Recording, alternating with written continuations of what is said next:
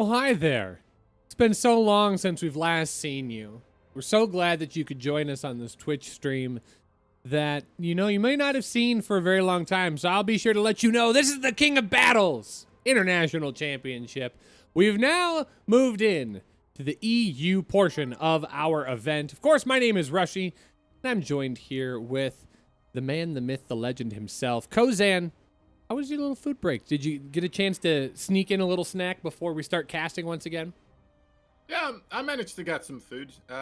Took a little second. Luckily, the microwave was working again. That was nice. So, Yeah. overall, you know what? Went okay. Yeah, managed to get some food in. I just had the last little bit of food to tumble down the chimney, and I'm ready. I'm ready for some EU action. Good. I had the same happen as well. Although I had that panicky moment, like anytime you eat peanut butter, like if you go too fast on a peanut butter sandwich and suddenly it's like, oh, well, that's not going down the way it needs to. Well, I might just die in my basement choking on a peanut butter sandwich, but that's fine. We had what we needed. We got ourselves some food.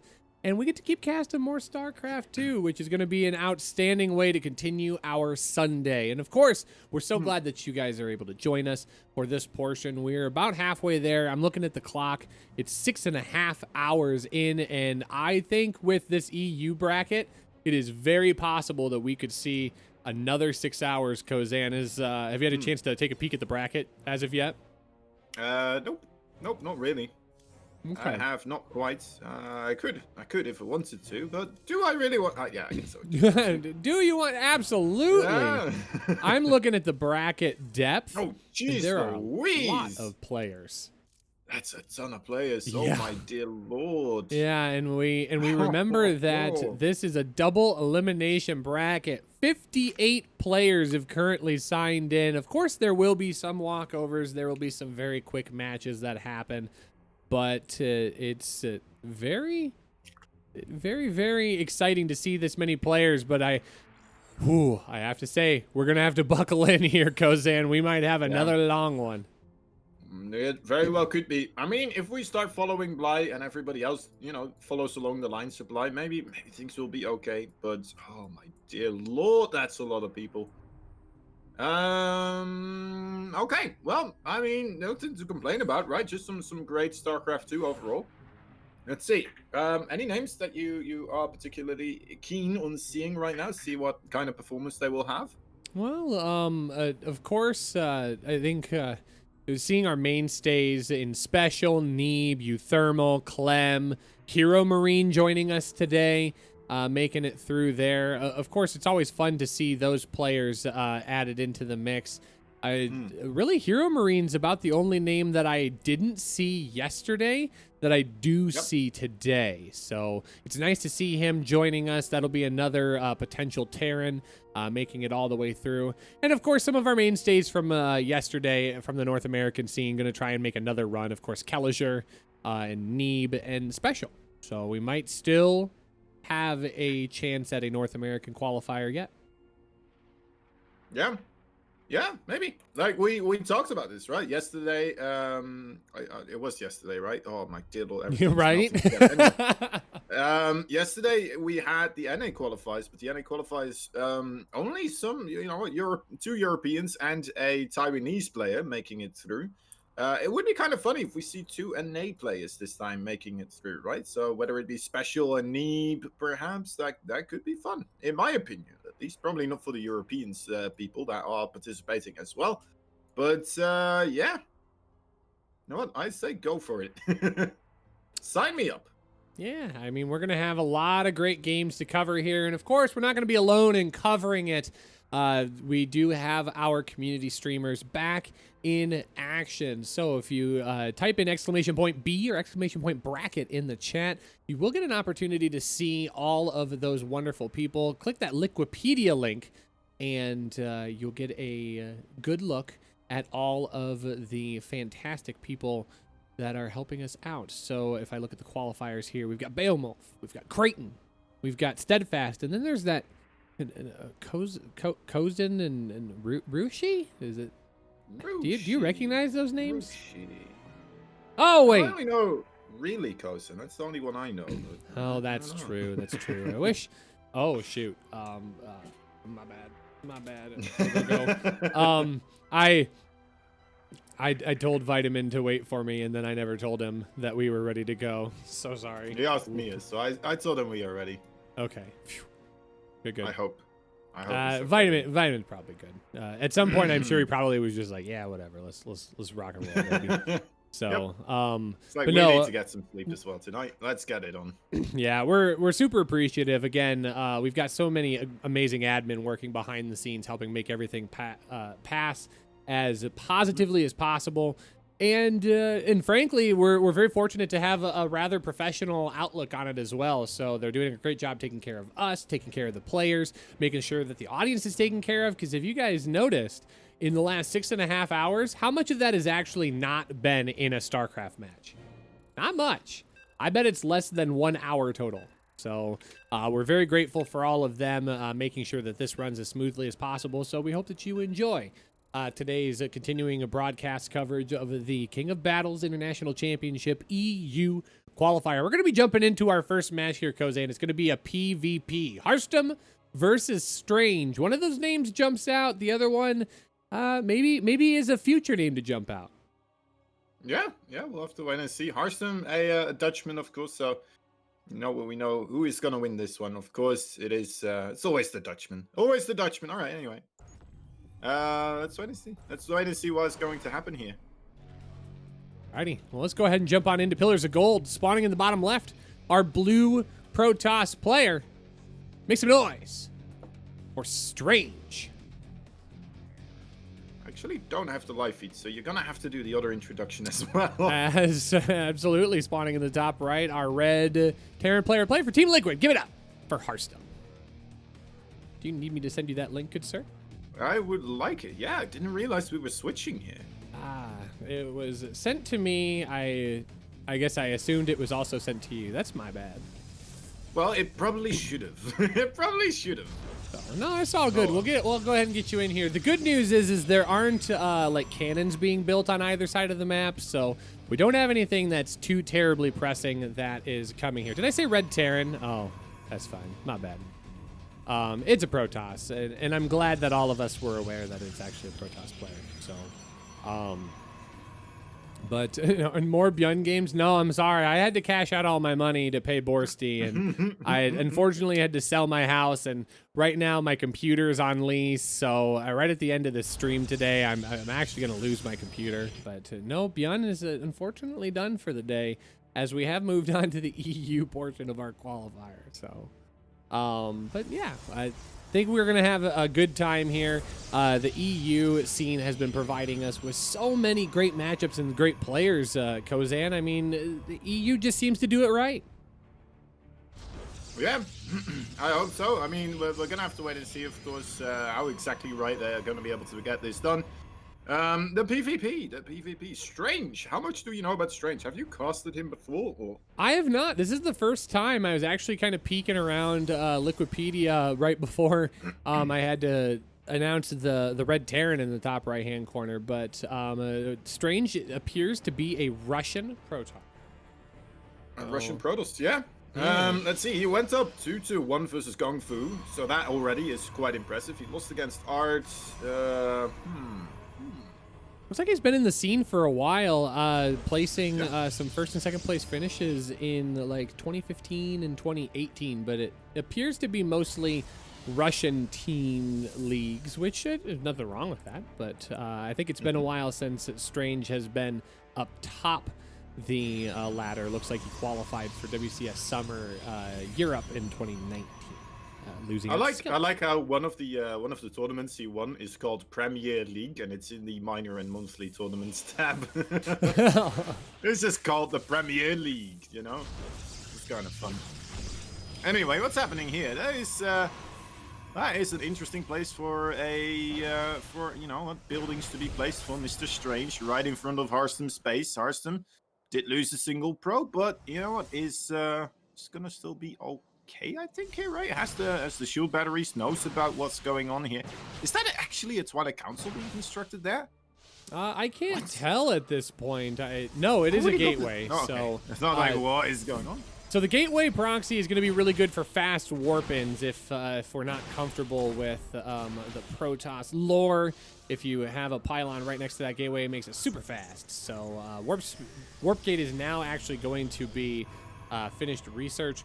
There is a dark shrine on the way as well. So not only are we going to get some stalker warp-ins, but eventually we will see some sneaky boys. Yeah. Yeah, warp in warp speeds right now available for Mr. Strange. Hearthstone, though, has that Void Ray on the high ground, second Void Ray on the way. 2 shield batteries. He's sitting high and dry with an expansion behind him as well. So, you know what? All the keys to the kingdom go to Hearthstone right now. He will most likely be able to make this work out okay. Except for the Dark Shrine, of course, as you mentioned. That could still be a potential threat right now. I think that's probably the scariest part about this whole push here. The Void Rays are going to be a good defensive tool. I feel like once their prismatic alignment it gets burnt off, Strange can come on in and get a little bit more aggressive and just nuke them down. So he might actually choose to do that right here. 1 shield battery is going to get picked away at. There is a second one on the back side that will be able to provide some coverage. Battery overcharge not quite done as of yet, but now here comes the first DT. There's no spotting for it just yet. There's only 1 Oracle in production, and it's just going to run right on up into the mineral line here. Hearthstone's in a bit of a tough spot here. One of those Void Rays getting picked off almost immediately. All of the shield battery energy is now gone, and suddenly we find ourselves in a position where Hearthstone just doesn't have a whole lot to work with. He's got a supply advantage, but it's slowly fading fast. What happened to the Dark Templars? I think the Dark Templars actually just attacking the Nexus right now. Talk about a waste of overall usefulness right there. Okay, he's targeting this pylon right now. Beautiful bomber though. The Oracle is out. Should be able to use Revelation here to save the day, but this is still looking rather dangerous at the moment for Hearthstone. Getting the shield battery overcharge there, but wow. Okay, GG is called. Hearthstone drops a map here versus Strange. Yeah, I love that. That is actually some really good aggressive play by our Russian Protoss player, kind of catching Hearthstone off a kilter. But yeah, I mean that's. I mean, if there's any way to get yourself secured in what you might perceive as a mismatch, maybe he feels that he is not as strong of a player as Hearthstone. I mean, pulling out some of those cheeky plays and getting on top of your opponent before they have a chance to secure their own base is a great way to do it. Yeah. Yeah, I mean, that was some just smart strategy overall. Coming in at the same time with that, with all those stocks as the DT, and just being able to gun down those Void Rays as well. Lovely stuff, lovely stuff. Hearthstone kind of having his hands full, of course, having to, just micro against so many things at that moment in time.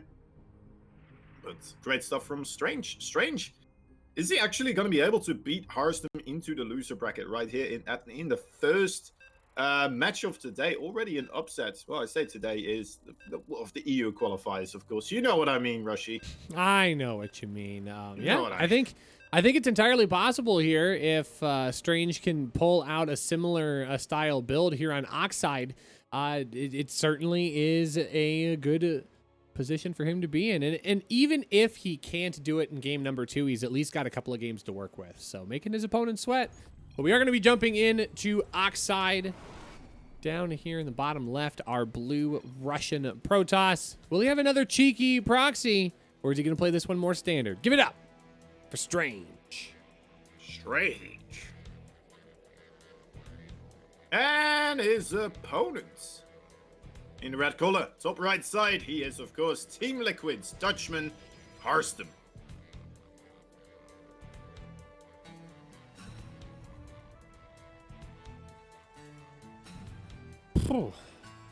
Okay, so we haven't spent a lot of time on Oxide in this tournament, I don't think. I do like this map design. First off, I just always like the map designs. I think they're very interesting, they're unique. It feels like every map has its own personality rather than like, oh, this is like this map, but winter. This is like this map, but underwater.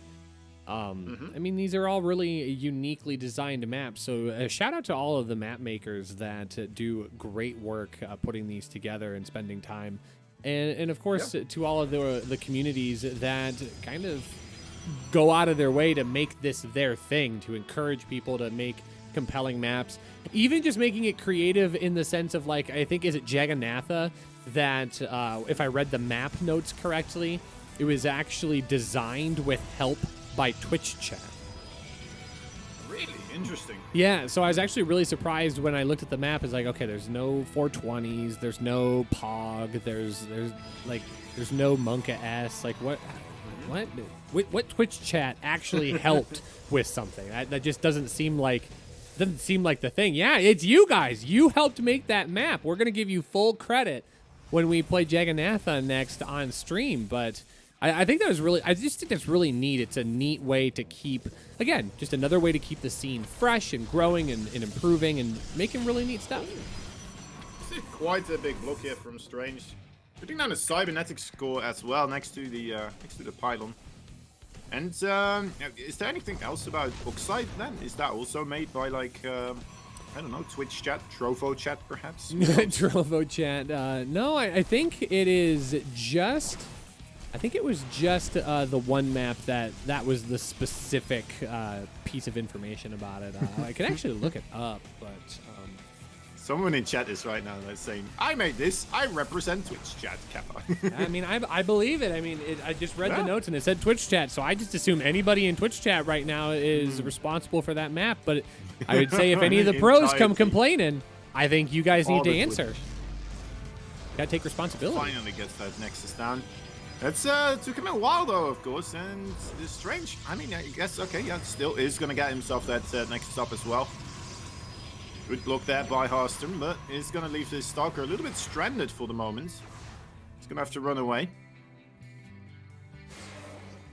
Yeah, it was Jagannatha. Let's see, Oxide. A smaller map with rocks that lengthen attack routes early game, fast natural base to natural base timing, and map becomes high tension once the rocks are down. Ooh, it's romantic. Like I get a little steamy just reading. High tension. Interesting. Okay, shield battery is done now. Hearthstone looking pretty good on the defense side of things. And, well, I guess he doesn't quite know what his opponent is up to, of course. We'll be able to get some information here with this Oracle moving across the field. So this is going to be more of a standard play for both of these. And I caution myself saying standard play in a PvP because, like, what is standard? We haven't seen cannon show up in each other's bases yet. We haven't seen weird proxies. But both players are just going to take this one slow and try and figure out what their opponent's actually going into. Strange is actually going to be able to get in here and see the slight saturation on the second base, which is actually ahead of where Strange is at on his probe count right now, but it's not by much. An Oracle will reveal itself and is going to get across the map on top of it to do a little bit of harassment. But look at Hearthstone here, kind of jumping away with a little bit of an income advantage, and it'll be interesting to see if he can hang on to it. Yeah, solid macro kicking in here for Hearthstone. Didn't even have that Nexus a lot earlier, right? At least not to a point where a 3-worker difference is to be warranted. And also, you know what, just ahead overall with his Forge. I guess the Blink upgrade here, a little bit ahead for Strange, right? That's the one thing going his way right now. But, yeah, definitely can seesaw each way right now. Ooh, the Zealot gets into the main phase here, actually. It's interesting. No kills with the Oracle just yet, though. Yeah, so this is a pretty good defense by Strange, all things considering right now. +1 is on the way for Hearthstone, so he's going to add a little bit of damage power, but Strange is going to fire it up at just the same. Both players kind of moving in a similar path. Here's where it seems like they're going to deviate. Hearthstone going to throw down that third Nexus, but Strange going to get that robotics facility. Yeah, and Hearthstone this time around going for the Dark 10+. Giving Strange a bit of his own medicine right now. Robotics facility, though, very, very powerful as well. We'll be able to make an observer or two as to see the Dark 10+ here. Something that Hearthstone was missing, some critical hardware right there. It's also putting up his own robo, though, with the third bases. Third bases for both these players. A little bit ahead for Hearthstone, I suppose, but... very slow, methodical PvP so far. Well, no slugfest, no proxies. Well, I think the slugfest is going to start coming in when both players get into stalker disruptor balls that are moving across the map, because that seems to be where PvP is headed for NA and EU, at least right now. Hearthstone is getting a Dark Shrine into the mix, so that will be maybe the first piece of gotcha technology that's coming out onto the map. But I think Strange is going to be fine. He's tossing down cannons in a couple of different places, making sure that he protects himself. But I think it's going to exactly just move us into, like I said, that Stalker Disruptor play that we've seen a lot. And I know Hearthstone is rather good at that style of play. I don't really know if Strange is there, but I can only imagine that since he's a GM Protoss, I mean, he's got to at least be comfortable with it. Yeah, he's got some pretty nice income as well from just overall StarCraft 2, right? He beat some pretty darn good players recently. Like he beat Vanya at a final at some point, right? Vanya as well, one of these extremely strong players right now from Russia. So you know what, Strange, we saw the previous game as well. He knows how to take games, and that's all that matters in this environment of esports. Just needs one more. All right, so Strange coming up with a lot of gateways here. He's got 4 in production, and he's going to throw down Resonating Glaives as well. So this is going to be a big transition to try and add more power to his army. But Hearthstone's already here. I mean, he needs this backup right now. A couple of Immortals will aid in this fight. Should make this at least a little bit better. And Sentries will help with that Guardian Shield. Oh, trying to bait him into that Stasis Trap. But Strange not going to fall for it this time. Would have been nice. Already a cannon here actually as well. Look at that. DT's completely falling flat. But does allow an opening for these Stalkers to come in actually. Hold the phone. Coming straight into the main base right now. Gonna snipe out the +2 ground weapons. Maybe able to take a good trade as well against these Stalkers. Let's see if he will be able to get anything else done. He just uses his blink, so it's gonna take a while before he can blink out. He's gonna use the recall instead. Strange was already moving to intercept, actually, anticipating the blink out of the base and sending units to a big, nice flank there. All right. Stranded Stalker. Oh, no. Stranded Stalker, the name of my next youth drama novel. I don't want to try I don't want to reveal too much about the book just yet, but I mean, it's going to be very dramatic. It sounds very interesting, honestly. Just by the name alone, I would probably want to read this. Thank you. I ran it by my publisher, and they were like, "Yeah, this is gonna track great with probably nobody and everybody at the same time."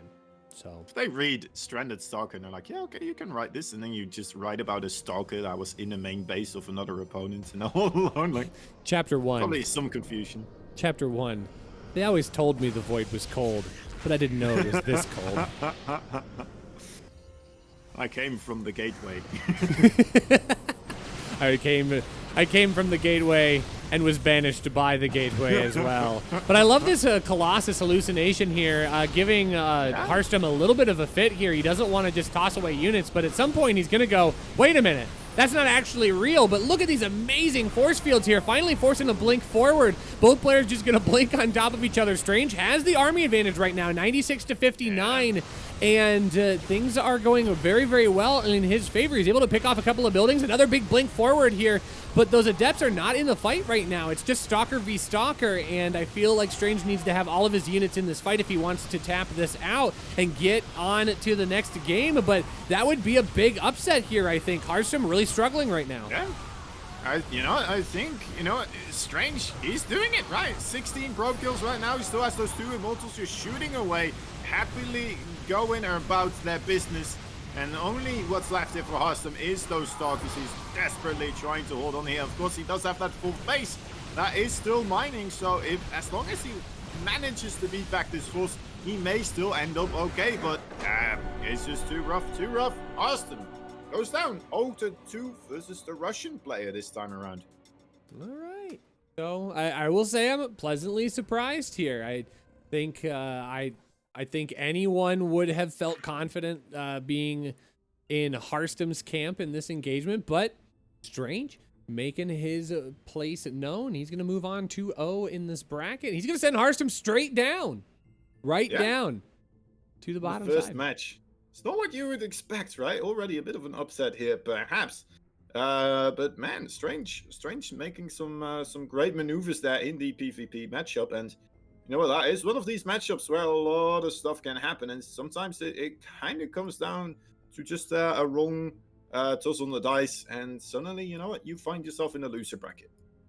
Yeah, and this is not the loser's bracket that you want to get stuck in, because you are going to be playing against a lot of good names, because of course not everybody can make it through.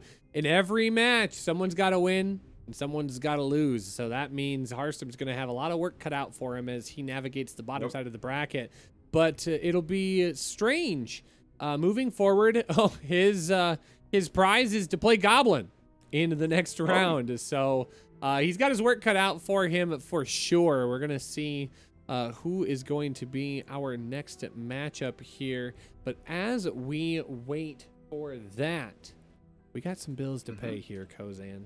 I'm going to let you talk about the bracket here just a little bit soon. But we do want to talk about one of our primary sponsors for this event in Strive. Strive, an awesome group bringing you great, tasty treats for your brain and your body.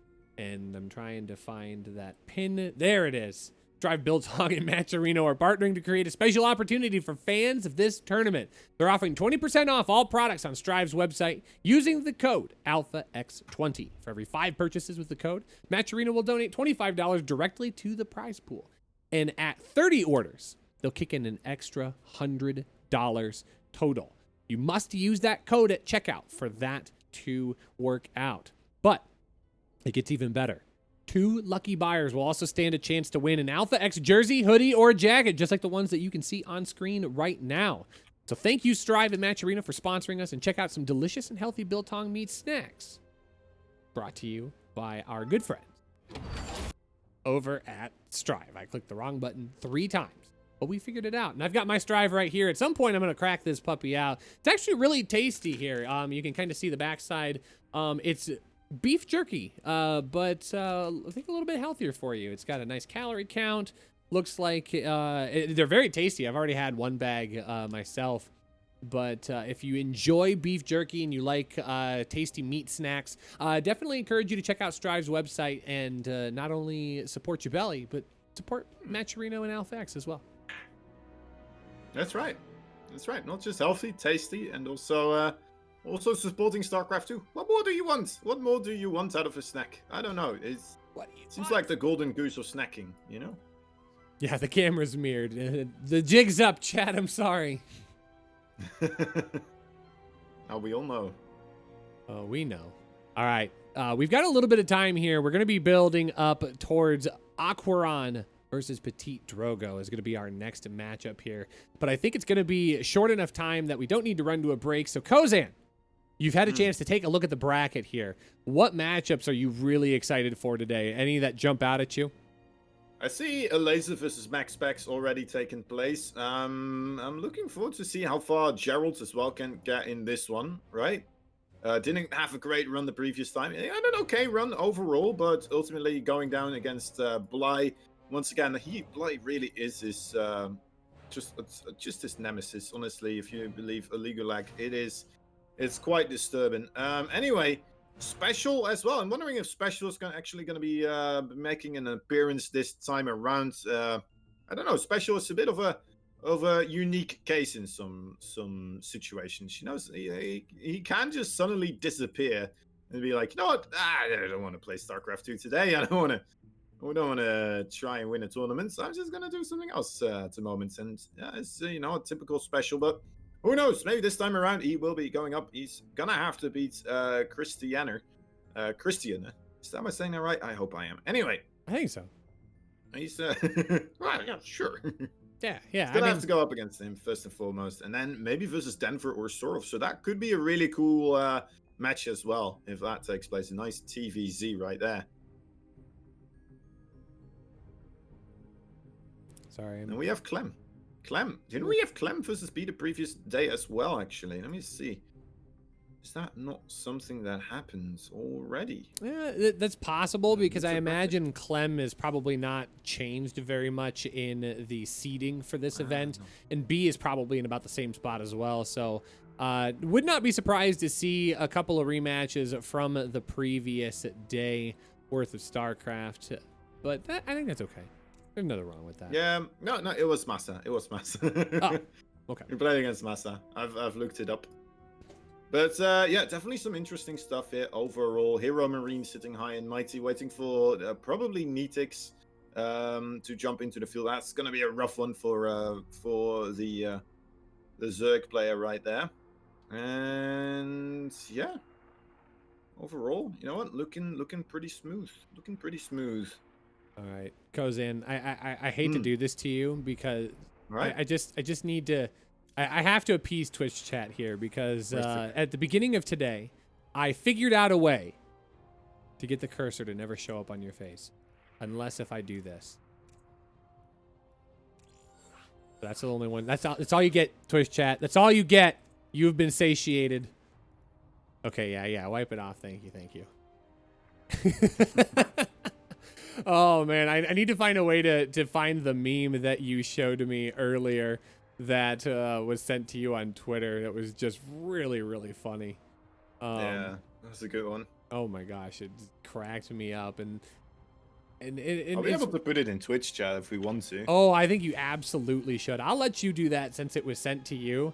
But Right. I'll be very clear because I don't want to throw my devilishly handsome friend under the bus here. All of the cursor interactions that you see on my screen are a result of my cursor, not his. So he is going to share that meme with you. I wish I could put it up on screen, but go ahead and click on that link. You'll enjoy it. It's a lot of fun. It'll give you nice username vibes if you check it out. But we are getting set and ready to go here. It's going to be Aquaron versus Petite Drogo, a TVP starting on Light Shade. Let's do a little bit of predictions here. We were pleasantly surprised in our first series here, Kozan. Who do we think's going to walk away with this one?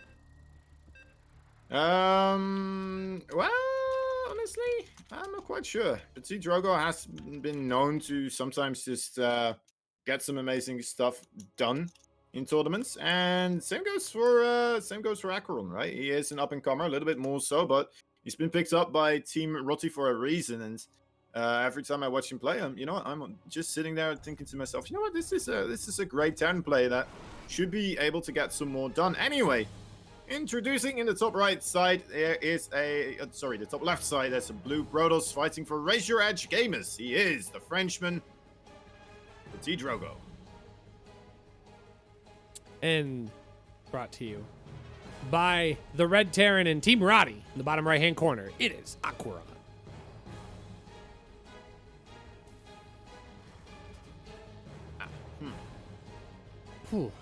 Team Rotti.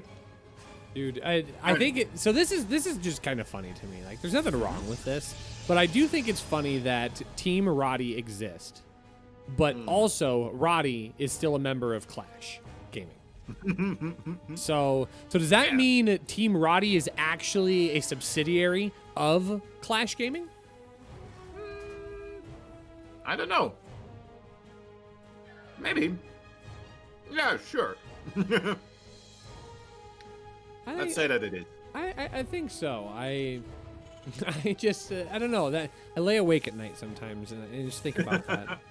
Also, it's like, wait, okay, so if a Viking is a flying unit and you land it, it's a land unit, but then you load it into a medevac, is that putting a flying unit in a flying unit or putting a landed unit in a flying unit? And this is what keeps me awake. It really should as well. Like, could I then like change, like, let's say the medevac's about to die and then I change the Viking back into an air unit while it's still in the medevac, can the Viking just like fly out and like, oh, hello, I'm just fine, can't hurt me? I still don't understand how it even fits in the medevac to begin with, but right? Oh, see, now I want to know what other units could fit inside of a medevac. Like, if you're playing a 2v2, like, can you pick up an Ultralisk with a medevac? That would be cool. Just have an ultra like stuck underneath, like a Thor. That would be nice. Oh, that would actually be super sick. It just drops in. Oh, that would be cool.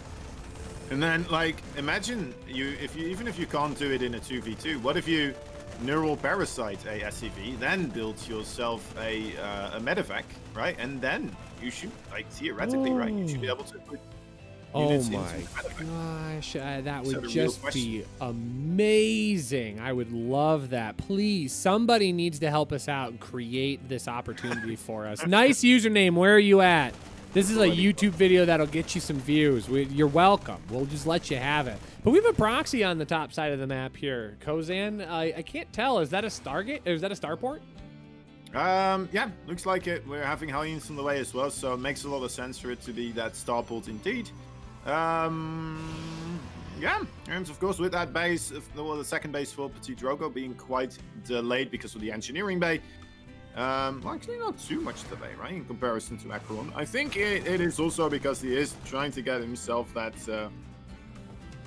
you know what, that Hellion play going a little bit earlier on, delaying his own command center slightly as well. But yeah, things are looking good here for I'd say still both players in a way, right? As long as these Hellions get a bit of damage done, things should be okay. Slightly disappointed it is 3 Hellions and not 4. But okay, it's alright. It's alright. I can deal with it. Alrighty. So, looks like Drogo's going to drop a pylon on the north side of his base just to be protected. Yeah, and he's going to be able to scout that more than likely. So, even though he doesn't necessarily see this coming, he is going to be prepared for it. Although there is that little gap here while that pylon is still making. No, it's going to finish just in time. Yeah, almost perfect timing here. So he should be able to get a pull on these probes. Is going to sacrifice at least a couple of them, but the shield bagger is going to do a lot of good work here. Only losing 3 probes so far. Oh, but there we go. There's some money shots right there.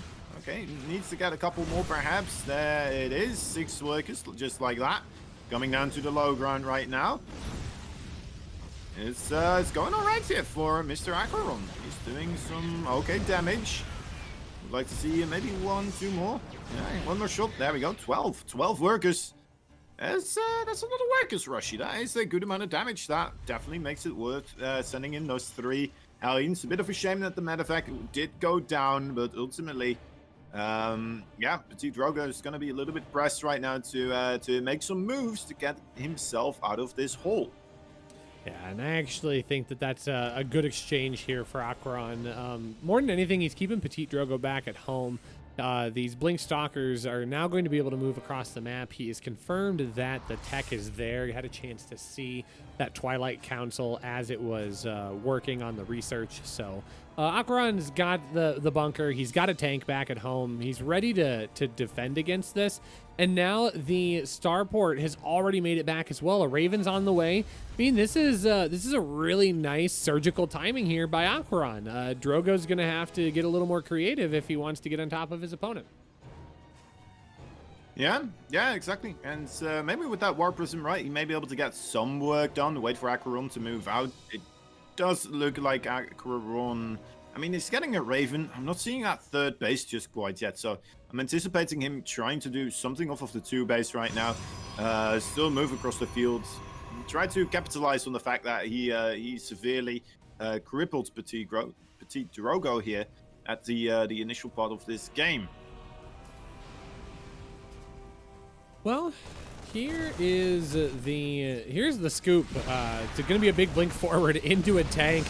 He's going to get the Raven for it, but I don't know how I feel about that. That's not necessarily the world's greatest trade there. I mean, you really need those Stalkers to help keep everything back at home. But, you know, it's just a little bizarre how it's all shaken out right now. So, Drogo's got a warp prism here. He's going to be able to do some warp-ins, but there appears to be a unit that's sitting on patrol on the bottom side. So I don't know that he's going to be able to get in with a whole lot else. So behind this, I mean, he's going to have charge finishing up, and I don't know. Yeah, that Viking's going to be able to zone that out. Kozan, I don't know if he's got much of an angle there. We'll have to wait and see. I mean, as soon as Aquaron does move out, he's going to take a lot of his stuff. He may even send that Viking with the army, right? So that may open it up here momentarily. He did make 2 more barracks, so he's right now up to 5 barracks. He is going to be fully committed to getting stuff done on the 2 base. And the fact that he doesn't have that Raven at the moment, I do feel like is a bit of a bummer for him, because you know, those interference matrices, they are pretty darn good. I know he's not going to be fighting against a Colossus, but still versus Archons and such, you can still interference matrix those as well.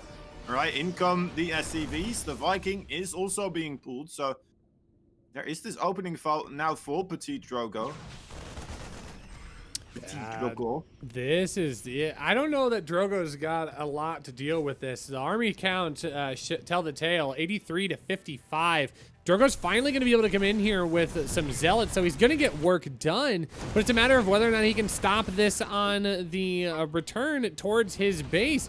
Tanks are going to get picked up and positioned here on the bottom side. He's picked off 12 workers. He's done what he needs to. Now he needs to seal the deal and protect this down. Some really great force fields is going to pull this down, and he's going to have to use a lot of his APM to peel off these destructible rocks, and now the push is going to be able to go forward here.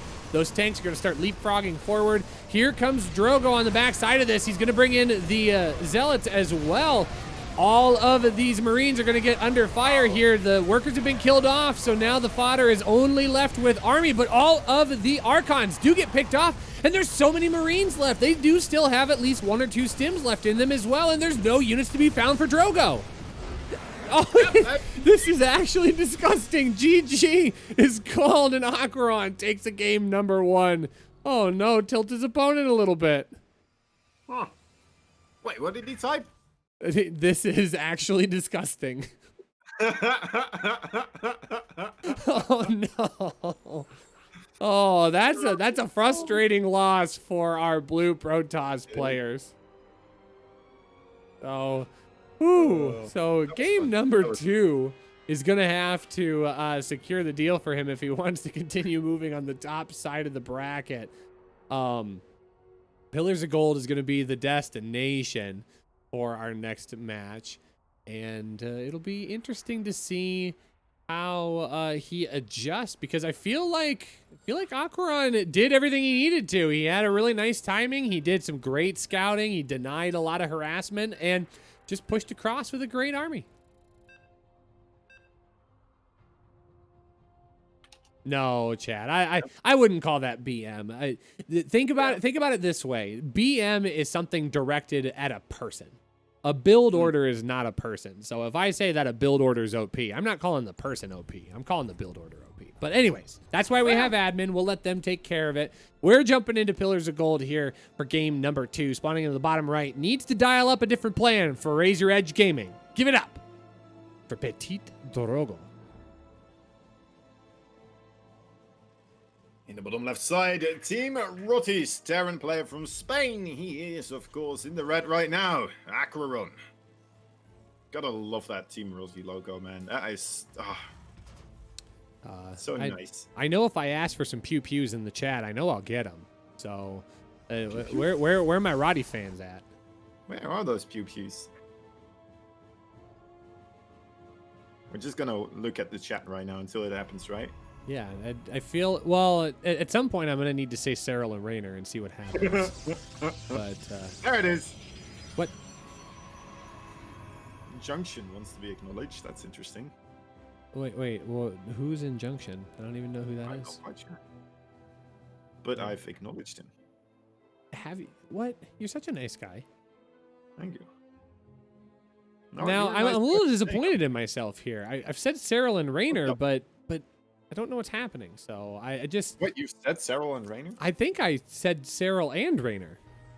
Right, when did you... Okay, well... Oh, shoot. Well, does it count when I say, like, I'm gonna say it? Or do I have to say I'm gonna say it, then actually say it? Now my brain just you know what? I'm not gonna get nitpicky on this.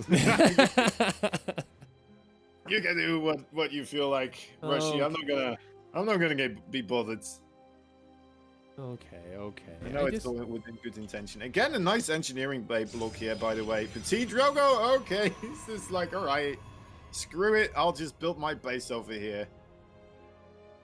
Well, oh shit, Aquaron just scouts it almost immediately. Please. This is, oh no. What's that as well? Just a supply depot though, but still, it's gonna get under his skin, right? Petite Drogo. He's actually gonna build the base at the third. Unbelievable. Yep. He's still doing pylon over there as well with a Stargate, so it might just be an Oracle play, right? Because he still has that Nexus across the field as well. So I'm expecting Oracle, but I wouldn't put it past Petite. Oh god, he gets scouted as well. Oh, Drogo's just gotta be screaming at his computer screen right now. This is so frustrating, but it's good play by Aquaron. He's ticking all the boxes. He's putting his opponent off kilter. He's doing really good scouting. He's making his opponent play a different style than he's comfortable. This is textbook good play. So it's hard to be upset.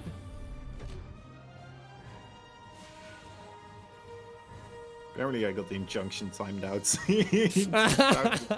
All caps like, oh, thank you for acknowledging me. And then the bot got him. He was like, oh, no, not all caps allowed. No, that was the long game. You just got him. Metagamed him. Tricked. Get pranked. All right, these adepts actually also getting a bit caught out. Getting the Knight Axis into the base of Aquaron, and I mean, all right, Petite Drogo, what is he supposed to do at this moment in time? What can he do, really? That Oracle's coming in. It's already a Cyclone out. There's like multiple missile turrets going up. Even canceling one of the missile turrets. He's like, all right, well, apparently it's not going to be Void Race. It's just an Oracle. I'm fine. I'm not gonna die a needless death. And yeah. Just gonna set up appropriately here. I mean, to be fair, Petite Drogo is still on 30 workers, right? He's getting himself a Twilight Council at home. He's got 2 Oracles soon on the map. And he's still okay. He's still in an okay position, right? Can we... Oh, all right. Can we talk... Are we allowed to talk about the fact that the engineering bay is still sitting in the second base? Yeah, like, it is still there. It has not been canceled. Yeah. It has not been dealt with. It is still just there taunting Drogo. Every time a probe runs by, Drogo just says a little swear word under his breath. And, yeah. But this is really just brilliant play by Aquaron. I know he's down on the supply count, but I think there is an element of the game that's very like emotional and mental, where if you can kind of get your opponent off kilter, they might make some uncharacteristic choices that they wouldn't otherwise do if they were playing on an more even keel. And that does make a huge difference here. Drogo is going to be able to get out with those oracles. He's going to bring those back home. I mean, he's got so many stalkers. Just go kill the engineering bay. I think he just expects it to already have been cancelled, perhaps, you know? I'm not completely certain. Okay, no, it's coming in there now. Sees it still here. All right. Well, that's fine. But yeah, honestly, if I was Petite Drogo here, I would not be too upset. The game overall is looking pretty darn good for him, right? The second base for Aquaron was incredibly late because he was anticipating the Void Ray shenanigans instead of just what's happening right now. He just needs to hold off against this push that is coming up, and he should be able to guide this into a nice and easy victory, I would say. But yeah, beating back this push, of course, that is the first thing that he really has to tackle right now. Those 2 siege tanks getting into really good position overall. Stalkers already being shot by by one of those little pew pew cannons. Well, it's going to be Blink getting added into the mix. That will make this a little bit of a scary push here for Aquaron. He's going to have to be careful. Now the bunkers are going to go down, and this will help in that, but it's a big Blink forward. Actually, the Stalkers do get separated a little bit, so that ended up being okay. Probes get pulled into the fight. 23 of them are going to go down. I know that he's going to clean this up, but Drogo has lost so much for the trouble. And I think all of these doctors will end up getting cleaned off in the end. And, oh, that was not the engagement that Drogo was hoping for there. He just tried to blink across the bunkers and he completely missed the blink there. Man, that is so unfortunate. 26 workers just gone, done, killed. Nothing remains of those guys. And yeah, Petite Drogo, I mean, now in a weird position, right? Needs to make something happen. Decides to go for the Dark Templars, right? When behind, go Dark Shrine. That is the common phrase. Oh yeah. And yeah, you know what? It's a potential way to make a comeback happen here. That is for certain. But yeah, it's gonna have to be one hell of a comeback here, especially because there's already missile turrets in the base, and there's a Raven in production right now. So, oof.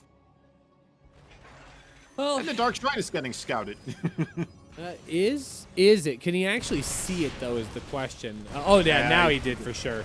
That was a nice blink forward. The bunker's going to finish up just in time, so Drogo's going to have to respect that. And that's just an unfortunate play that goes in Aquaron's favor for Drogo. But once again, I mean, you're just watching somebody that is continually getting very, very good rolls. Not necessarily lucky, but just making the most of what they have right now. So hopefully the DT Shrine will be that for Drogo. He is going to be able to start warping in some of those DTs, but it has been scouted. So having that Raven close to the front of the natural will be important. And I think also, yeah, we're going to start getting missile turrets going down as well. This is not going to be as effective as Drogo would otherwise probably prefer. Yeah. Getting himself charged in the forge up for the upgrades right now as well. I mean, this is just one hell of a nasty situation right now for Petite Drogo. Dark Templar immediately seen, scouted out, sniffed out, and annihilated. Liberator here in a wonderful position as well, just abusing that dead space right now. You know, you gotta start feeling for Petite Drogo here a little bit, right? I mean, I have feelings of like contempt. Is that what you're looking for, or I don't know. Sure. No, yeah, Drogo's just. Oh no. Oh no. Okay, this is. Okay. Well, Drogo sharing his feelings with us, and I guess, I mean, I'm struggling to find the right words here, I guess. Well, you know, it is going to be a 2-base versus 2-base, to be fair, and well, I think you all know. We all saw what happens here. We know that Aquaron just had a very nice push over there. Everything fell apart in the early game as well for Petite Drogo, right? Those oracles, nothing done. The base getting blocked continuously. These marines here, this is kind of funny. A wall of siege tanks.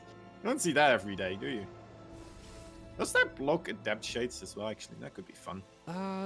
That's actually just a good question. I think so. Yeah. It's through units. Yeah, I was gonna say because it's buildings that they don't pass through. Yeah. Exactly. All right. Well, I mean, Petite Drogo's still staying in the game. He's like, I know I'm gonna die. It's most likely going to happen. Not quite completely certain though. Maybe there's still some voice in the back of his head being like, no, stay in there, Petite Drogo. We can do this. I'm a pro player. You know, wait, he doesn't play for Team Anime? Oh, that's true. This is true. Yeah, this is where the true. Oh God. Jeez, every single unit. Oh, that's just insult to injury at this point. So yeah, Aquaron's just gonna cruise on by. Drogo doesn't unfortunately have an army that can deal with that, so he is gonna try and get on the back side of this. But now the SCVs have been rotated; they're gonna be able to continue to be fodder. The tanks are gonna be able to siege up within range of that third base, and it's just not gonna end well for Drogo, I'm afraid. Drogo just has this pinpointed. He's in a good position, and Kozan, I'm thinking that Drogo's probably down and out, unfortunately. Yeah, out and down. It's a 12-minute combat shield that's finishing up here, Rushy. That's quite unique as well. This has been one weird overall series, but I feel like we're approaching the end right now. Drogo trying his best here to make something happen. He still has a good amount of Archons, right? But I mean, more reinforcements comes in. The Stalker's trying to intercept reinforcements, but that is too much reinforcements to actually intercept. Gonna find himself speak to be the interceptees instead of the interceptors. And there we have it. We have the stim forwards, just stutter step putting forwards into the Brothers army, and that's it. That's it. That's all she wrote. Yeah, this is the final chapter. GG's called, and Drogo's gonna have to go duke it out on the bottom side of the bracket, but Aquaron taking game number 2 in the 2-0 series win. Well played. Yeah, well done, Aquaron. He is a very, very tough Terran indeed as well. Somebody to definitely keep an eye out for. He is an up and comer, and you know, he is actually one of these players that is very unique to his own style. He likes to do a lot of fancy stuff, weird stuff, and you know, it's working out in his benefit. I'm a big Aquaron fan myself, honestly. Always love seeing him play, and he always brings the brings a bit of a flair into the game. You know, it's always good to see. Always good to see. So GG's right there to both of those players. Petite Drogo getting a little bit, killed off. You know, I want to keep this nice. Well, not necessarily killed off. I mean, because he is still going to be playing on the bottom side of the bracket. But True. Yeah, not out of this just yet, but, whew, man, we've talked about it already a couple of times. Every single person here that goes into the loser bracket, there is only a single person that will qualify from that loser bracket. So, I mean, you're going to have to try your absolute darndest to avoid that scenario because, well, that is just going to be incredibly rough to deal with. You're going to go up against all of the strongest opponents, except for 2 of them, which will be able to qualify. And there's more than just 2 very, very, very strong opponents in this bracket right now. yeah, that's maybe the understatement of the entire year. So a lot of great players, a lot of great play left. Petite Drogo is going to go down to the bottom side of the bracket. He'll continue to be fighting it out. I know that he has got it in him to keep it pushing forward. But that means Aquaron's going to be moving on, and his trophy is to face off against the winner, Keliger versus Rail. We've got some other updates as well. Looks like Soul advancing forward over his opponent 2-0. Neeb gets a 2-0 victory over Garitos as well. And Laser getting a walkover over Max Pax. Oh, that would have been a fun game to see. So we've got some outstanding play coming up, but it does look like we are going to have an opportunity to do a break here. And I know that I am going to need to stock up on a little bit of caffeine because we're over 7 hours in, and I'm not going to lie, I'm feeling it a little bit. So I encourage all of you as well. Stand up, stretch, grab a little water, do a little dance, make a little love, get down tonight, and stick around for our upcoming matches. I'm trying to buy a little bit of downtime. Actually, we're just gonna have a little bit of downtime. So yeah, I love it. Anything you want to say here before we send it over to the break? Nope, I'm good. See you soon. Well, it looks like it's going to be Soul versus the winner of Clem versus B. And Clem is currently up 1-0. So I'm going to go ahead and toss that up. We're going to take a little bit longer of a break. When we return, it's going to be more StarCraft 2 action from the EU qualifier of the King of Battles International Championship right here on twitch.tv/alphaxsc2. My name is Rushy. This is Koze. We will be right back right after this. Don't go anywhere.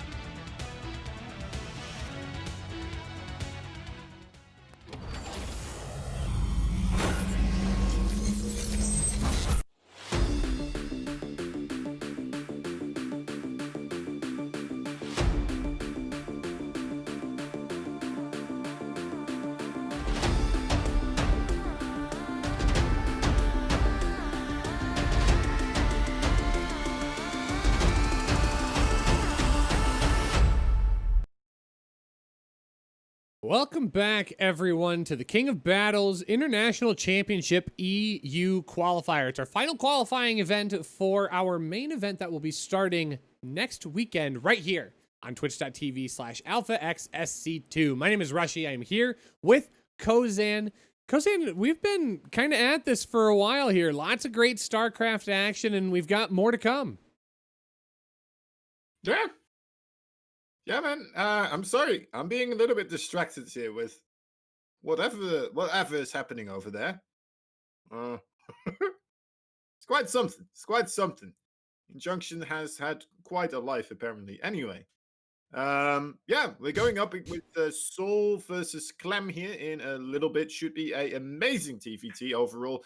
Both these players definitely have a potential to take a victory here. Move on through into that next match in the winners bracket. We're starting to get a little bit closer here, right? To seeing which first two people will be qualifying. We're only, let's see, 3 games away to see who gets qualified first and foremost. At least bracket-wise, right? We might jump back and forth and get some other games in between, but that is kind of the distance right now where we are at. So a steady pace we are going. On the top side, Special and sort of also going up against one another. A Laser being able to beat MaxPax 2-0. Apparently it wasn't a walkover. MaxPax did try there, but a Laser just a little bit on top of things. Gerald Cars still going on as well. Interesting to see where that is going to end up. Ultimately, oh my god. Well, if Gerald and Bly both manage to keep winning, that would mean we have a qualified match for Gerald and Bly actually together. So, man, every time I see those two in a bracket somewhere, and I'm like, ooh, it's rough. It's rough. But Gerald, honestly, I know he can do it. I feel like he's just, a little bit mentally blocked against Bly sometimes. But anyway. UThermal versus Hate Me also going on at the moment. Should be a doable match for UThermal. Hate Me, a reasonably strong opponent though. Can of course make a little bit of an upset happen there still. Skillers versus Momo. Soul now versus Clem of course. Marine Lord versus Milky Cow. Milky Cow. Who is Milky Cow? Milky Cow is a Protoss player, right? I think he's from Eastern Europe. I've been wrong before, though. Milky Cow, SC2. Yeah, Russian Terran. Playing for Archangel Gaming. You managed to take out Vanya. That is very impressive. He's been around in the scene since 2016, but it looks like only recently really being able to get some bigger matches going into his favor. Okay, this is just silly now. I said Milky Cow and I got slowly falling to appear in the chat. But I can say Cyril and Rainer and she doesn't. Okay, now I'm just confused. I feel like she's like trying to dupe me here. Yeah, but anyway, Milky Cow, he managed to beat Vanya and he managed to beat Bratok. So he's up against Marine Lords right now. This could be an interesting TvT as well. Curious to see what happens there. I feel like we've seen Milky Cow make it deep into a bracket before, just with very good play. I think it's just unfortunate that he exists in a world where there are also a lot of very strong European Terrans to contest with him. I mean, we think of Clem, we think of Marine Lord, Hero Marine, UThermal. I mean, the list does go on. Yeah. Hero Marine, Marine Lords, Clem. Yeah, it's endless. Aquaron, as we saw it right now as well. There's a lot of Terrans in this bracket, actually. I'm looking over it right now. I mean, just to name a few: Clem, Soul, UThermal, Marine Lords, Milky Cow, Hero Marine, Aquaron, Keliger. All these players still in the winner bracket. It's going to be a lot of TvTs here in the lower parts of the winner bracket, and that could be to the detriment of Clem, right? We all know his TvT probably his worst matchup overall. Well, best of luck to him anyway. We're hopping straight into it right now. Soul versus Clem. They are both having the same portraits right now. Interesting. And whose portrait is it? Is the question. Is that not that one player from You know the one I mean. You know, I actually don't, but spawning in the bottom right, one of our players who has a unique portrait. Play for Cosmos Esports. Give it up for Soul. And his opponent, the Red Terran here, the little Frenchman, he is fighting for Team Liquid. It is, of course, Clem. Okay, no, but like, for real though, I actually did not recognize whose portrait that was. Of course you do. Don't lie to me. Let's just say we both knew exactly who that person was, and we can move on with this. Oh, I see what we're doing here. Yeah, absolutely. It's something that it's a secret that we will never tell Twitch chat because clearly, if you know, you know. You should already know, right? You don't need us to tell you. You're smart people. Yeah. All right. So barracks is here being built by both these players. Also, both going for the double gas. Both opening up safe. What do you think here? Let's throw some predictions out, shall we? Oh, I mean, do you just want me to come out and say Clem 2-0 like I'm a heathen? No, honestly, I don't think it's as clear cut. Honestly, I wouldn't be surprised if either of these players take it 2-0. I would honestly be surprised though. I know Clem's TvT isn't like his best matchup by any chance. But, I mean, you don't get to be number 6 on the Aligulac board by being mediocre at anything either. So, yeah, I guess his TvT is his lowest ranking by quite a bit. But I don't know. I would still give Clem the clear advantage in this. All right. I'm kind of curious. Let me find Soul as well in this one. Guleg. Let's see. So he's no slouch. He's number 41 in the world. I know there's still a couple of people in between there, but that's not too big of a difference overall, I would say. Okay, even the win percentages, right? Pretty darn close. Soul's never really been able to make big, massive runs in tournaments, right? I don't think he's a real champion kind of player in it. I don't mean that in a rude way. Like, he is incredibly good, but it just seems like he is potentially getting a little bit nervous on the stage. That could be the case.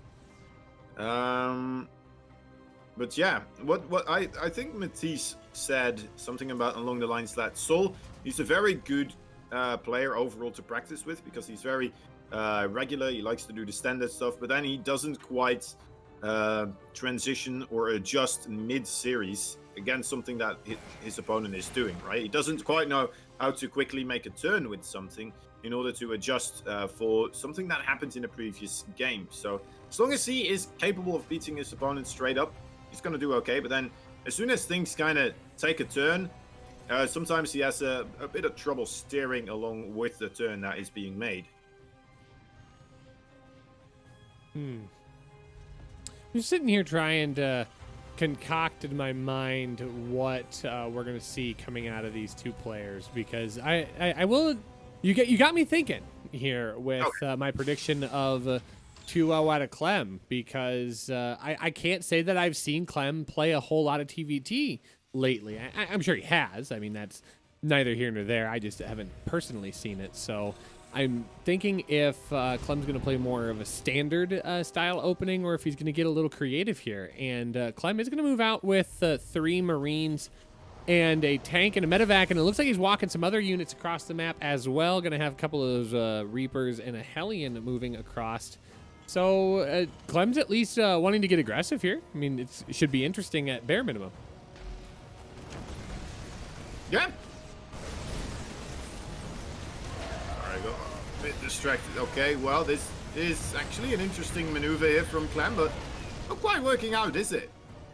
No, that tank did not get the work done that it needed to. Clem's going to try and rotate this to the top side of the main, getting inside of the mineral line, but this is not going to pan out. He's going to try and get as much damage extended as far as he possibly can, but this medevac push is really not going to accomplish much of anything. So it looks like it's going to be Clem trying to pick up the pieces here against an opponent in Soul that just very quickly deflected. Okay, that's just a nice little little cyclone here getting some works done, and that's actually going to kill off one of those Hellions. So trying to make the most out of a rough situation here. Going to pick up 2 of those workers and still harassing with those units in the medevac on the top side. So finally, all in all, 2 SCVs are going to go down. But other than some expended energy, there's not a whole lot that happened here. It's something, right? It's slight advantage. Nothing too impactful overall, but it is something. It is something. In the long terms, it's a positive, right? But then again, Soul's third base here, nice and early, should be able to kind of mitigate and already catch up on in works as well here, right? So, yeah, overall, you know what, Clem, he's looking all right. He's looking all right. Oh yeah, I don't think Clem's in a bad army. position by any stretch of the imagination. Now, what is exactly the composition? We already see Clem here going for these Vikings, kind of skipping the medevacs for now. Soul, I'm not seeing a lot of stuff from the starport on the production tab from him. He's preferring to go for the +1/+1 at the moment to spend his gas there, and also gonna go into those Vikings early on. So yeah, that's also a little bit of an interesting thing, right? A bit of a development that we've been seeing more and more common recently. Getting those earlier Vikings to get the initial advantage in the air dominance, which a lot of the TvTs are revolving around right now. Yeah, and if he's looking for air dominance right now, I mean, having those Vikings is going to help in that endeavor. But that Raven is incredibly sneaky, getting out the top side of the map and really repositioning in such a way that he's just going to be able to maneuver himself back safely. But Clem's going to come across the map again.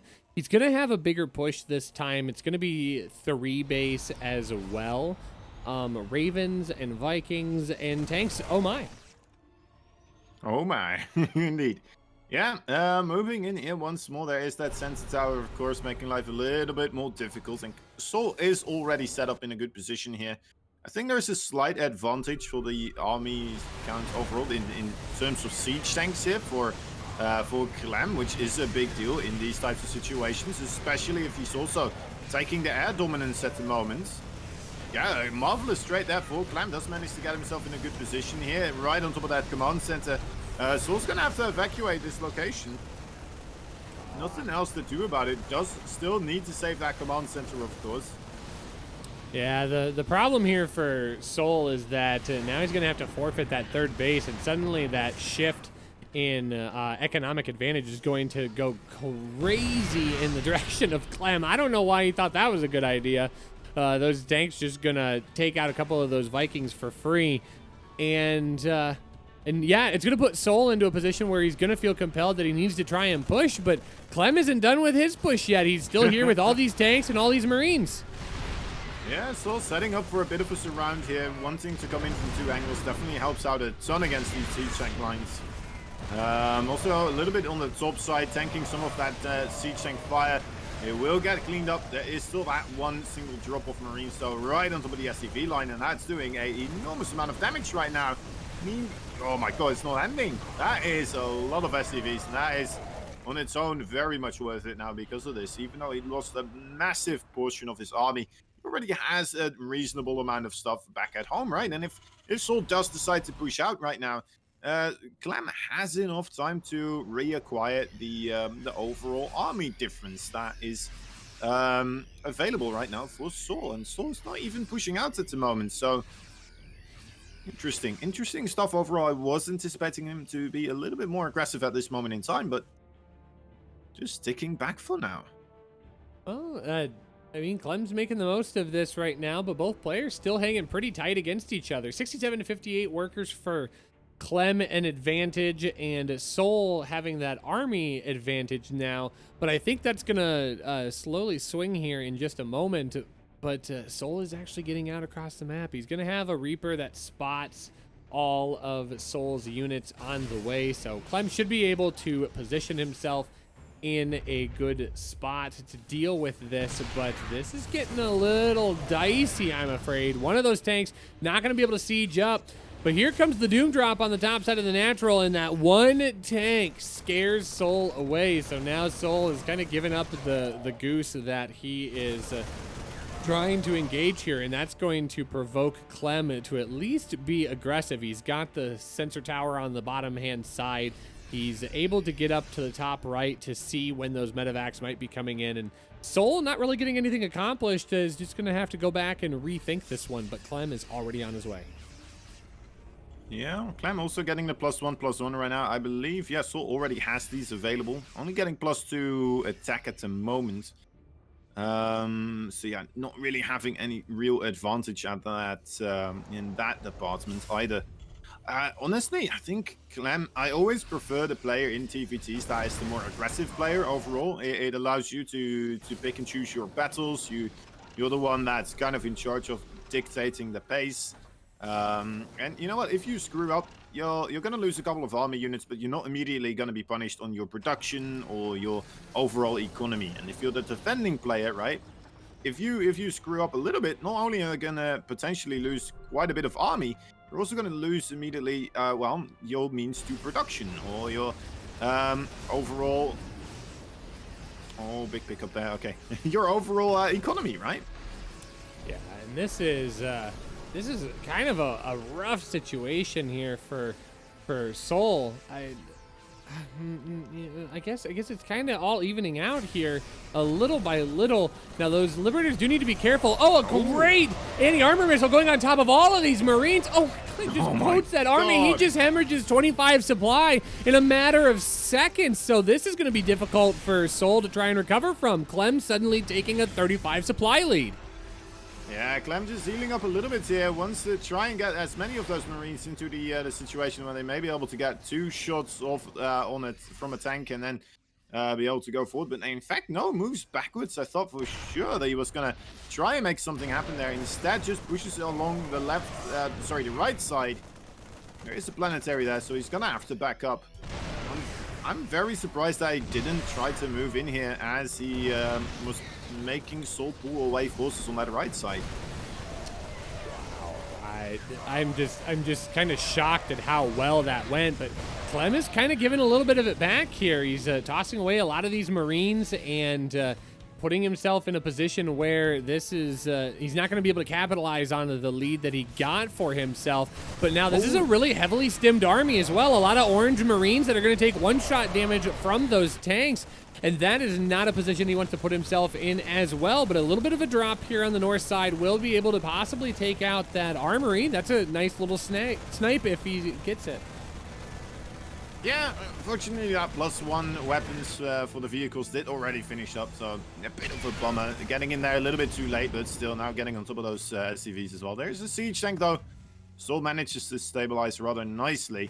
It is still a TvT, so I mean everything can still be, you know, it's swinging into a different momentum very quickly here, right? One overstep with your Marines into a siege tank fire. Just one slight misjudgment call from, well, maybe I can take out these siege tanks, right? And just running in. Suddenly you're so far behind that your opponent will just be able to overwhelm with numbers, but it's one of these matchups that is just continuously, oh dear lord, Soul. Losing more stuff here. I mean, he has definitely been the punching bag for Clem for this one so far. Well, it seems like Soul wants to try and set up some of these really cute and clever tactics, but isn't able to make it work. And this is going to be another instance of that. Clem able to jump on top of those Marines that are moving forward here. Soul trying really, really hard. He's got a bit of a bank as well. I don't know why he isn't building that all the way out, but he is getting himself a 5th base secured. The Vikings are trying to trade out as well. Clem trying to hold on to that air superiority. But we have advanced ballistics on the way for Soul. And that is going to be an interesting transition point here. Some range Liberators going to make it those tank engagements function a lot differently. Those tanks are not going to be able to just sit and hang out in the center of the map all willy-nilly and such. So, but if we look at that units tab, the tank count very, very strong in Clem's favor, but a few Liberators could very easily turn the tide. Yeah, for sure. A couple of Marines there actually extremely annoying right there. It's a bit of a bummer, right, though. The Liberators, they can definitely turn the tide, but it's gonna be difficult for Soul to do since Clem still has that air dominance right now. He's making 5 Vikings at the same time, and Soul just sitting on 3 Viking production right now. Mainly because Clem has been able to walk away with this game pretty much on his side of the field. He's been able to expand nilly-willy each and every way where he decides to. He's got another base growing, so definitely working out for him. And because of this right now, he is being able to, he's, you know, being allowed to be this aggressive, be this assertive with where and when these fights are taking place. All right, you know what? Looks okay here for Clem as well, I would say. It's not too bad. It's crazy that the supply counts look the way they do, because the way that engagement went, I would expect Clem to be just as pushed for army supply as his opponent, but 95 to 66 advantage here. Where is Clem's army at? Because he walks away with really not that much. It just must all be rallying out of his bases. Yeah. So things are trying to regroup. Yeah, there's Clem's army. He has grouped it up here on the top and middle side of the map. And oh my gosh, he's just gonna push on into that base at the 3 o'clock position here. Soul is completely out of position. Yeah, it's a planetary, but these tanks are gonna be allowed to siege up at the top of the ramp. Vikings are gonna go try and reclaim a little bit of superiority and scouting for his opponents, and that is a dead planetary fortress that goes in. For sure. Even setting up a Liberator, kind of being like, all right, yep, this is where we're shooting right now, boys. Just right about here. Some target practice sort of siege tanks. Nice and easy stuff right there. The Marines cleaning up all of those SCVs as well. Things are looking more and more hairy here for Mr. Soul. He's trying, man. He's desperately trying to still wiggle his way into a favorable location where he can take a fight, but look at the Viking count of Clem. That is ridiculous. That's preposterous. France never had an air force this big. Well, I don't know if I can speak a whole lot about France's Air Force at this point, but Clem's sure making it look strong. Soul at the point where he's like, I don't think I can deal with this anymore. I'm going to have to engage you. But all the Liberators back at home going to get on top of these tanks. This is actually a really good engagement here, but the Marines are actually going to soak up a lot of the tank or the Liberator fire to protect these tanks, and suddenly Soul has an opportunity to push on in. I don't know if Clem can stay across the map. I think he has to go back home and deal with this. Really? Honestly, I thought he had such a great shot on those initial siege tanks, right? That this feels manageable, at least to me. I think it's an overreaction to push back with everything at the moment. It's only 2 siege tanks really that he has to worry about, and for the rest, I don't know. I think he should be okay still. Oh, I mean, Look at the amount of command centers, by the way. Oh my god. Well, I mean, if anything, that will help save him because he's going to have access to all of those scans. But this is brutal kind of play here. 24 workers have gone down. Soul has made the most of this, but now all of those medevacs have been cleaned up. This is a one-way trip for all of those Marines. The follow-up attack is coming here on the top right-hand side. Yep. 22,000 to 19,000 in the units lost category. So many more Marines have been killed on behalf of Soul than Clem. So making the most of the efficiency here as he possibly can. But you're right, these command centers continue to pop up quickly across the map. Now that Planetary Fortress is going to go down, but it will allow Clem's tanks the time they need to get sieged up, and they should be able to hold a couple of these different ramps here. Soul's going to have to back up, but Soul's starting to run out of options here in this game number 1. Yeah, I mean, Clem moving backwards like that did allow Soul to finally get the pressure away from him, right? Boot up some sort of a front on the other side of the field, but ultimately he's just been left behind a little bit in the tech route right now. I know he did get himself the Liberator range upgrade. I don't think Clem has got the same upgrade, honestly. Yeah, it doesn't look like it, right? Am I crazy? I don't know. Anyway, the thing is, Soul now stuck on these Marines, the siege tanks. He is getting himself a bit of momentum here by being across the field, allowing him to get more mining done, but Ultimately, is it too little, too late? I think it is the one way that he can potentially bring this back, right? It is only like 30 army, well, 20-ish army supply difference at the moment, and a ton of command centers, to be fair. But ultimately, you know, it's not that far behind overall, considering the amount of punishments he's had handed to him so far in this game. Yeah, we've been trying to figure out what the actual upgrade count is for Clem, and it does look like Clem is actually down. He is 2-2, so he doesn't have 3-3. 3-3's not even on the way, and he's still able to hold on against Soul. I mean, Kozan, I think that just means upgrades aren't actually that important. But we know that's not actually the case. It's just Clem playing so dang good. He's up 176 to 110. He does lose that planetary on the side there, but he should be able to clean up the rest of this army. And I think with this, that should be about all that Soul has to offer here. His army supply is now down triple over his opponent, and Clem looks to try and clean up here in game number 1. Yeah, he's making some work happen here indeed. I mean, it is now just a absolutely devastating amount of difference in supply. It seemed a little bit manageable, but Clem, of course, is having so much more money, so many more bases mining, and so many more mules to throw down that reinforcing this is, you know, a very easy thing for him. He still has that massive global Vikings as well, and together with the Liberators, I mean, that is it. That's all. GG. First game going for Clem. Yeah, why waste your money on upgrades when you could just build more Marines, Kozan? I mean, Clem able to hold on to that air superiority. We talked about that at the very beginning, that was going to be important for him to accomplish, and he was able to get that done. So game number 2 is going to be headed over to another map of some shape and variety. There's going to be ramps. There's going to be bases. There's going to be units, Kozan.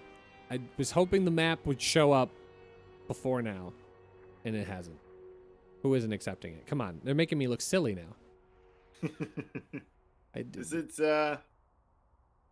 the nice and pretty one, the purple one? Oh, is it romanticide? I don't know. You were certain? No, it's actually Pillars of Gold. Oh, I think you might be right. Also, by the way, chat, hello. I'm gonna frame my face here because I keep getting called Nathanius today. I mean, I could definitely be called a lot worse, so I appreciate the compliment. I'm going to take it as a compliment because I think Nathanius is a very good caster. It is going to be Pillars of Gold. Got a chance to see it, but thank you so much, everybody. I've been studying Nathanius too hard. I'm going to tell you exactly how many games I've watched of Nathanius in the last month, and that is 0. Nothing against Nathanius, just haven't watched him. So again, appreciate that.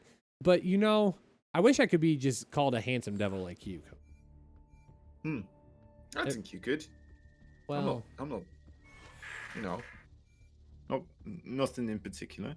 I think Mapu is also a little bit curious as to who that person is on the portrait. Like, he's looking for it. He's trying to figure it out. Yeah, I know. I need to know who it is. Okay, now is it one of it's not like one of the Russian casters, is it? It's not Alex. No, I don't think so. I think it might be a Terran player. I think it could be. Come on, Mapu. I really want you to find it. Everybody needs to know. Do it, Mapu. Do it. Oh, it's Nurchio. Is it Nurchio? Yeah, it could be Nurchio. Well, yeah, because he's got it up, right? Yeah, it was Nurchio.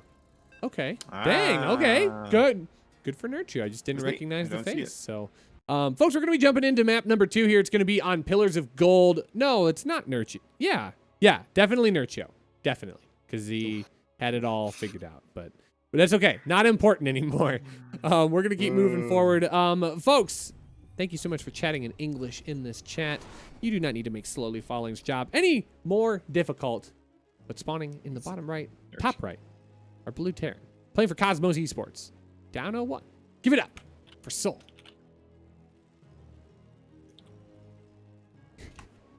His opponents right there in the top left side, or the bottom left side actually, my apologies. The Red Terran, Frenchman, Clem. Team Liquid. 1 point on the board, one more to go. Will he be able to get himself another victory secured here? Would be a good start. There's probably quite a couple of TvT still in the making here if he does manage to move onwards. As of course, well, if he manages to beat this Terran, he's going to go up against at least one more Terran. And then afterwards, I think that is a 3 out of 4 chance that he will be going up against another Terran in the winner bracket finals, in a sense, right? To check whether or not he will be qualified. It feels weird calling it the finals because there's 2 of them, you know, and with 2 different players as well that never really got to, or 4 different players that never really got to interact with one another. But still, it is the finals to see who gets to qualify. And how close are we to getting to that point? I mean, we're still a ways away, right? No, I mean, it is literally just this one. Then there is one game between this one and the finals, really. Okay, that's fair. That's fair. Or the semifinals.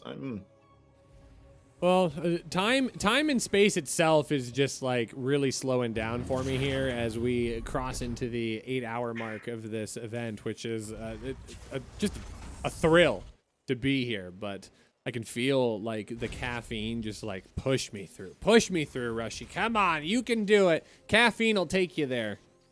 How are you holding up? I'm doing okay. I'm doing all right. And you know, sometimes I gotta stretch out a little bit, make sure that I'm still paying attention, and then we're good again. Then we're good again. Okay. You know, no matter how fantastic StarCraft 2 is, there is always that you know, after a certain amount of hours where you're just kind of like, all right, this is amazing as it is, some amazing players, but you know, I'm having difficulty getting a little bit, staying as focused as I need to be to deliver, you know, the quality casting that a tournament like this deserves, you know?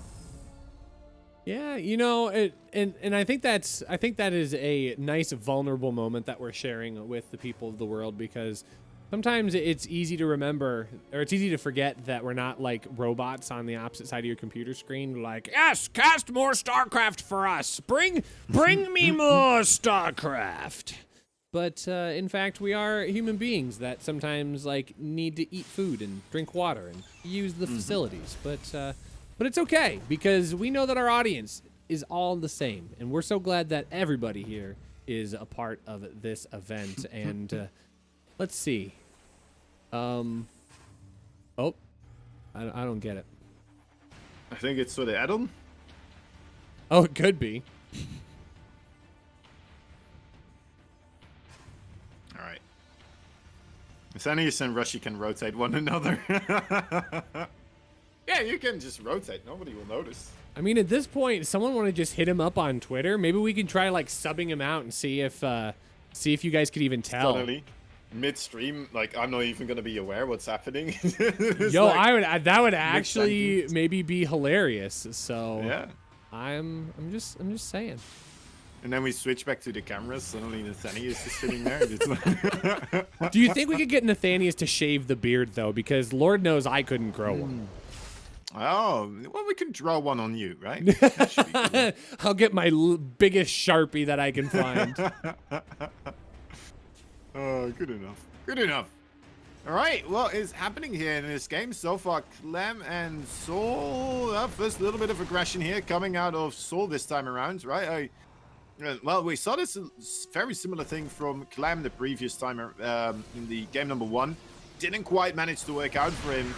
But Soul being like, you know what, let me try to be the aggressive player here. Let me try to decide the tempo and try to enforce you to, you know what, be a little bit slower with the expansions here and not be as continuously right up my bases, the back door, when I'm trying to do my jam, you know, when I'm trying to just play some StarCraft, relax, and then there you are with all those siege tanks all of a sudden, Clem, you know?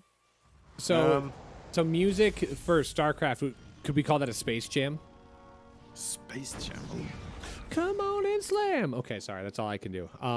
Let's see. Come on and craft. But yeah, you're absolutely right. Soul trying to control the tempo of this game, but Clem's not biting. I mean, he's like, whatever. I'll just shore up here at the top of my natural ramp. And if you want to try and engage into my tanks, like, have a lot of fun. I'm just gonna murder your army. So Soul, recognizing that that's not going to be the case, he is going to get his third base moving out, and that's where he's going to try and take an advantage at this point. But I think he's got to be careful that he doesn't overestimate Clem, who does already have a pretty decent economic standing in this point, and needs to start moving towards his third base, and eventually that means he's going to have to push out. I'm just having a good time with chat right now, saying that I'm convinced that Nathaniel's hired an actor to troll us. I'm telling you, hit him up on Twitter. Kozane and I would relish nothing more than being able to mingle with some of the great casters of StarCraft 2. So if I'm to be compared with that, like, so be it. It's like maybe the highlight of my entire day. So yeah, it would be great. It would be awesome. All right, well, it looks like Clem managed to break out of that one siege tank containment. Yeah, that's that is nice. Soul a little bit behind on the workers overall. What's the upgrades like? Steam pack on the way. Don't think either of these players really managed to grab the +1/+1 just quite yet. Overall army supply, a slight advantage here for Soul, but I don't think that's too massive at the moment, right? Don't think he's going to be able to really go across the field and dominate unless if he gets into a really good position. But Clem, check out those Marines right there, already in a marvelous spot to ensure that nothing here is going to come in unnoticed. He will be able to reset up those siege tanks wherever it is needed and prevent any big damage to take place. What is that wording? catastrophic. Catastrophic, there we go. Yes, I love it. I love it. Holy cow, Clem's SCVs took a bite out of Björn's playbook there and brought their combat knives to that fight and did kind of shore that up. Only 3 SCVs end up going down at the end of it all. Stimpak's about to finish up here for Clem, so his Bioforce will be able to engage forward here. 1-1 just now starting up for Clem, and yeah, there's no upgrades in sight for Soul at this point, and he's only just now getting his engineering base. Yeah, it could be a little bit behind on that one for sure. Needs to start them as soon as those engineering bases finish up. Otherwise, he's just going to be in a weird position continuously, right? Having to check whether or not he is equal on those upgrades or not, and could just be rough. I wouldn't see Clem as the person that's going to forget about them later on as either, right? He's not going to be sitting down +1/+1, not starting +2/+2. Probably all going to line up very nicely and neat for Clem at the moment.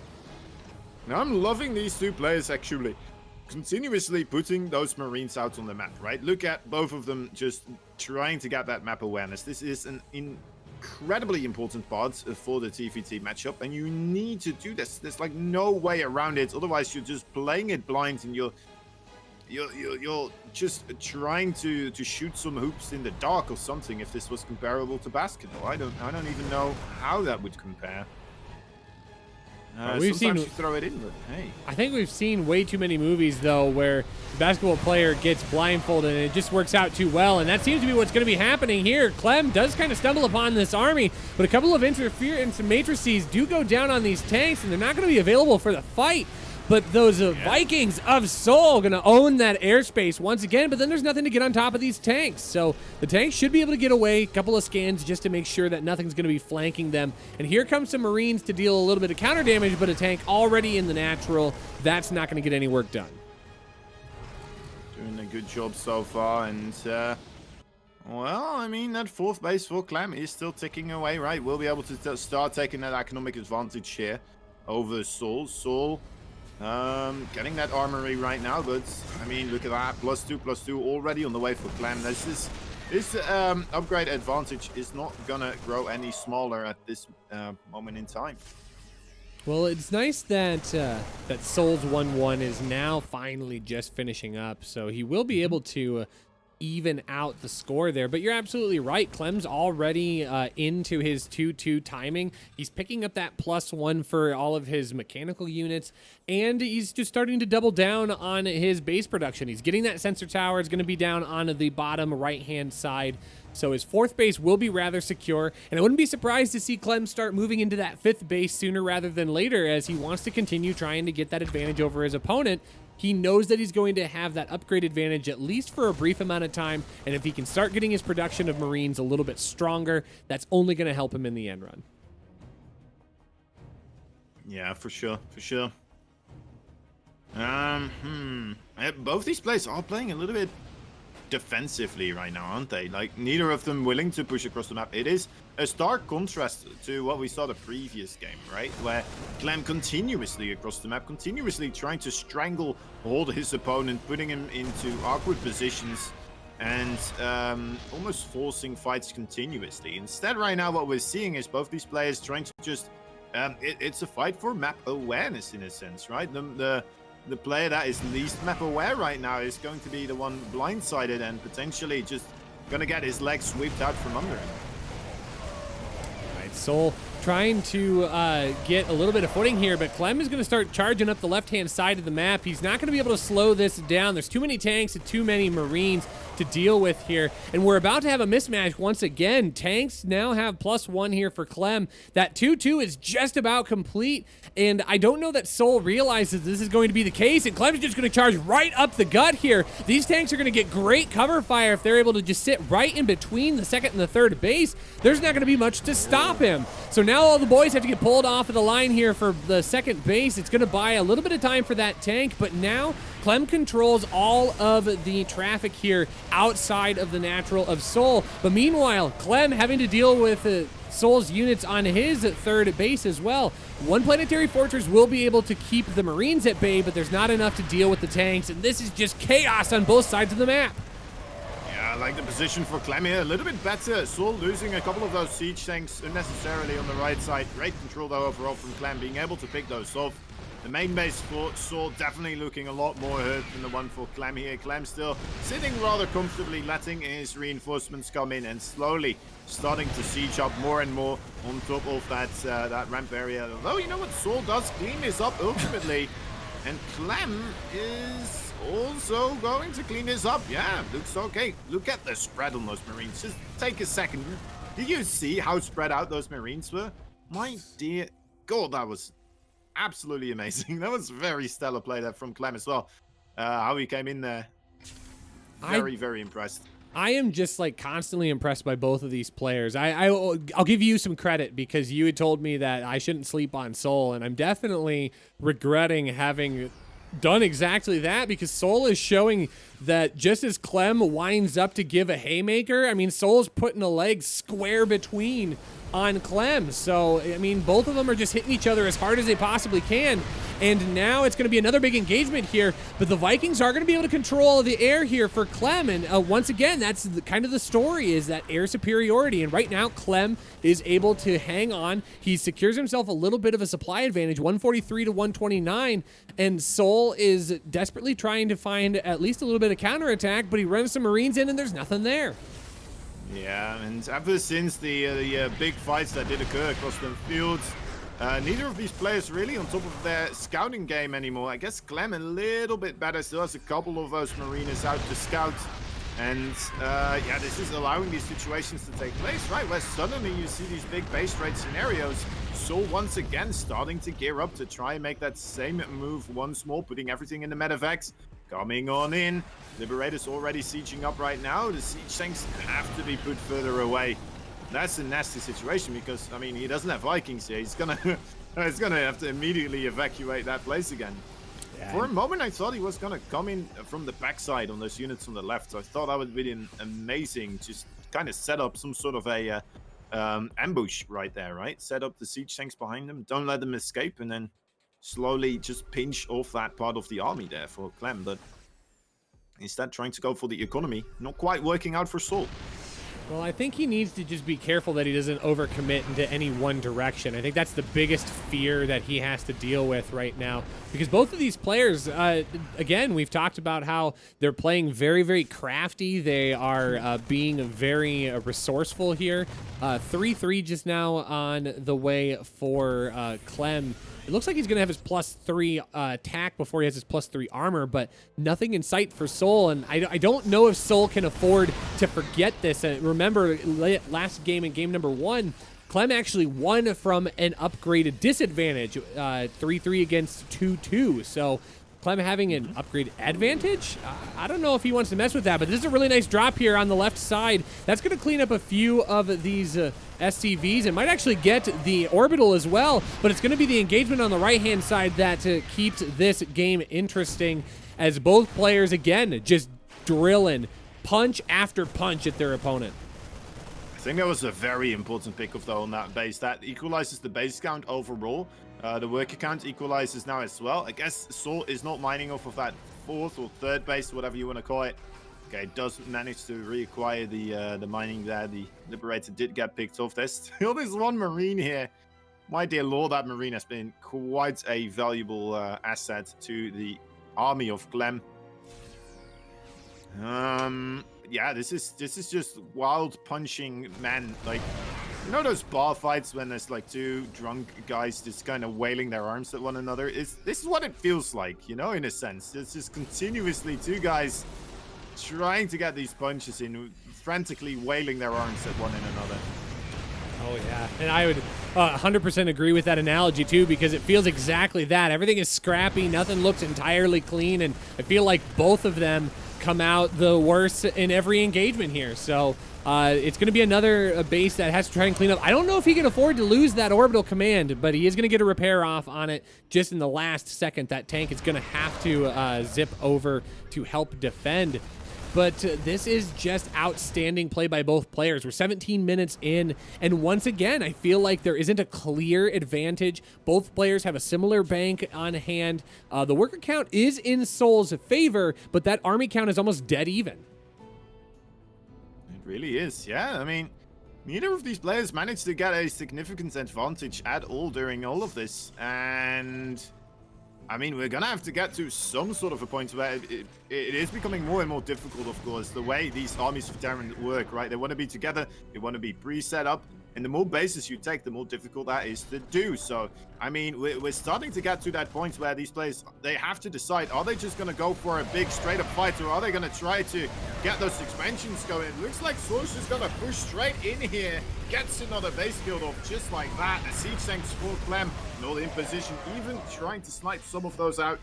Not too bad. Getting another siege tank there. You know what? Getting a siege tank for Marines, I think at this moment in time, always worth it. Unless if you really trade badly, of course, right? 60 Marines wouldn't be worth it ultimately. But anyway, regardless, Clem here moving on forwards towards that 3rd base location. It is in the center tower range.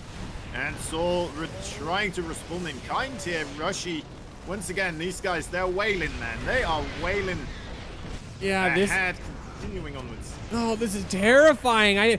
I don't know how I feel about this base trade scenario here, but that's exactly what we're setting up. There are tanks on the high ground here for Soul, and I don't think the same can be said for Clem back at home. But Soul is being patient. He's sitting out on the right-hand side. The only problem for Soul is that he really lacks the Marines to be able to spot for these tanks. So I think that's where Clem's going to have the advantage, and Soul's going to try and reposition up to the top side here. But I think that might actually be a problem here for Clem. He's not going to be able to have everything that he needs to defend with this, and now all of those SCVs are going to be exposed here. 16 workers go down for Soul, but I think a whole lot more are about to fall for Clem. Oh, what is happening in this game? Oh, this is such a horrendous thing to play, right? I mean, just continuously everything is just exploding, whatever you're trying to do, and whenever you're finally getting something done, suddenly your back door is just completely exposed. 2 medevacs just blow up out of nowhere. Why not? I mean, everything is just going to happen a bit. What is this orbital doing here? Clem, get that back to your own side of the field. How did it get that far out onto the map? That's, I think, the bigger question that I have. But, oh, no, now we're starting to do Terran things. We've got a command center floating in the top left-hand corner. We're at the 20-minute mark, and Soul's like, you know what? You can't hurt me if you don't have any flying units. And right now, I don't know if Clem has any Vikings at his disposal. At some point, maybe Mapu. Okay, he will help us. There are 3. Okay, so there are 3 Vikings on the map. This isn't going to be a draw scenario just yet. But Clem's in a really rough spot here. Both players have absolutely no mining. None at all. I guess Soul is pulling down a little bit of minerals, but that's it. Rushy, Clem only has 1 command center right now. He has 0 minerals. This is all he has. It's everything right there in the 6 o'clock. That's all. Oh, those tanks are not going to get sieged in time. I worry. And every single tank that goes down for Clem is a tank he cannot afford to lose. So now we're going to find ourselves in a position where this is just again, this is our bar fight. And I feel like our 2 fighters just found bottles laying on the ground, and they're just going to try and whip them at each other. Clem's going for it. All right, a nice engagement there on the right side. Still a lot of siege tanks sieged up though. For Soul, does Soul have enough Marines? He will push onto the left side, and GG is God. Soul manages to brawl his way into a nice position there and gets the second map's victory. My dear Lord, that was one heck of a crazy game. Oh my God. Wow. And that is going to be the game that gives us a game number 3. Kozan, are we going to buckle in for another 20-minute brawl? I mean, this is now the equivalent, like, both of them are going to go home. It was a Friday night brawl. They're going to go home, sleep this off a little bit, and they're going to wake up. They're just going to wake up mad at each other. It's like, we got to go out and settle this score once and for all. And it's going to be happening on Jagannatha, of all the maps in the pool for it to happen on, Kozan. Very exciting. Jagannatha. It's a big map, and honestly, these speed zones in the middle, right? They're quite interesting to see in a TvT overall.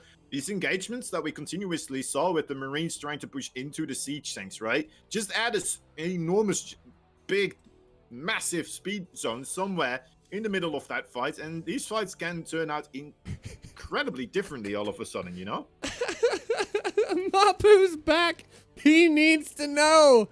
He must know. Going at it again. Okay, so it's not Nurchio. Okay, so right now, what's happening, because Soul requested a 2-minute break, and it's totally fine. I mean, they've both played for a very long time, but Mapu made a comment about how both Clem and Soul have the exact same portrait, and he just doesn't know who the profile picture is of. So we're just kind of following along here with Mapu, trying to figure out who this actually is, but I don't know that we're going to find it. I think you might be right, though. It may be Nurchio. Well, it's not the adjutant. That's for sure. Mapu's just looking to rock a new style. It is right Nurchio. Sushi just confirmed it. Yeah. Okay. That's Nurchio, 100%. Yeah, there we go. All right. Folks, 2,000 wonderful viewers joining us for this cast. Thank you so much for hanging out with us. We are having an absolute blast. My name is Rushy. I'm here with Kozan.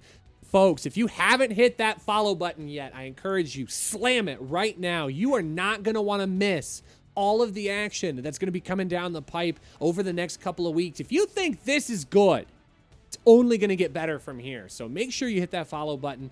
All of the best games are going to be held right here on twitch.tv/alphaxsc2. And it is going to be an outstanding game number 3 coming down the pipes here. Oh, I'm getting the nerd chills, Tasteless. You better. Oh my God, man.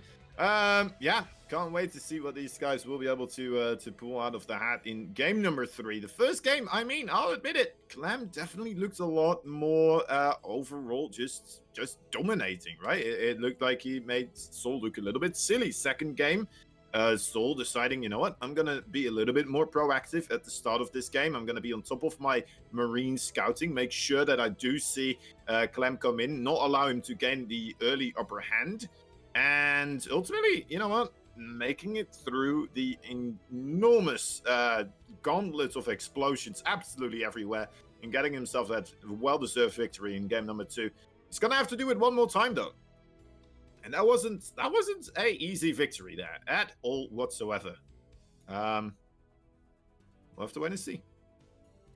We're not going to have to wait very long here. We are booting up for game number 3. It's going to be on Jagannatha. We're going to be headed into the final game of this match. The winner's going to be moving on to not even the qualifying match just yet. It's going to be moving on to play against Marine Lord, building up for another TvT. So thanks so much, guys, for joining us. We're so glad to have you. Even the people who don't believe in the power of Clem and Soul. Spawning in the top right of Jagannatha, our blue Terran player. Giving it all he's got for Cosmos Esports. Give it up for Soul.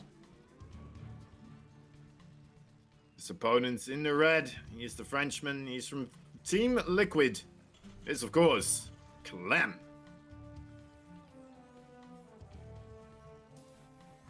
Fantastic Clem. Fantastic Clem. Clem-tastic? Clem-tacular. There was somebody else that posted a good Clem pun, and I remember seeing it going like, oh, that's amazing. But then I can't remember what it was. So Clemnificence. Oh, it was way better than that. Yeah, I hope so. Come on, chat. Someone's got to be there to help me out. I know you are. We got something interesting here, by the way. Clem going the for Clemperor. The Clemperor. The There we go. Clemperor. There's a single gas opening here for Clem, right? So he's going to aim to get himself a quicker command center. Double gas opening here for Soul does put him slightly behind in the overall startup series of this game. He may be able to still get a bit of damage done, but overall, you know, a small, tiny, little lead towards Clem. And we saw that, you know, if you do give this kid a small lead in these types of situations, he will not let go. He will hang on to that little advance, thingamajig, and he will be able to ride it out through the rest of the game. Oh, I mean, that feels like a technical term right there. The thingamajig. The thingamajig. That sits right next to the whatchamacallit. And do you know what I mean?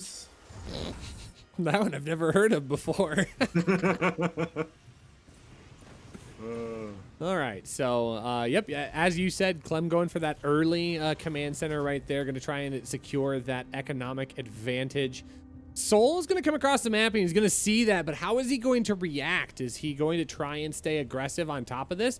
I don't know that Clem has a lot to protect against this incoming Reaper here. I guess he's got his own Reaper, and there is a Marine now that's going to be able to pop out, so that should be able to deal this down, but it will cost a little bit of time on that command center as he is able to pick that off, but Soul loses both of his units for it.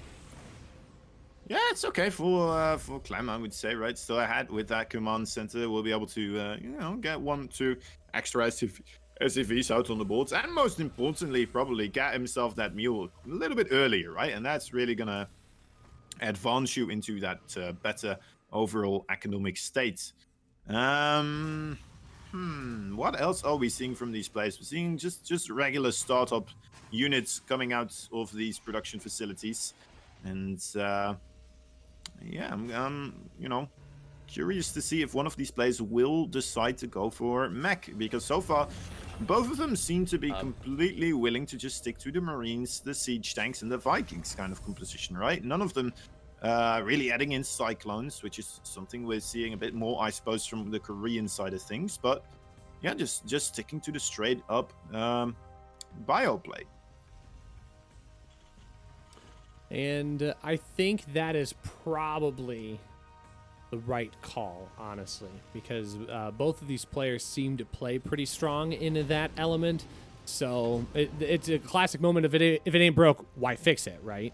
Especially on a map like Jagannatha, where we can kind of spread out and maximize the full advantage of the space that you can use to micro. So I like Jagannatha in that response, since we've got those wide open spaces, a lot of ramps to abuse, and I think we're just going to see a lot more cool micro tricks. I would love, Kozan, to see this go even further than it already has in the game 1 and 2. And Clem is going to start it off here by a nice little drop. That's just going to be the trick here for a Hellion run by, and 5 workers are immediately going to go down. Yeah, Yeah, very, very solid play so far from Clem. I'm surprised the Raven has been just sitting there, not quite using his energy. I suppose that is just quite disciplined here from the blue Terran, of course. Oh, leaving his siege tank alone, though. Quickly has to bring a couple of SCVs there to repair it as well. Oh, you know what? The Reaper Nade kind of helping out in a sense. He's like, all right, I believe you need to be over here, sir. Please, right this way. Oh, tally ho. Pip, pip. Sank in the sky. All right, well, you know what? More Hellion damage here taking place, though. And this is starting to get a little bit ridiculous looking at that worker count. 40 workers versus 23. Suddenly, we're in a ginormous lead here for Clem. And he didn't even invest that much of his army supply, right? Still ahead on that remark as well. So, geez Louise, look at that. The efficiency of this man. Oh, God. I think Saul's gotta have to do something very quickly here in order to mitigate the mid game here, because this is going to turn out very nasty if he lets things continue onwards down this path. Well, here's the reality of things. Right now, Clem has a significant worker lead, but the armies are almost dead even. So if Soul can't get across and deal some decent damage right now, that's only going to get worse for Soul. But I feel like I spent so much time, and you as well, saying that all last game where Soul was just behind, and then he was behind, and then suddenly he was just right in the mix of it, and we don't necessarily know how he got there. So I think everyone should be patient to not count Soul out just yet. He certainly has what he needs to get this done, and he certainly's got the taxes to take care of it as well. I don't know, Rushy. I don't know. It is such a rough one. Oh, Clem. All right, Clem. I don't know why he's passing right now, but must be important. Somebody at the door. You know what? Santa coming down the chimney. Cat probably just like knocked over a bottle of water on his desk. Potty break. In the chat. Yeah, the pizza got delivered. I heard it's got bananas and pineapples and everything. And we're back. All right. Continuing onwards. Yeah, I just don't think Saul was ever in a situation as dire as this one right here.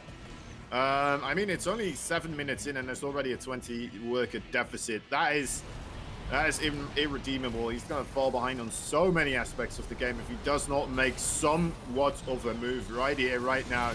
You know what? The army of Clem, it is looking rather spectacular. He's going to get the air dominance here. I don't know, Rushy. This is kind of a rough scenario here. Right now, Soul's able to own the airspace, but he doesn't own a lead anywhere else. 105 to 67.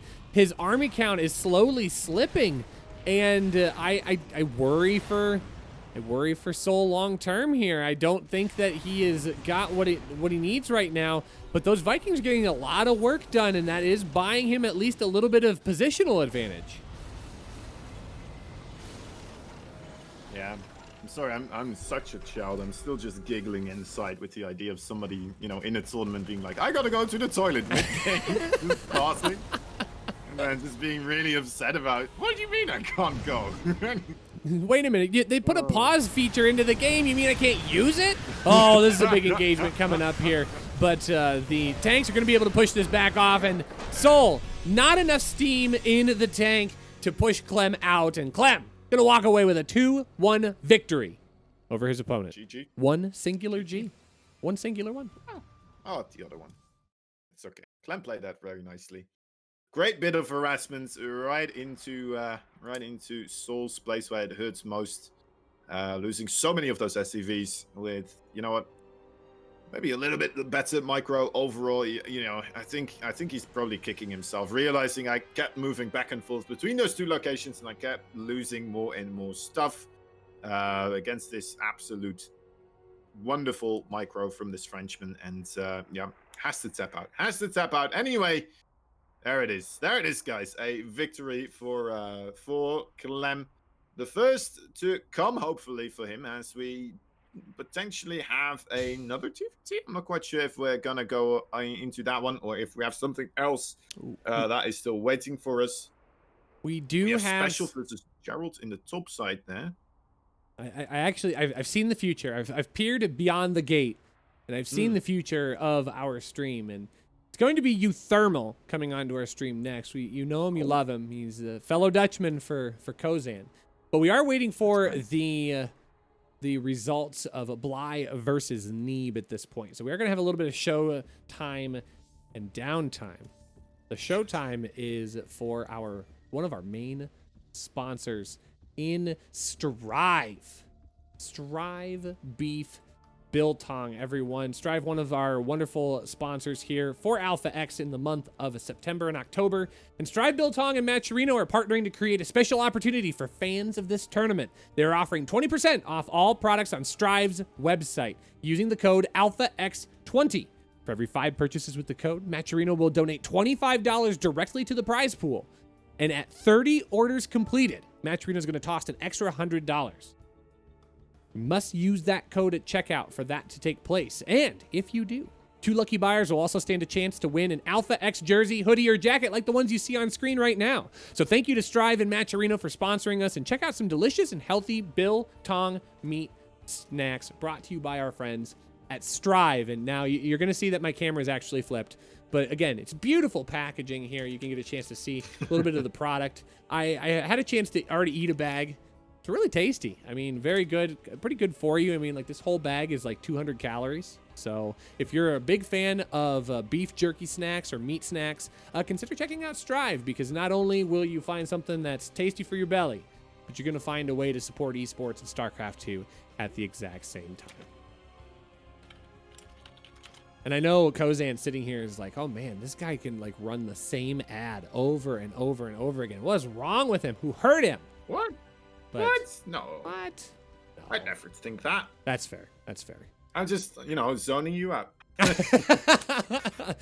just gonna not pay attention for a little bit. It's totally fine. So, but folks, we are gonna take a short break here. That is gonna lean us into our next series. We are just gonna wait very patiently. Now, last time I went to the break, and it was almost immediately that we learned the results of the unknown map. So more than likely, we will probably have the same thing happen here. But it is going to be the difference between seeing whether or not a North American can continue to advance through the top side of the bracket, or if we will continue to have EU dominance. And we're going to have to find out after we return. You guys are watching the EU Qualifier, the King of Battles International Championship, right here on twitch.tv/AlphaXSC2. We will be right back right after this short break. Don't go anywhere, guys.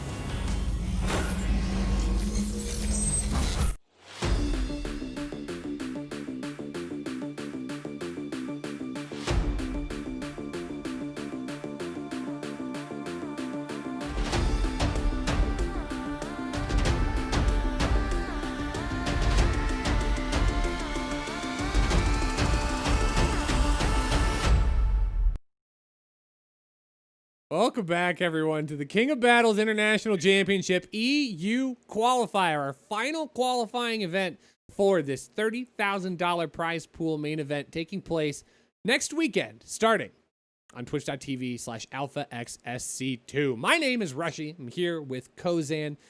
This has been quite the journey here throughout the course of this week. I think we had like a 6-hour cast on Friday. We had a 6-hour cast yesterday.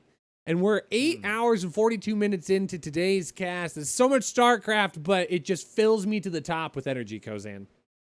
It really does, doesn't it? Maybe we're there for this matchup, though, for UThermal. That is coming up right now. UThermal versus Mr. Neeb. Yeah, I mean, this is the match where it's going to come down to if they manage to, whoever manages to beat this, they only have one single match to go, one single best of 3 after this, to see who gets qualified through the winner's bracket.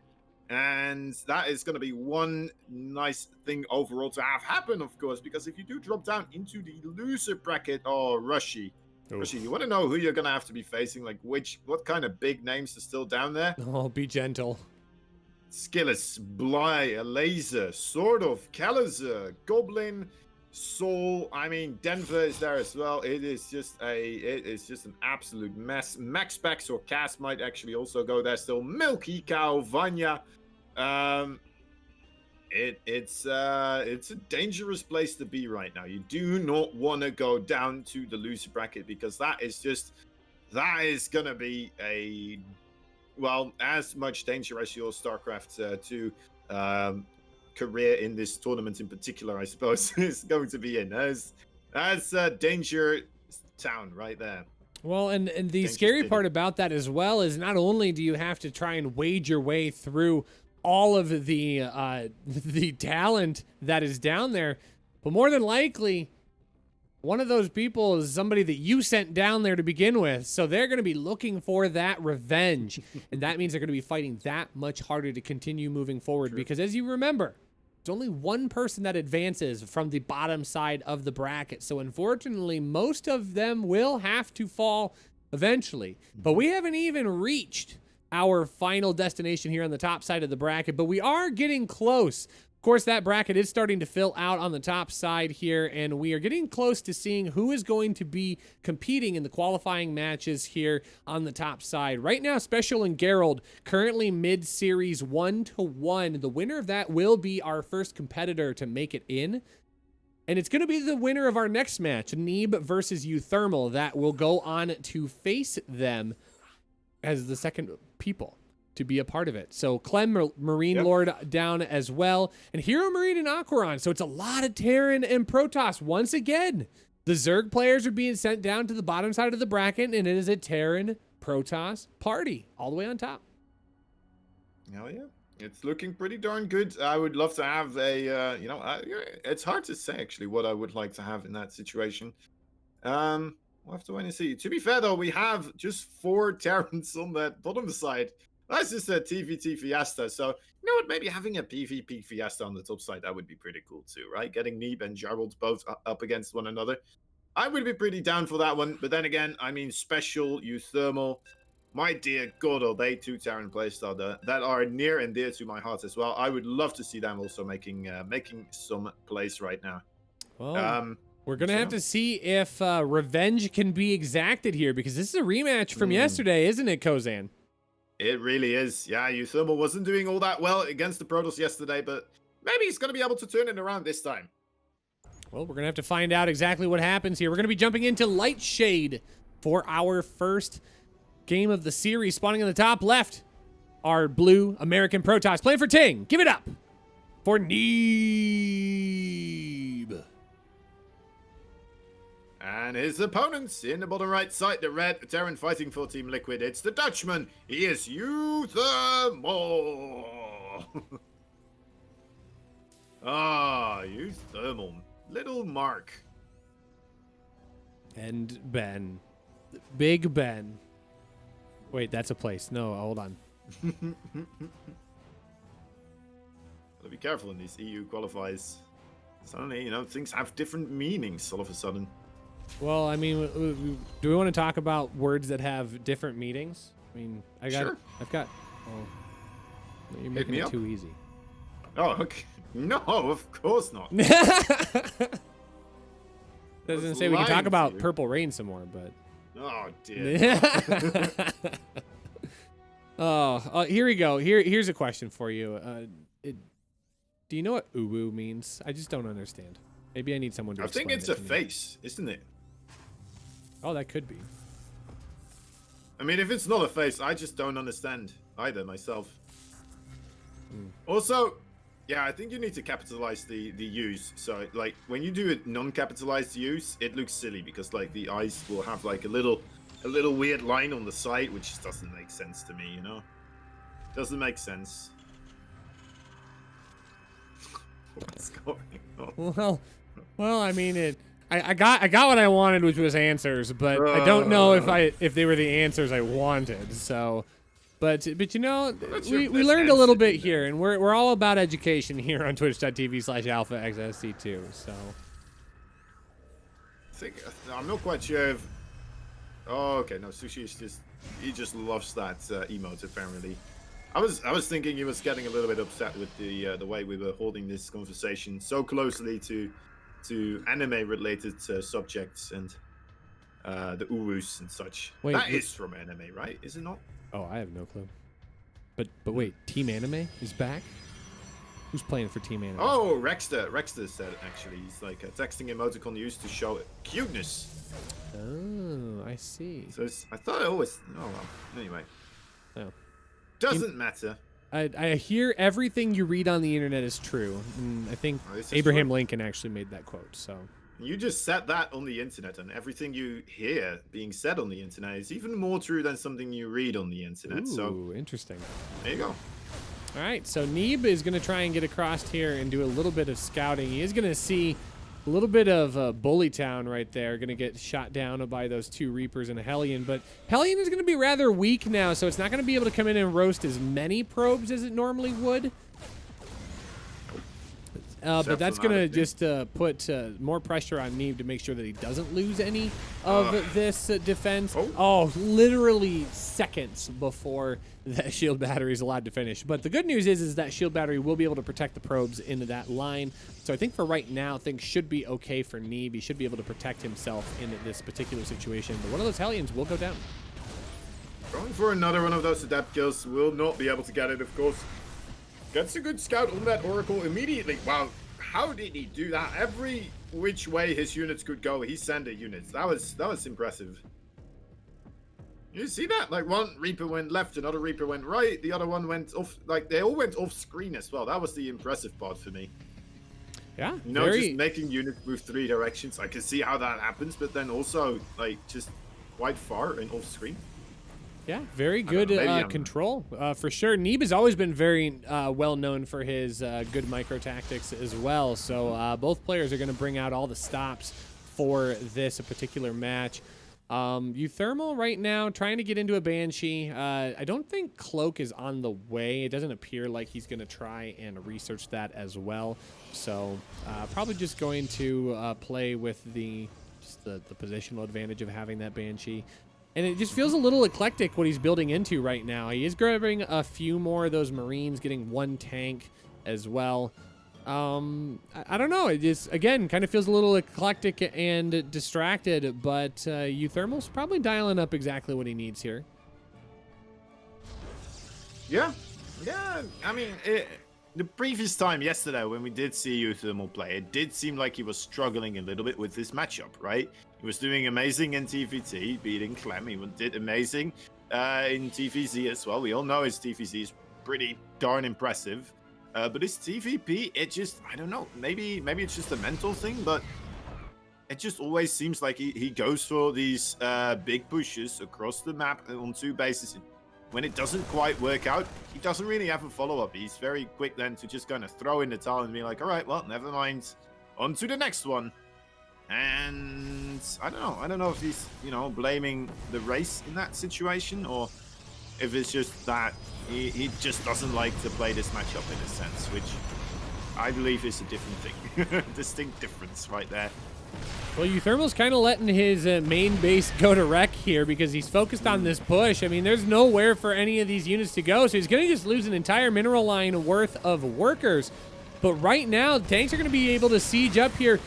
Adepts are going to shade on forward right on top of these tanks, hoping for a little bit of friendly fire, but some good micro here by UThermal will be able to protect himself, at least for the time being. But these tanks are going to get lifted up and completely picked off. Neeb with a surgical defense and kills off 20 workers on the backside of this. That's going to be way too much for UThermal to deal with. Neeb takes game number 1 in quick fashion.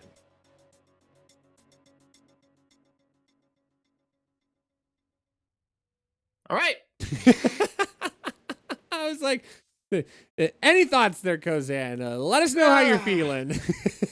honestly, I mean, I know he's playing against Neeb, right? An extremely tough Brodel's opponents overall, but I mean, I don't know. These are 2 base attacks from UThermal. They've fallen out of fashion, and I feel like they've fallen out of fashion for a reason. He does them so often still, though, and regardless of that fact. And yeah, I would just love to see UThermal try to take different approaches in these types of situations. Just I would like it if he didn't shy away from that big macro play in a sense. I feel like it almost feels weird saying that Neeb isn't like generally a macro style player, because I feel like Neeb is well known for that. But I would lean to your point. It feels like Neeb has been playing very aggressive in this qualifier. I think maybe yesterday feeling like he missed out on qualifying and doesn't want to risk that again today. So being a very good opponent in that regard. But yeah, I think you just noticed that slowly falling brings a good point around here, saying that UThermal doesn't want to play very long games because of an injury that he's dealing with. So most likely. I think that is very good context here. So UThermal might be the one that's trying to be the aggressor. And honestly, it is kind of working out for him. I mean, he did make it all the way to the qualifying match last night and unfortunately lost out in the very end. Yeah, but to be fair, like, we do still see him going into those macro games now and again. But yeah, I think it's definitely a good reason for him not to go into those macro games, right? For sure, 100%. But at the same time, I feel like he is a little bit more relaxed with making that decision in the TVP matchup rather than a TVZ matchup, right? All right, I don't mean to interrupt you because you've got a good point here. But Ting Jesse, welcome to the stream. I'm gonna have a little bit of fun here, chat. I need all your E's. Let's go ahead and cheer for the main man of the hour. Spawning in the bottom left of Pillars of Gold, our blue Protoss player. Give it up for Neeb!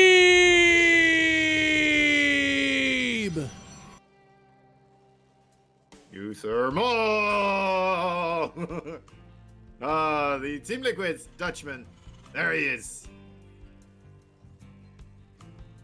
Just had to make sure that I got that in there. So sorry, I didn't mean to interrupt you. Continue your point.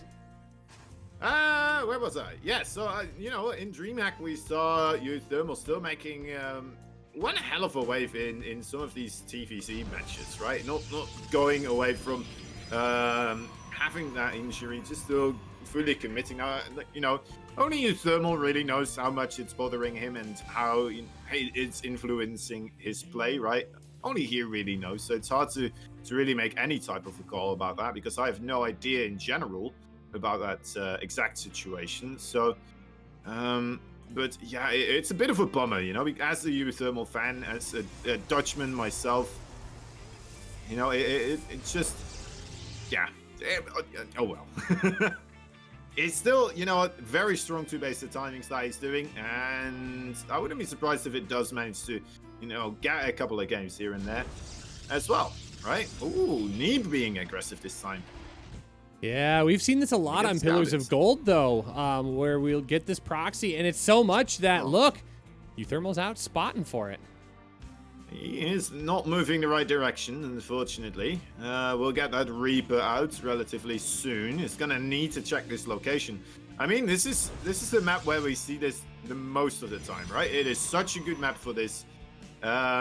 And I think even UThermal made a video about how to beat Void Race, and he specifically mentioned you need to scout these sort of places. Now we're gonna see the teacher himself gonna show us exactly how you start to deal with this.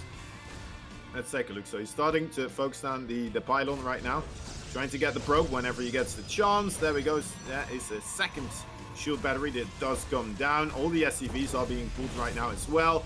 He's gonna try his best to target down the Stargates here. Very interesting.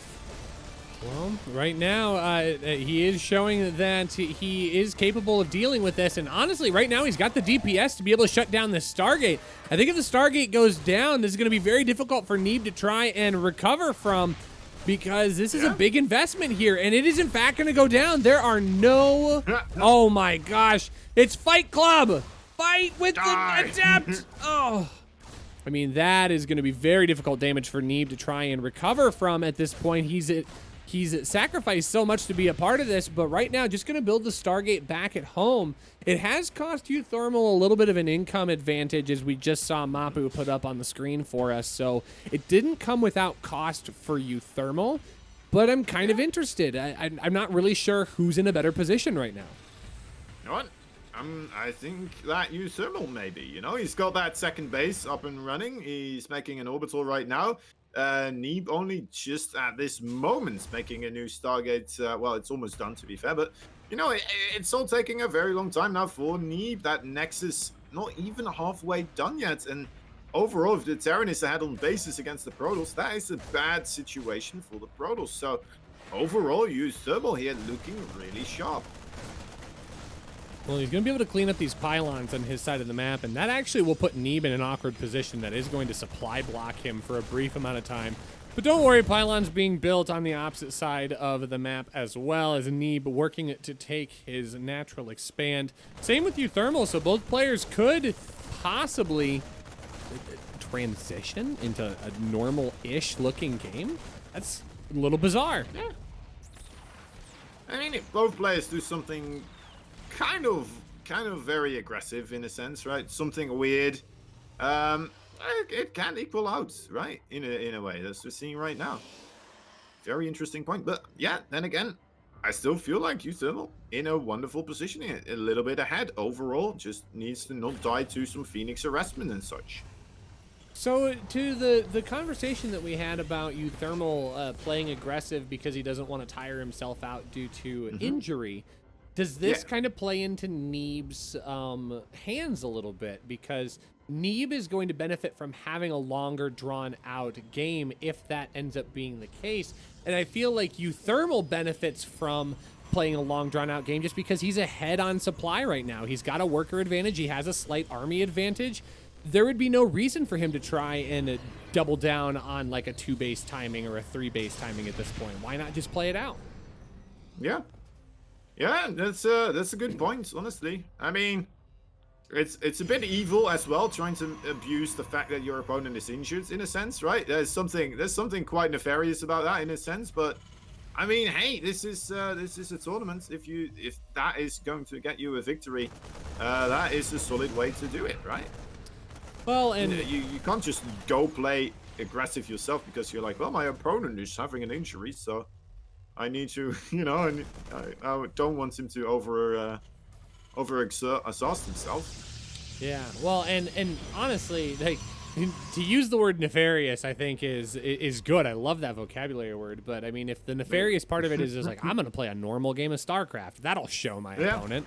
I mean, it's a kind of an interesting way to look at it, but yeah, I mean, this is kind of what we thought might happen here. UThermal wanting to double down on that 2-base timing here. He is going to get across with all of these Marines. He will be spotted. Neeb is going to know that this is coming, and Neeb does not have the army to back this up, but UThermal has a slight army lead, 40-26. I guess a little bit more than slight. There is nothing back at home. One shield battery is going to have a difficult time protecting this, Kozan. Yeah, it is quite a lot of stuff right here. Mostly Phoenixes, they are not going to do all that swell against those Marinas coming up and, yeah, pick up as many as you'd like. There's still a gazillion more. The Immortal going strong. There's a shield battery overcharge that's very far removed from the fight, but you know what? It looks like the Immortal here Gonna stand tall in UThermal. Not having the best push here. Yeah, he did a good job getting through the army, but then just didn't have anything left to deal economic damage. So Neeb, with a very, very good hold, is still down a very strong worker and army count, but is still alive at this point. He's going to try and go out and take his third base. This is exactly kind of what I was thinking. Neeb's going to benefit from being able to drag this game out. He's got to find a way to slow down UThermal, though. He's coming across the map with more units. Yeah, he's not done yet, right? He still has more than double the army supply here of Neeb. If he does manage to get into a good position, far removed from those shield batteries, he should be able to make something work here. But, I mean, he doesn't necessarily, like, this is the problem, right? If he doesn't want to play a long game, he's going to have to find a decisive blow. But ultimately, if he, you know, can play that later game, he can just try to take out his third base and then try to contain Neeb for a little bit longer, right? That is, feel like the correct play to go from here. But I'm just hoping he doesn't feel too pressured in trying to make a game-ending move at this moment in time, you know? Well, it's got to be lingering in the back of his mind here because he is really hovering hard with these medevacs on the left-hand side, and he's actually going to set himself up for a bit of a split drop here. So the unit's going to stay on the top side of the main. Meanwhile, another drop is headed towards that third base, and there really is no army in position. He's got one Colossus standing at the front ramp here, probably waiting for extended thermal lance, but I don't know if he's going to be able to get over and reposition in time to help protect that, but a great battery overcharge here will help protect that Nexus. Should actually be able to top it off most of the way once again, so Neeb getting a pretty decent protection, but look at that advantage here, 139 to 101. UThermal is continuing to catapult ahead and more medevacs flying across the map.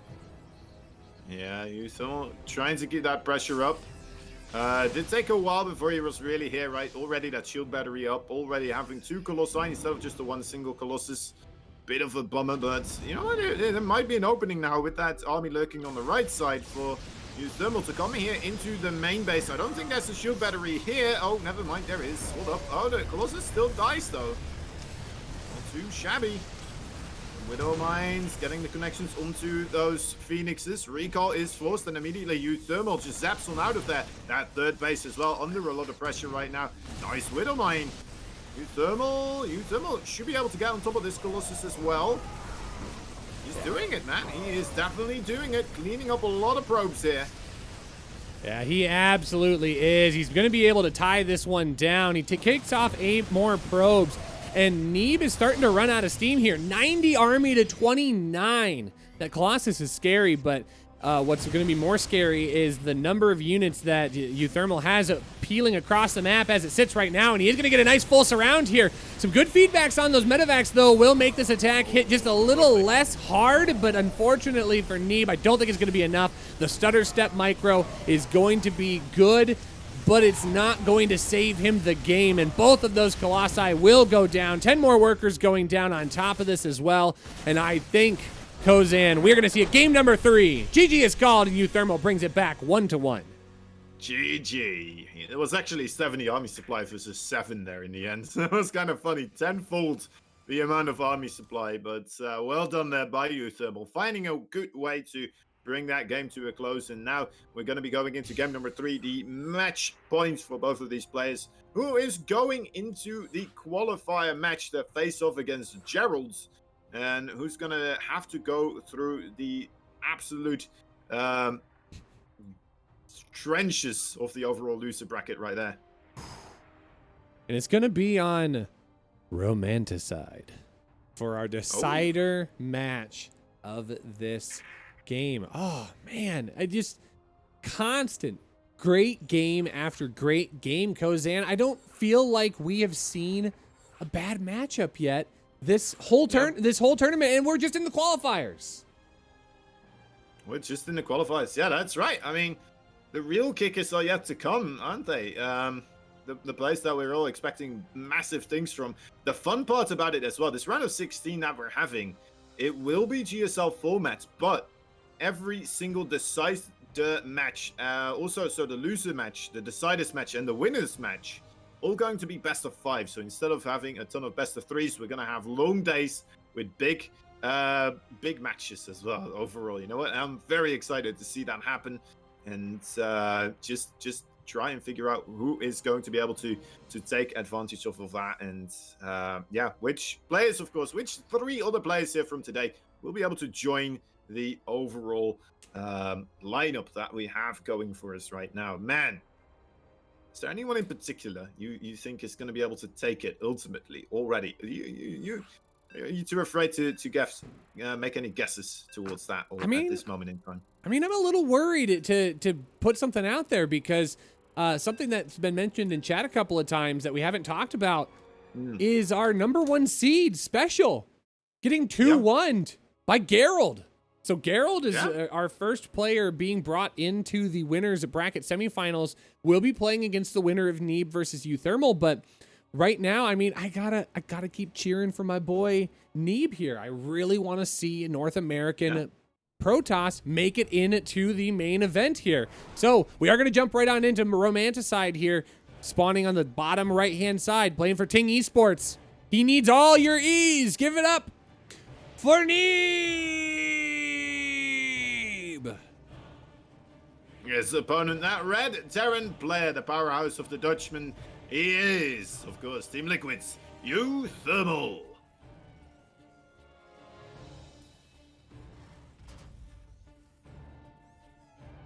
You're getting people. Oh no, slowly falling. Why? Why would you do this to me? I've betrayed chat. Oh no. Oh, but don't worry, the ooh-woos got through, it looks like, so totally fine, I guess.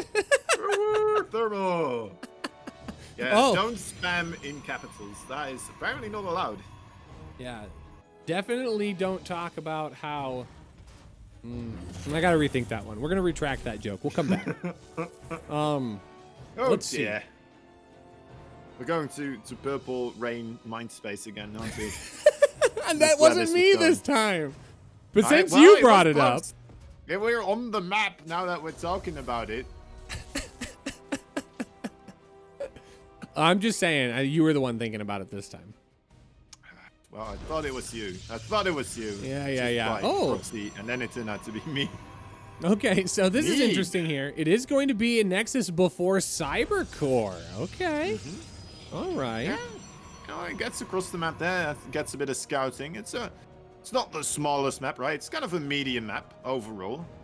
Has a nice short distance through the middle to walk, but still, I think you should be able to still chrono out a Adept or a Stalker here relatively safely against that first initial Reaper.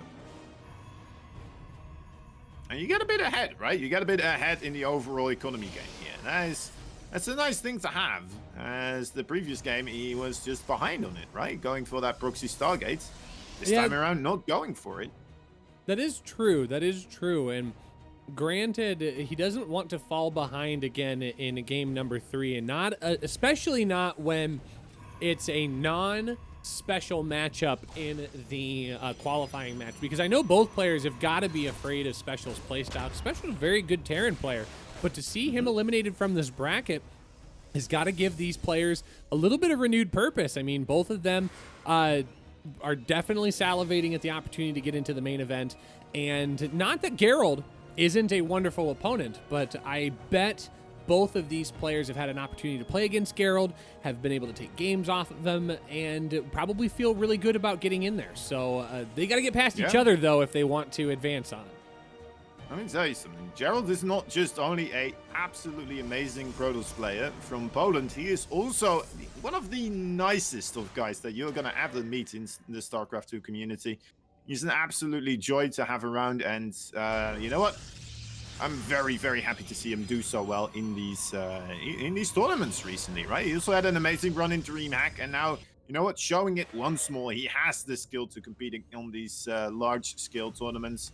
And you know what? I would love to see him compete in the main event as well. That would be a very cool thing for me. Well, no, by the way, this is the first round where we're not going to have an Alpha X qualify, right? Yeah, I think you're right. Yeah. Did we have an Alpha X player competing today? I'm not even sure if we had. I'm actually going to peek at that here really quick. I don't Is there still think someone so. in the loser bracket somewhere? There isn't Out? any at all. Crazy. Crazy. None at all today. So, so it's going to be 3 Alpha X members moving forward, which is kind of cool. And it's going to be some very, very good players otherwise. Possibly Ting's Neeb, possibly Team Liquid's UThermal here. But we're going to have to see. Otherwise, guys, I mean, this is such a stacked bracket. We already have such a strong lineup, and we're going to find out who the last 3 players. I mean, we haven't even gotten to our first qualifying match. We've had so many great matchups, and we haven't even gotten to the qualifiers yet. Yeah. Yeah, it's pretty nuts, the star-studded stuff that's happening here in this event so far. I'm kind of liking the overall way that we're having the brackets work out as well, right? It's allowing some of these players to go through that maybe wouldn't have gone through in a round robin, so it's a bit more of an underdog story also taking place. But then, you know, they are continuously proving that they are capable of taking out these big names, right? It's not just the massive underdog, right? We don't have a diamond player such as myself competing in these moments, but we do have some players that, you know, you would expect, right? If Bjorn doesn't get in, Ragnarok, Sound, Mana, and, you know, it's just some, you know, couple of people.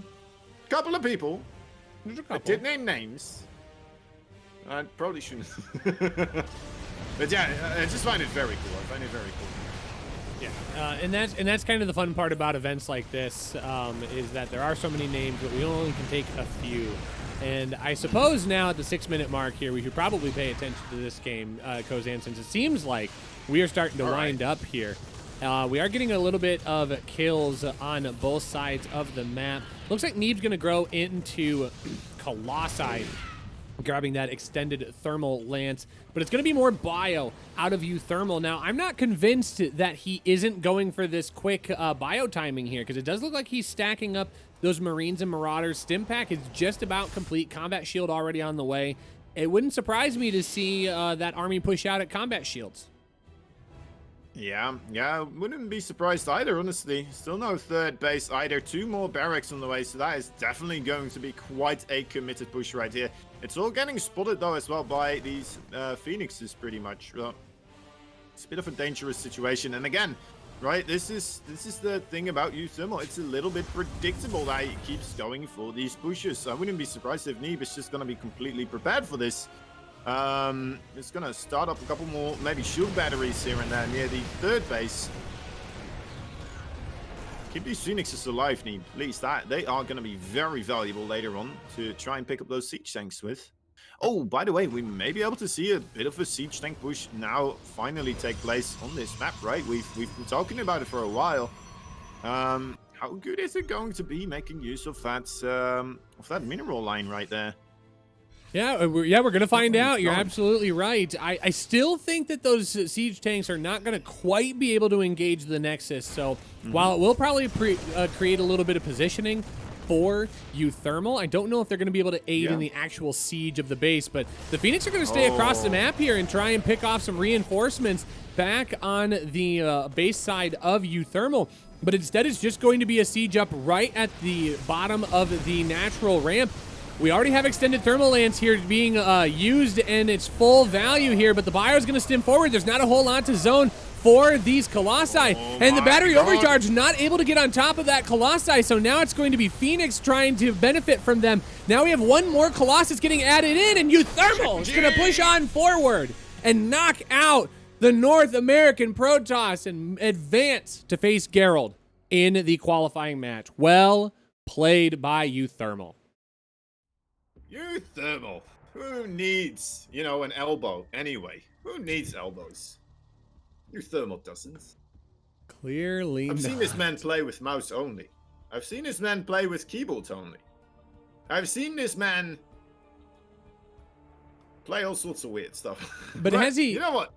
But has he put his foot up on the keyboard like Larva did in the Brood War event that is like very memeable at this point? Wait, is that the one where he was trying to go with like an extremely large keyboard? Or oh no, that's another one. That's another good one. Another one. It's like something you should do, right? If you have such a large keyboard, to use your feet as well on certain buttons. It's so funny though. That was so blood. That was so funny. But anyways, UThermal with a very tight timing attack is going to knock Neeb down to the lower side of the bracket, exact a little bit of revenge, and finds himself in the qualifying match against Gerald. It's going to be another TVP that is going to be taking place right here on the main stream. Folks, we are so glad that you're able to join us. We are going to be starting to cover these qualifying matches very, very soon.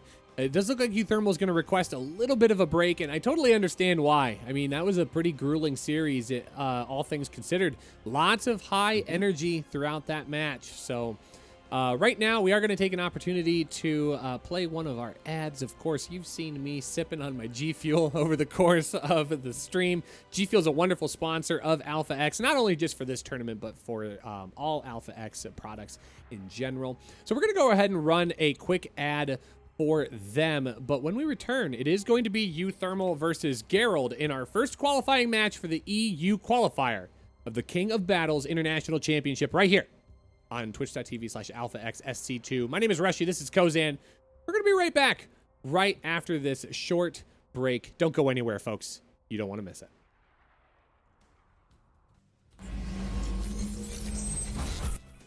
You know G Fuel is the official drink of esports, and right now they're inviting you to take a trip down memory flavor lane with their new G Fuel bubblegum flavor. It's their newest mind-boggling concoction made with 0 sugars and packed with antioxidants and vitamins. Get transported back in time with this classic taste of childhood while getting the energy and focus you've come to expect from G Fuel products. Check out their sponsor quests on the event page for more information on how to get your hands on G Fuel's nostalgic take on a time-tested favorite. G Fuel. Now let's get back to some StarCraft.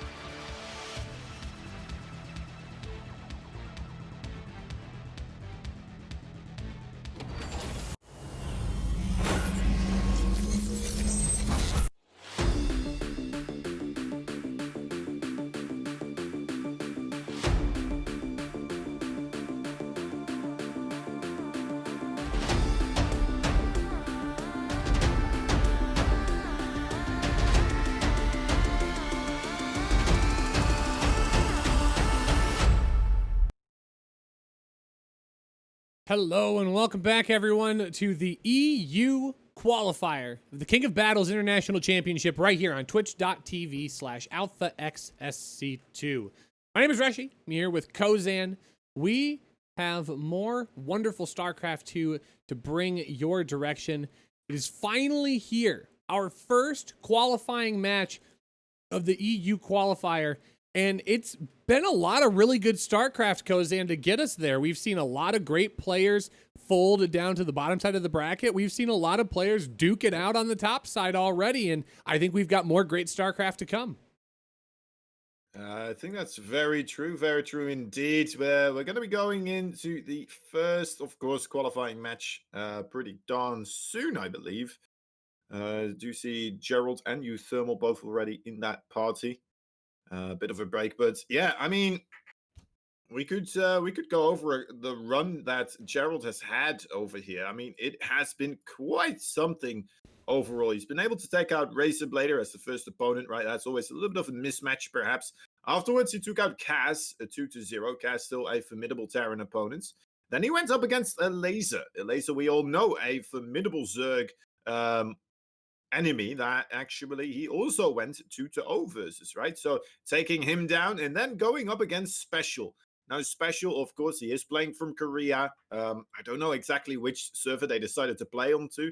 If, you know, according to the rules, they are allowed to just, you know, say we can't make an agreement and then it will be Europe. But ultimately, you know what, they could have played somewhere on NA. I'm not quite completely certain. Anyway, he went up against Special, managed to take him down 2-1 as well. That is quite the accomplishment. And now he's sitting here, right, in the they call it the semi-finals, but really, in a way, it is the finals of a of the qualifier in a sense. Because if you win this, you've made it, man. You're gonna be qualified. You're gonna be entering the main event, and you're gonna be settled. Of course, still on the bottom side of things, we have, well, let's first see UThermal, right? UThermal's run.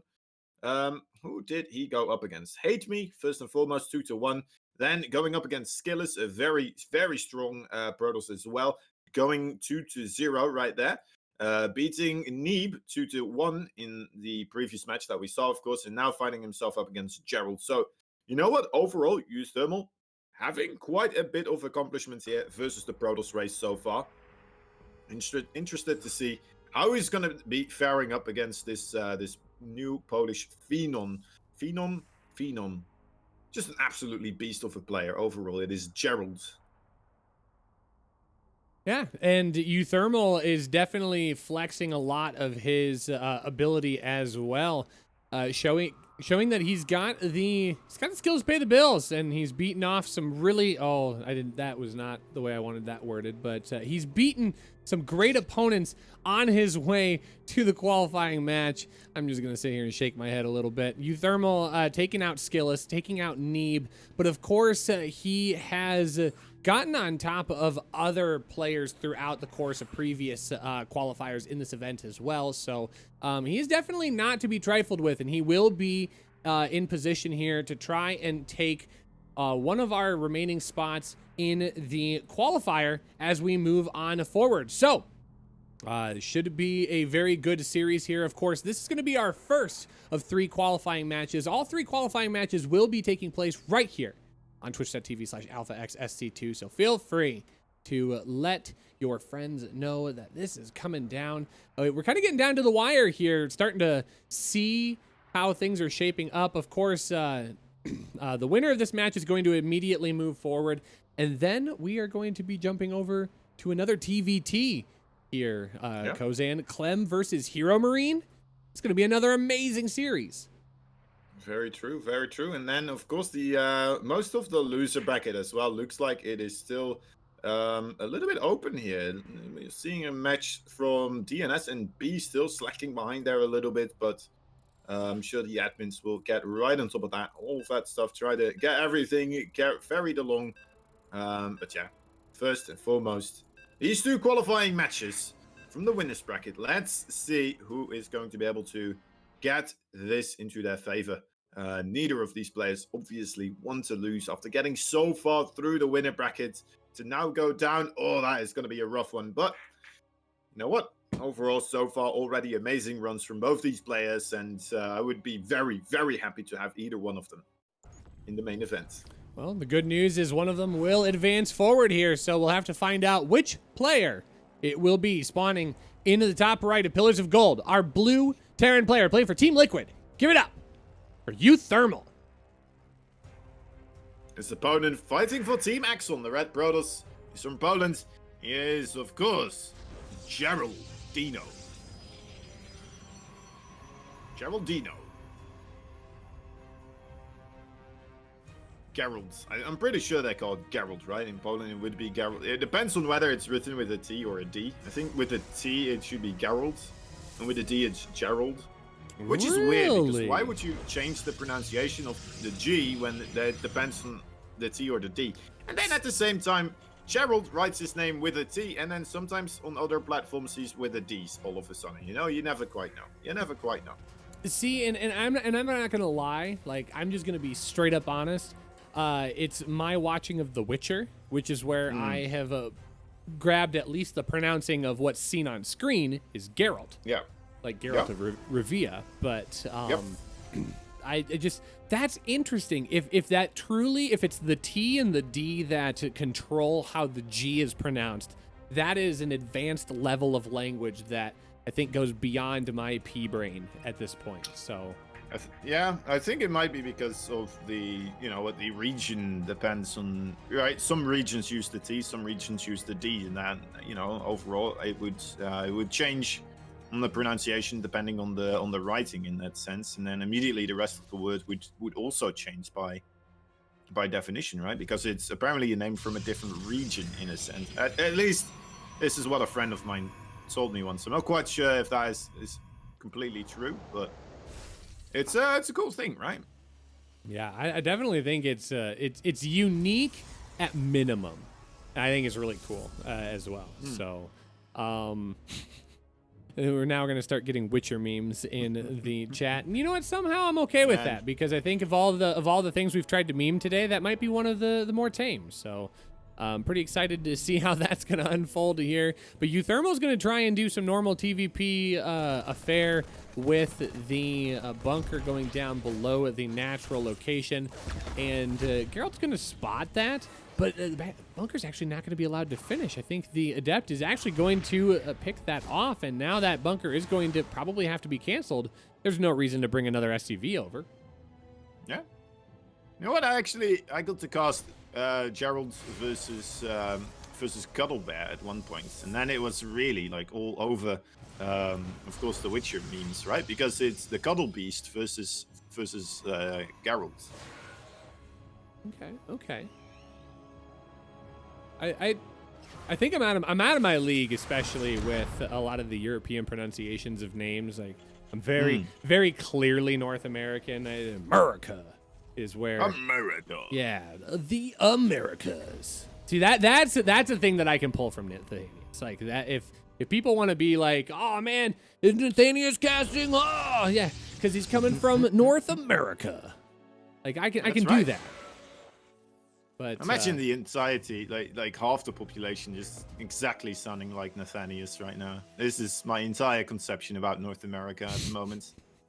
Are you saying that we all sound the same, Kozan? Well, I mean, so far I have a clear example. Remember we were talking about digging holes earlier in the stream? this is getting a little deep. Your head's getting a little deep into the dirt. So. All right, never mind. That's okay. It's okay. I'll let it slide this time. But looks like Geralt's gonna gear up for a little bit of pressure here. He's throwing down some extra gateways as well, but it's going to be UThermal that is also trying to get aggressive, getting some of these extra production facilities as well, and Geralt hasn't yet spotted this. I think both players are just going to get aggressive and go for a timing attack, and they're not even worried about what the other one's necessarily doing yet. Yeah, there's some poking in and out, right? That's the Reaper beforehand, and now the Adepts as well. But yeah, other than that, it's been a little bit slow with the scouting overall, I suppose. I mean, Geralt's right now only getting the Observer is getting a little bit blindsided by these Hellions, in fact. Not quite responding whatsoever. Oh dear. No, dear. Great splits though overall. Look at that. Really minimizing the amount of damage that can be occurring on these probes. 6 of them do go down so far, and more yet to come. This is some amazing damage, actually. This is starting to ramp up extremely rapidly. 1 more probe goes down. Yeah, that's 14 probes. Are you kidding me? That's making that 3 SCV kill look like baby work that we saw earlier on. You know what? Overall, great stuff there with those Hellions. Let's see if UThermal will be able to bring that to, of course, a close or somewhat of a momentum where he will be able to maintain this lead right now. Well, and that's kind of where my thought process is lying right now, because I'm curious to see what Geralt can get done across the map, because he's got a couple of different avenues to get his own SCV damage.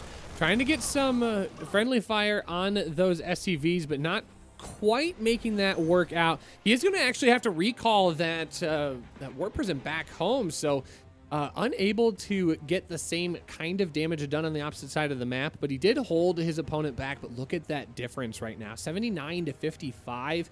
Geralt's starting to get into his +1 armor and his blink, but UThermal is just going to be able to spiral forward here. He's grabbing combat shield, stim, and +1, and we know for a fact that's going to result in that big push timing that's going to happen in about 1.5 minutes, 2 minutes.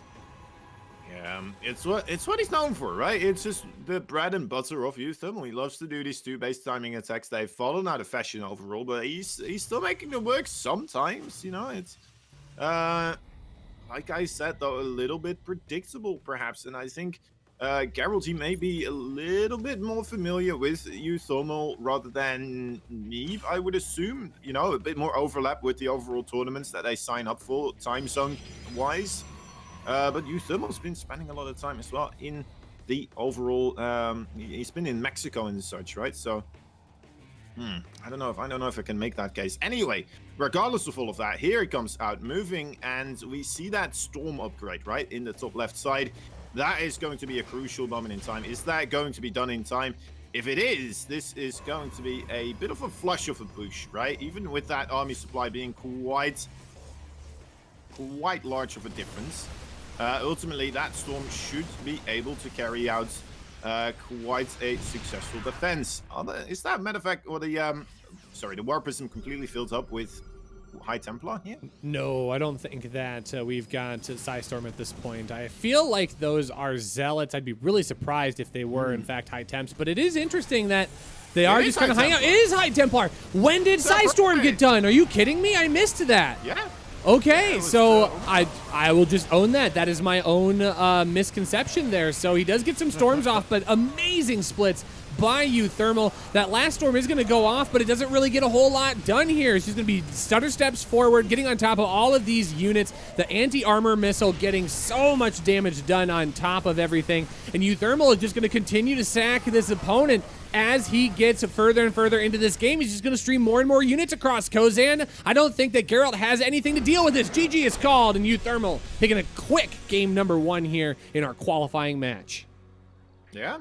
UThermal, that's a clean sweep right there. Of course, those Hellions at the start definitely making quite a spectacular entrance, and being able to kill off, what was it, 14 workers just like that.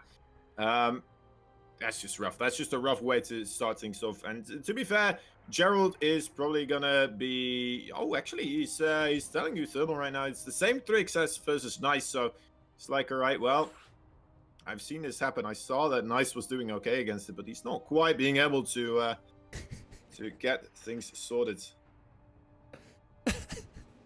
I just keep watching Twitch chat. Oh, you guys make my heart just warm and fuzzy on the inside. So appreciate that. But we are going to get set up and ready for game number 2. It's going to be on Light Shade. UThermal 1 win away here from advancing forward. I know UThermal would feel really good about being able to advance. Geralt would be in a tough situation, though. If he does not win this this series, he's going to be forced down to the bottom side of the bracket where he has to fight at least 2 more series to advance forward. So that's going to be tough to try and come back from. Kozan Do you think he can do it? Does he have enough in the tank to make that happen? He's already taken down Special. Yeah. Yeah, I think he can make it work, right?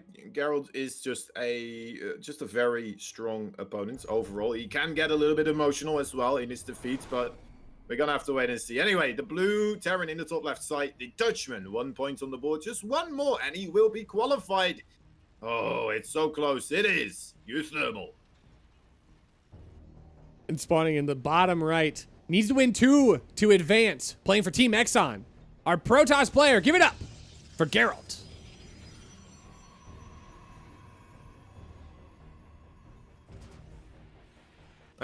Honestly, I can't tell anymore if there's people actually trolling about the Nathanius thing, or if it's just everybody coming in being like, "Oh, that is Nathanius. Yeah, sure." Now, And later on realizing, "Oh, wait a moment."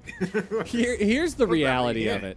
I mean, first I'm going to point to the bottom left corner of the stream where it shows commentators, and in bright pink text, Rushy and Kozan. Well, I guess it's Kozan and Rushy. So I put you first because alphabetical and like you're the guy. I mean, you're the reason I'm here.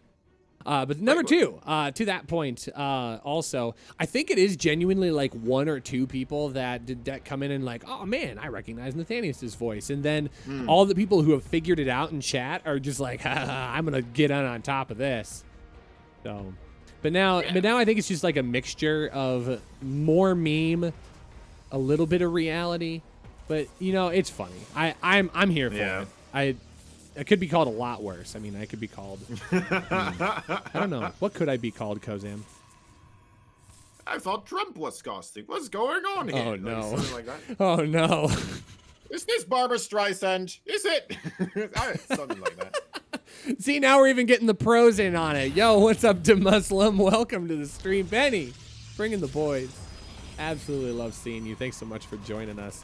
We've got ourselves a great series here in UThermal, kind of bulldozing his way through the bracket here and making a great spot in the qualifying match.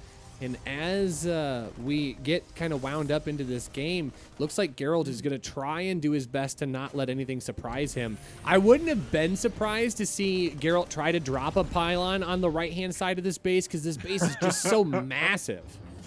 We've seen nice to it, right? It was Neeb, wasn't it? Oh yes, my it God, was. That was ridiculous. Anyway, I mean, the gas steal on its own already quite something, right? It's going to force UThermal down a certain path. He's not going to be able to tack up as quickly as he may want to. So, you know, Gerald can kind of infer as to what may be coming because of this now. Well, a little bit easier, right? Yeah, it's certainly going to help, and obviously it limits the amount of gas that's going to be able to get in here, but this is going to be a problem here for UThermal. UThermal is going to have to evacuate that SCV. I think it is going to get zoned out here. That Zealot doing the absolute muscle work here of pushing those Hellions all the way back to the main base. So now this command center is going to be delayed for a brief amount of time. Another worker should be able to come down here, and that Adept's not going to stick around to try and deal with it. But there will be an Oracle on the way, and that would probably have a lot of fun picking off more of these workers. Yeah, I mean, that SCV clearly was just completely confused still because of the new map, right? That was the only reason why it went the wrong way. Ultimately. Oh, nice shade there. I didn't even realize he was shading at that moment. Yeah, that was actually really slick. Yeah, very slick. All right, these Hellions, I mean, it's 4 of them, 2 of them very low on the HP, though. Let's see if he manages to get... Oh, that's an Oracle. Yeah, he needs to run. He needs to run. Yeah. Skedaddle out of there. Quick, scatter! Yeah, he's doing a great job, though. 1 Hellion, doesn't quite get in. But then again, I mean, he already saw the Oracle, right? Yeah, it's just a little bit of a rescout there. It's not too much else he could have seen in that moment in time. But yeah, that Oracle, it's not that high on the energy anymore, right? So running into a Viking head first as well, that's a bit unfortunate for Geralt. Yeah, I mean, this is kind of what we've seen from UThermal, at least a little bit, not only yesterday, but today, just having lots of good things roll his way. It was just unfortunate that Nice happened to be in the bracket at the same time yesterday and just had more things rolling in his advantage. So it looks like UThermal is starting to pick up a little bit of the luck that other players were finding last night, and he is able to continue capitalizing here. It looks like it's going to be more of the same, though, Kozan. He's building those extra barracks, more than likely going to see that double tech lab come down to get those upgrades pumping out. And I guess it's been working for the last, how many, 5, 6, 7 games? Why not run the same bio build at his opponent once again? Yeah, it really has been working continuously, hasn't it? And I full-heartedly agree. Why change something when it's still working out? And especially because, like, he has one extra game in the bag, right? It doesn't have to end right now. If he loses, he still has another one, you know, a safety net, let's call it, available for him. So, not too upset about what UThermal is doing at the moment. He's already taken out Neeb and Skillers with this as well. So Geralt here, he is definitely the one that is gonna have to make some great moves here, I would say, if he's playing against somebody already being able to take out 2 of such high caliber Protoss players today.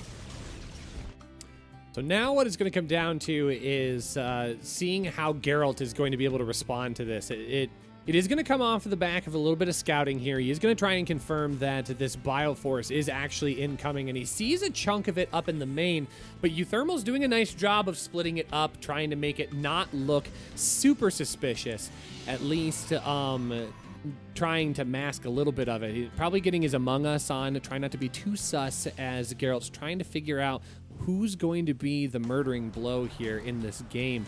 But Geralt is going to throw down the Twilight Council. He's getting a couple more gateways for warp-ins, and it's absolutely going to be the exact same thing. But now take a look at this. There is a stasis ward here out on the map. UThermal, I don't know if UThermal saw that or not. Oh, he must have, because he sent the singular Marine forward. That's a great scout by UThermal, probably just glimpsing that Oracle in the last. I think he's just doing it anyway, right? Like, he's doing it again here, just making sure that's one solo Marine. It's another status trap, though. It's so close. If he stutter steps to the left, that was almost dangerous. I think we're going to have to keep an eye on that if UThermal is forced to back off here, because that could definitely play into the factor if he has to run around to the left. But here comes UThermal up the gut of Geralt's base here, 65 to 45. So again, this is a very, very heavy mismatch here on army supply, and UThermal's already engaging up at the third base. I think it went off. I think, oh wait, actually the status trap is still there. The Phoenix is desperately trying to lure anything into that status trap. But anyway, this is the main fight here. There's only a single Colossus out. So a lot of Marines. We do have extended thermal on, don't we? I'm pretty sure we do. Because we shoot with a second Colossus already on the way here. Charge also on the way. This is a rough one overall for both these players. A bit of a weird standoff situation, and yeah, UThermal decides to back off right now. As the observer. Great play. Yeah. I was like, no, don't do it. Not the Phoenix, but no, he had the observer. He was able to see that. But no, I like this play by UThermal. UThermal knows he doesn't have to force the issue right here. He did get a little bit of an engagement. He is going to be able to shut this down, but this is a problem. He cannot afford to lose those mines. He's going to lose the medevac. He's going to lose all the mines, and all for no damage to Geralt. This is a great pickup. Yeah, for sure. I mean, UThermal not done just quite yet, though, in this match, of course. He still has quite a lot of tools to work with. Ultimately, you know what? The work account is quite nice looking for Geralt at the moment. But you know what? The overall income disadvantage, well, that's also quite a little bit, isn't it? Well, how much is that? Like 400? No, it's only 200 now. You know, it fluctuates.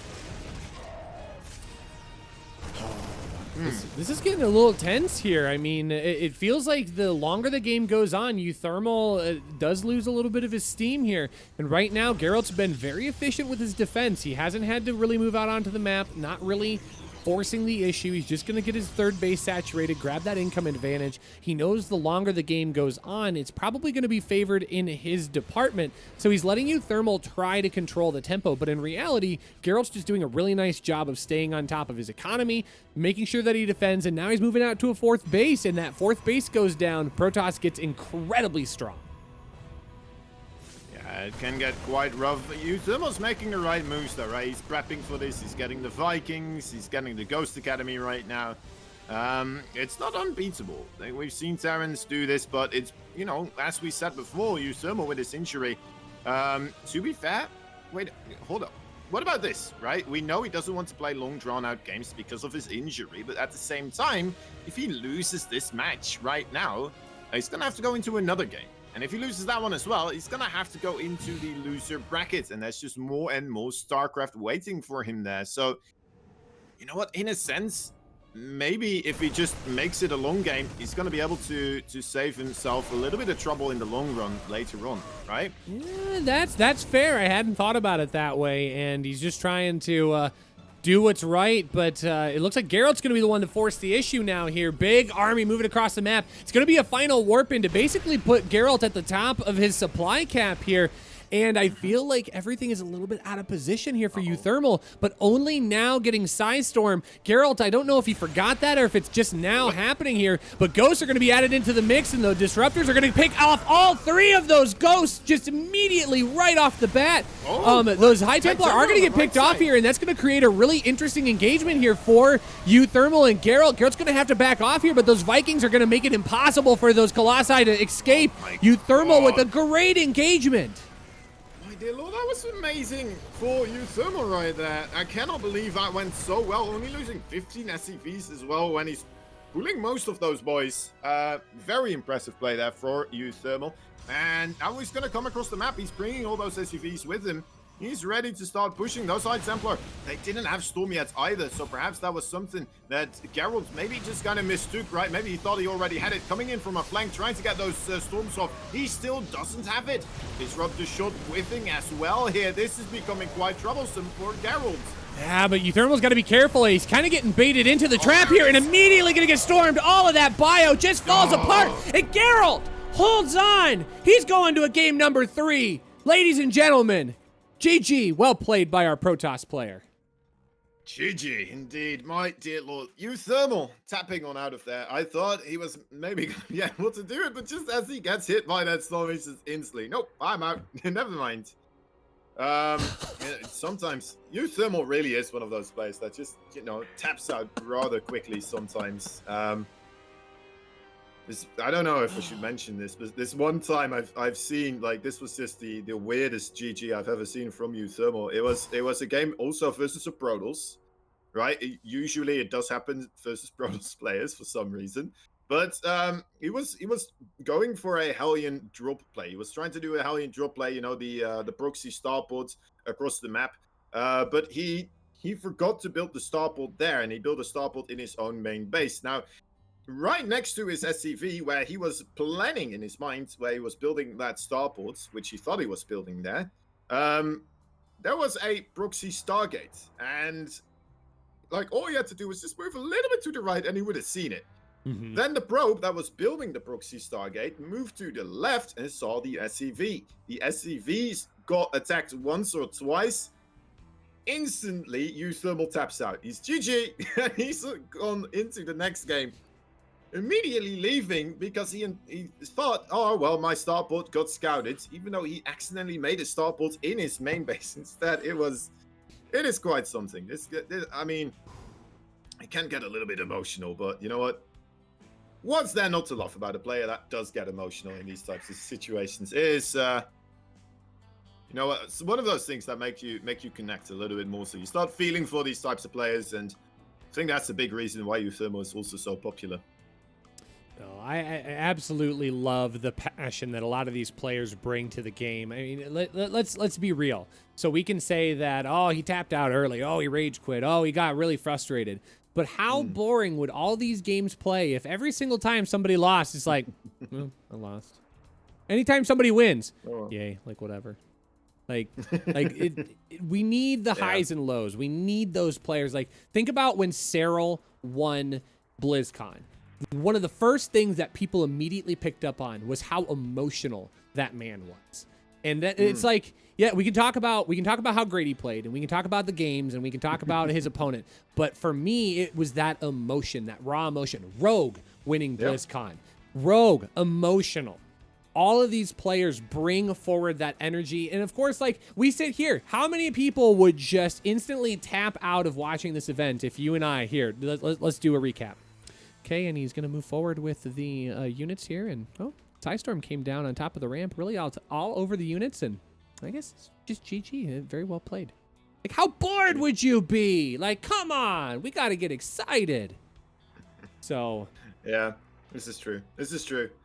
Honestly, guys, like, I'm not trying to be rude to UThermal here. Like, he is an amazing player. He's very talented overall, but it's just a little bit funny to me, you know. It's something I very much connect to that. I don't know. It's just an emotional response to something immediately, right? Just tapping on out, being like, all right, go to the next game. That was frustrating. I wanna get into the next parts of this, and yeah, great, just fun stuff, you know. It adds a lot of overall excitement to the entirety of StarCraft 2 for me. Folks, this is just our first of 3 qualifying matches. We have so much StarCraft left to go, so buckle on in. But we're getting to a game number 3 here. We're going to see who's going to be the first to advance forward in this bracket. Spawning in the top left, our blue Terran. Can he hang on for one more win? Give it up for UThermal of Team Liquid. On the bottom right side, a red Protoss player fighting for Team Axon. He is, of course, the Polish player, Geralt. All right, so this is, I mean, I hate to say this is for all the marbles right now, but we think about how steep of a hill that has to be climbed if one of these players gets sent to the bottom of the bracket, which they will. I mean, one player is going to have to win, one player is going to have to lose and go down, but both of these players have got to be starting to feel it a little bit here. It's been a long day. A lot of them have been setting up for really long, intense matches. And I'll use the analogy I used this morning in the Korean cast, where you're running a marathon and all of a sudden you're running, and the person behind you passes you and crosses the finish line and then picks it up and takes it with them, and you got to keep running. And it's that exhaustion of having to continue to move through the bracket even further. And folks, if you want to check out who they would have to go beat, !B or !bracket in the chat. It is a gauntlet down there. I mean, an absolute bloodbath, because on the bottom side, only one player is going to be able to advance forward. It's definitely going to be rough. And, you know, it's not just the players that are already there. We're going to have Geralt or UThermal down there as well. And then we're also going to have to send Hero Marine or Clem down there. And well, I wouldn't want to face either of these players if it depends on my qualification. You know, it's gonna be one hell of a ride in that loser bracket still, and you know, it's a fate you wouldn't wish upon your worst ladder enemies. Yeah, it's definitely going to be a steep climb, but the climb right now continues for both of these players, and you can tell that they are both fighting their hearts out to see if they can sneak in first in this bracket. And it doesn't look like it's going to be done on the back of anything too terribly cheeky right now. In fact, it looks like UThermal is going to try and play a little bit defensive here. He's going to throw that down that bunker right at the front of his base. Geralt, with a really nice wall here, is going to toss down a very early Twilight Council as well. So already we are starting to see things unfold. Yeah, nice catch there on the probe. Geralt sending it through the middle back. Not avoiding that Reaper there. Small little thing. And going for that Twilight Council. Do you think he's just going to go for the Blink? Because he is making more Adepts right now. Wouldn't it be a weird, interesting play for him to go Resonating Glaives against a Terran at this point? I think it would be something that could catch his opponent off guard, but you're absolutely right. We're not seeing any of that Stalker production just yet. It's just more Adepts on the production tab for Geralt. We'll have to see here in a moment. We are going to find out what he wants to go into, because there are 2 Gateway on the way as well. But meanwhile, for UThermal, it's just more Stargate tech, just trying to get up into things. It is going to be Blink, but he doesn't have any Stalkers yet. Yeah. I mean, it's okay. Overall, it does get scouted here. That's Twilight Council. And I mean, the Adepts are still very strong at just continuously, you know what, basically being the Reaper for the Protoss, right? They are quite able to get that scouting information, and he has 3 of them. So if he gets a War Prism at some point, manages to get those 3 in some base or another, one-shotting those SCVs is going to be one hell of a one hell of a party trick, basically.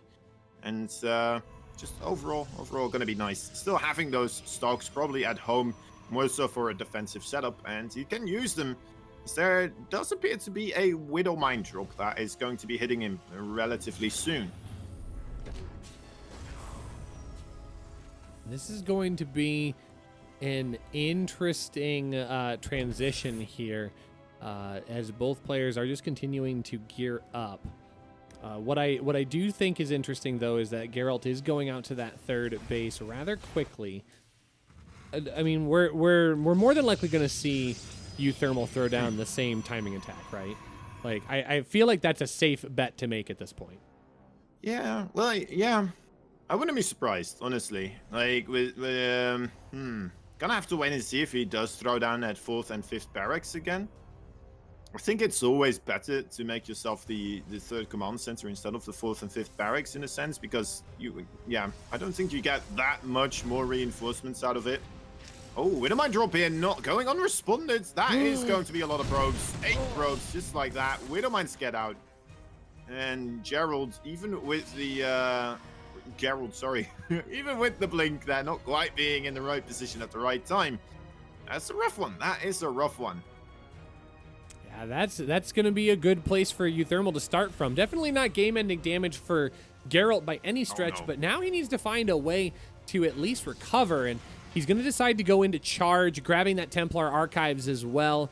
We could see a same path going right here for Geralt, getting that early Psy Storm, because that worked out so well for him. But very interesting change here. We've got a Raven in for UThermal, but UThermal's coming back with these mines. It's a better pull this time, though. Yeah. Losing 3 probes, right? Could be worse. Could be a little bit better, but overall, nice response here from Geralt. We are seeing, by the way, the 4th and 5th barracks being constructed. So yeah, UThermal definitely gonna go across the field here rather aggressively.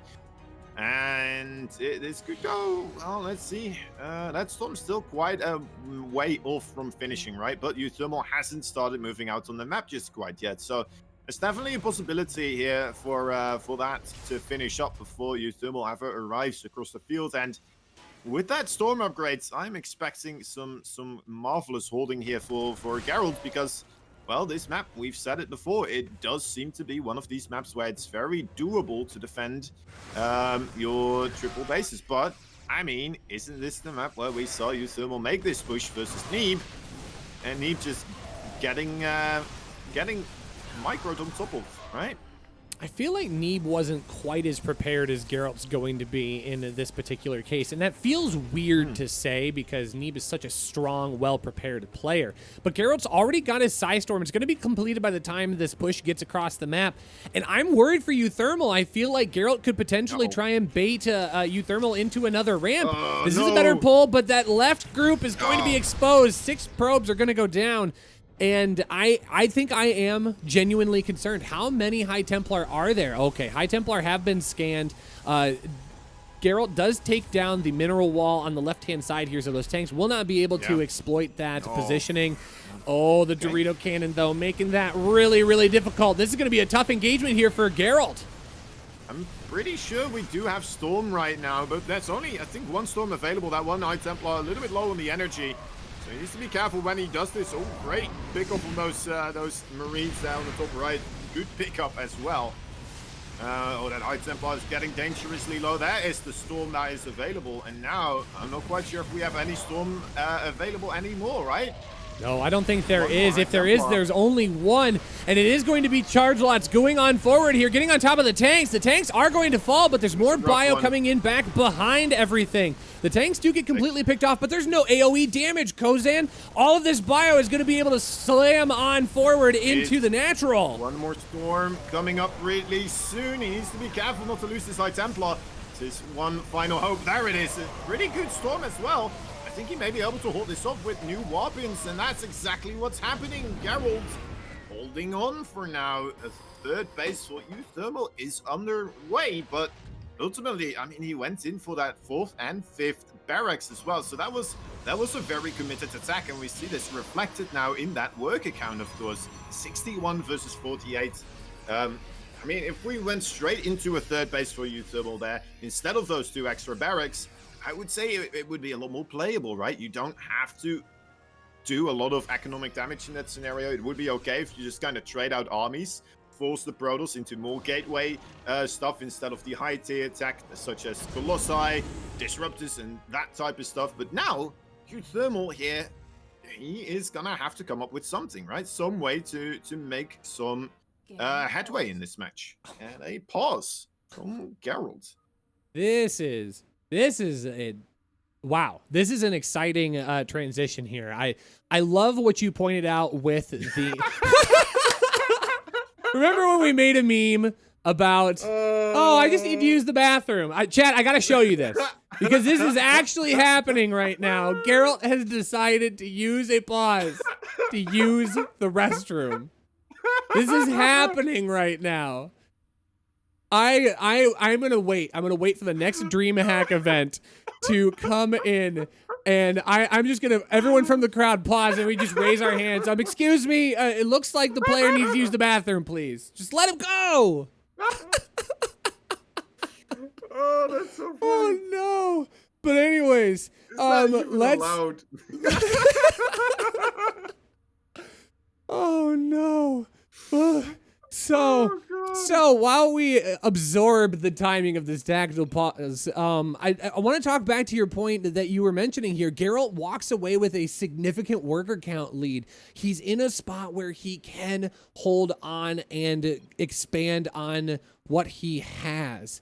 So I just, jeez, oh, this is, I need to go back to the game. I mean, this is just wild.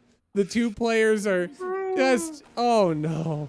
We're going to learn more about this at some point. Our admin are a great team of people. They're going to talk about this behind the scenes and we'll figure out what's happening. But wouldn't that just be horrible if Geralt wasn't able to use that pause to quickly use the bathroom and it disqualifies him? I don't think that's what's going to happen here, but boy, that would just be a sad story. It really would. I'm very interested in the 4th base that Geralt decided to take here. It's quite close to the Terran base. And it seems just like that other 4th base just seems a lot more defendable, you know? There's areas where you can run into. But maybe Geralt is seeing something here that I'm not. Maybe there's some nice overall movement from your main army that allows you to defend all these locations now. Huh. Well, I feel like the 4th base on the 6 o'clock portion of the map is just as exposed and as far out there. And I don't know that he wants to take that base in the 3 o'clock because I think it's just going to lead to drop harassment, just going back and forth between the 4th base and the natural. So I feel like that base is as good as any. And at this point, Geralt wants to be out on the map. He wants to keep that pressure moving forward. And more than anything, I guess if he can get those fast warp-ins a little bit further out on the map, that's not necessarily a bad thing. But we do have disruptors coming as well. And he needs to get those here really, really fast. UThermal showing up with a ton of army supply. He's just exploded 117 to 72. Yeah, he's definitely still making this rather work out nicely. Okay, trying to take a fight here onto the infantry there. It's a little bit on its lonesome. Not a lot of the rest the forces of UThermal there. So an okay trade for Geralt. But he still needs a bit more. Oh, there it is. A disruptor shot, not quite making the mark. And Widowmine immediately retaliating. Well, it's only 1 disruptor right now, which is admittedly good. It's helpful, but he needs a lot more. He needs to be able to chain those disruptor shots and force UThermal to use that stim and keep his army divided. If this army is allowed to push forward, it's going to be come at the cost of this base, and these Liberators are just leapfrogging their way forward. I mean, Geralt's running out of room here. He's going to have to decide what he wants to do before these Liberators are joined into the fight. And now they are going to move on top of all of these shield batteries, and this is going to be where the fight decides to happen. Bio's going to push on forward, some good storms on the left-hand side of the army, but the top is completely unanswered for, and this Nexus is going to go down. Yeah, that is definitely a Nexus that will fall, and I'm not quite sure if Gerald will be able to hold back the overall advance here for UThermal. He's really been able to just bulk up right here with a massive army right now, which I really wasn't expecting anymore. But my dear lord, is this man playing some great StarCraft 2 right now, cleaning up those disruptors as well, not getting hit whatsoever. And I think we got ourselves a Dutchman that will be able to qualify himself for the ultimate main event here at the Alpha X channel. Oh my dear lord, he has done it, Rushy. He's only gone and done it. He has slain Geralt of the XCOM. Geralt of XCOM. I think absolutely. UThermal, unfortunately, extending your ending monologue here, but you're going to have to pass it off, apparently, because Geralt does not want to hang on any longer than he has to. GG is called. UThermal, revenge from yesterday, makes it out first in this bracket, qualifying for the main event. GG. Yeah, I mean, he just had to digest that loss a little bit. You know, he was doing so well up until that one moment in time, and then ultimately just falling a little bit short. You know what? It's worth the effort there by Geralt. A bit unfortunate, didn't quite work out, but hey, he still has a little bit of a short right in that loser bracket. It's gonna be quite stacked, but he's shown already he is capable of taking on some great big names. Let's wait and see if he will be able to do it there in that loser bracket once more. All right, I think we're gonna go on a short little break. I would like a little break as well to go to the toilet myself as well. Do we have the option? Can we call for breaks too? I think we just all need that option to be able to do that. So Twitch chat, we're gonna work on that during our next break. But when we return, it's gonna be our second qualifying match. It's going to be Clem versus Hero Marine. I actually do need to check because I know our players are moving rather quickly. I'm going to see with our admin here really fast. Folks, yeah, we are going to take a short break. When we return, it is going to be our second qualifying match between Clem and Hero Marine, a TvT. You guys are watching the... let's type. You guys are watching the EU Qualifier, the King of Battles International Championship right here on twitch.tv/AlphaXSC2. We'll be right back right after this. Don't go anywhere, folks.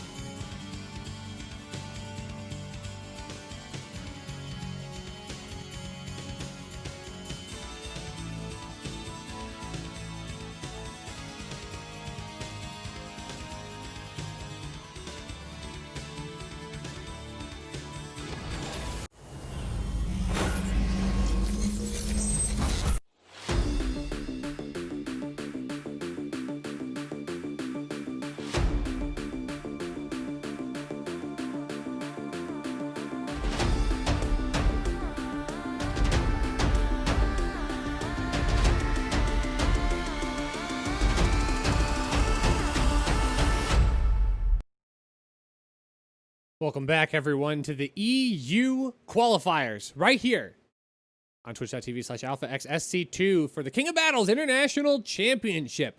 My name is Rushy. I'm actually just Nathanius in a clean-shaven disguise.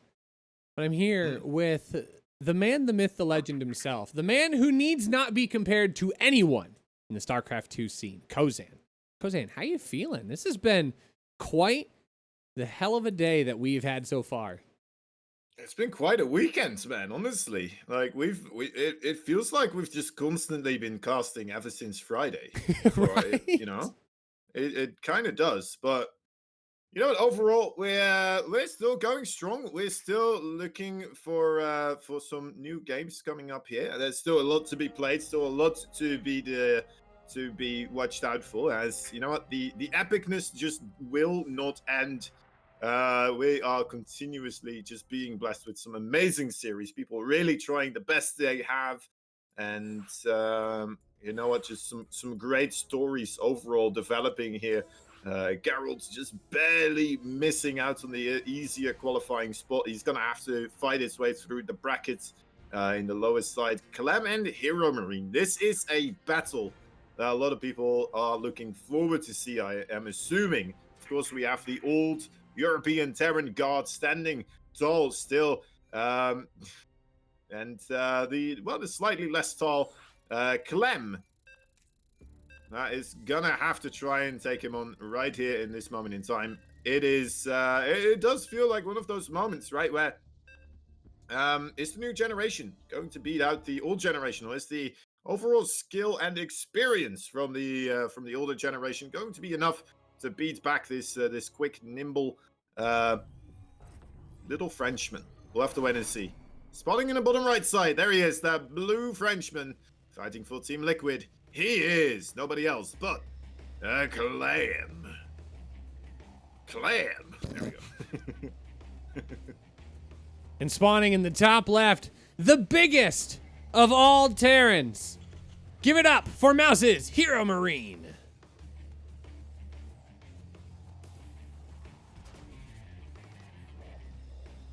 I mean, this is literally like a David and Goliath style matchup, right? Literally the big Hero Marine, Gabriel himself, and Clem, who has recently grown over the past probably year or so. I mean, he's kind of string beaning out a little bit, but you know what? He's winding up at home. He's got his slingshot in his back pocket. He's picking out his favorite little stone right now, and he's just gonna whip that guy around right at the forehead of our giant Gabriel himself, because this is gonna be, I think, a scrappy TvT, but I feel as if this is going to be very favored for Hero Marine, because we've talked about this in previous matchups that Clem maybe is not as confident in his Terran versus Terran, but I feel like Hero Marine, he's been forged in his TvT. I mean, going up against amazing Terran players throughout his career so far, I think this is going to be where he starts to shine. Yeah, I mean, it's where exactly Clem fell short yesterday. No, wait, it was 2 days ago. It was on Friday, I do believe. Am I going crazy? I don't know anymore. Anyway, he went up against UThermal in the previous qualifier. Clem versus UThermal, and he went down 2-1. It is truly where sometimes he falls short, and UThermal and Hero Marine both taking full advantage of that situation. Still managing to beat him here in that TvT just because of... you know what, TvT, it's not just quick and nimble use of your multitasking. It is also tactically setting up your siege tanks in advance, realizing where your weaknesses lie, and being able to prepare for a potential threat coming from that situation, right? And, well, Hero Marine and UThermal, two incredibly talented players that have been around the block for so many years right now. They just have a little bit of a one-up on Clem in these types of situations, because they've just experienced more of these types of situations, you know? I mean, and it is a lot of that experience that does come into play for some of these players, because that's what kind of molds them into these tournament scenarios. Now, not to give any disrespect to players like Clem and Raynor, who are playing very well. I mean, they have lots of great turnouts. Of course, Raynor having a lot of great experience just even in the past year or so alone. But when push comes to shove and you start to have very difficult deadlines on your desk. I mean, it's going to be Hero Marine and his experience that will start to lean in on his opponent, who maybe doesn't have some of those gut-bending opportunities to be able to hold back his in a weakness moment. So I think it's going to be interesting to see how Hero Marine can use that against Clem, but also it's going to be interesting to see how Clem can adapt. What were you noticing? Well, I was wondering, like, Hero Marine's units were so far in front of the ramp, and then he moved further forward as he saw Clem's units, maybe trying to lure them into the natural base and trying to walk over that Widow Mine there. Clem, I mean, he did do so ultimately, but still getting in here, still getting a reasonable amount of SCVs, actually 4 of them. That's quite big in the pre-4. Oh my god, he's getting, okay, no, he's not getting more. That Hellion on the low ground, what a hero.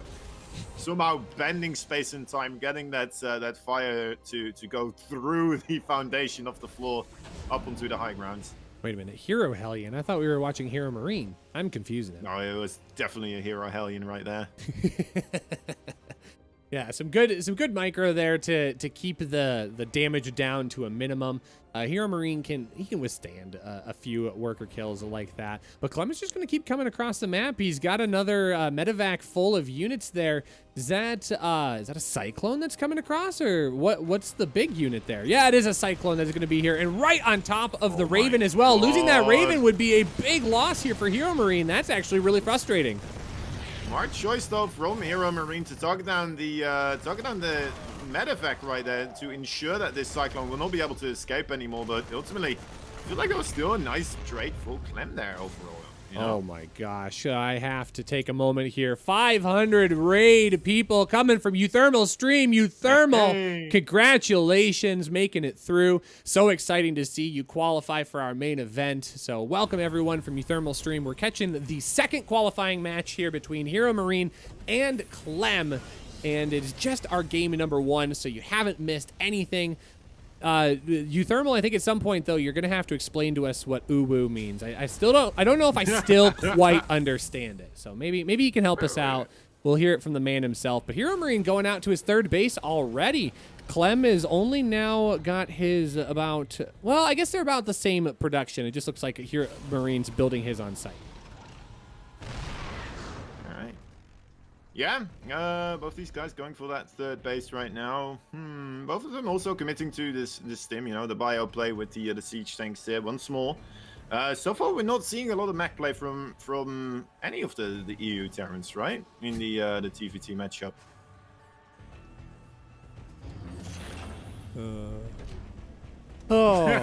Outstanding What's going stuff. on?